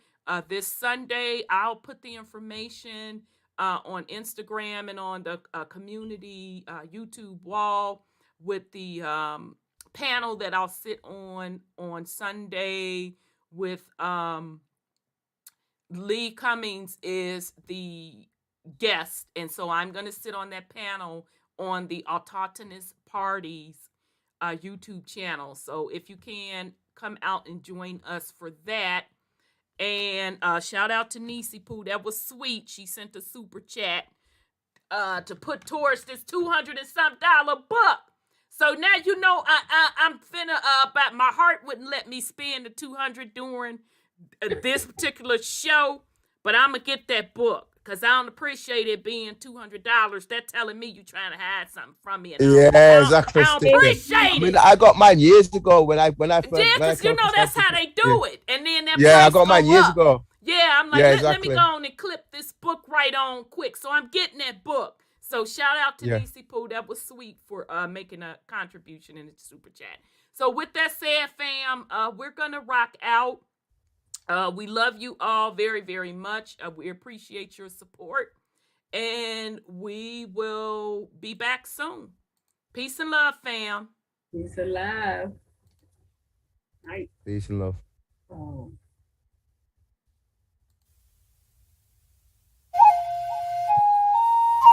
Still unamalgamated. Heartbeat, the sound of the bass drum. Come with your best shot, I'll take one. Rumble in the jungle, I'm a lion. Stand up for your Muslim nation. For these generations, we the people lost but not forgotten. Tribal rivalry is the problem. One love, the key for what we locked in. Don't call me a doctor, but I will be your medicine man. We're all from the melting pot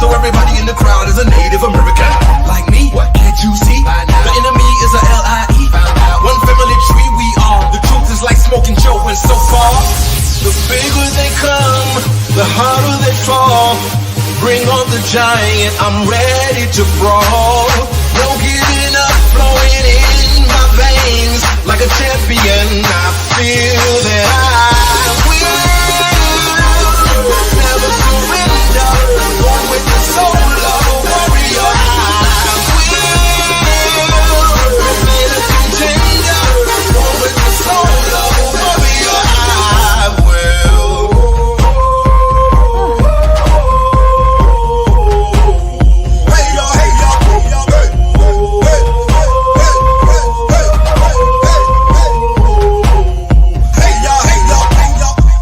Dominion, I'm part Asian, Indian, Dominican, back to Hindu, Dravidian, so Mexicano, loco, man. Egyptian fits my description. I'm training hard for the mission. I'm a country boy from the south, and mama said knock you out. I'm in the ring like the bigger they come, the harder they fall. Bring on the giant, I'm ready to brawl. No giving up, flowing in my veins. Like a champion, I feel that I will never surrender. Born with the soul of a warrior, I will remain a contender. Born with the soul of a warrior, I will. If you're down for one love and one people, let me hear you say, hey y'all, hey y'all, hey y'all, hey, hey, hey, hey, hey, hey.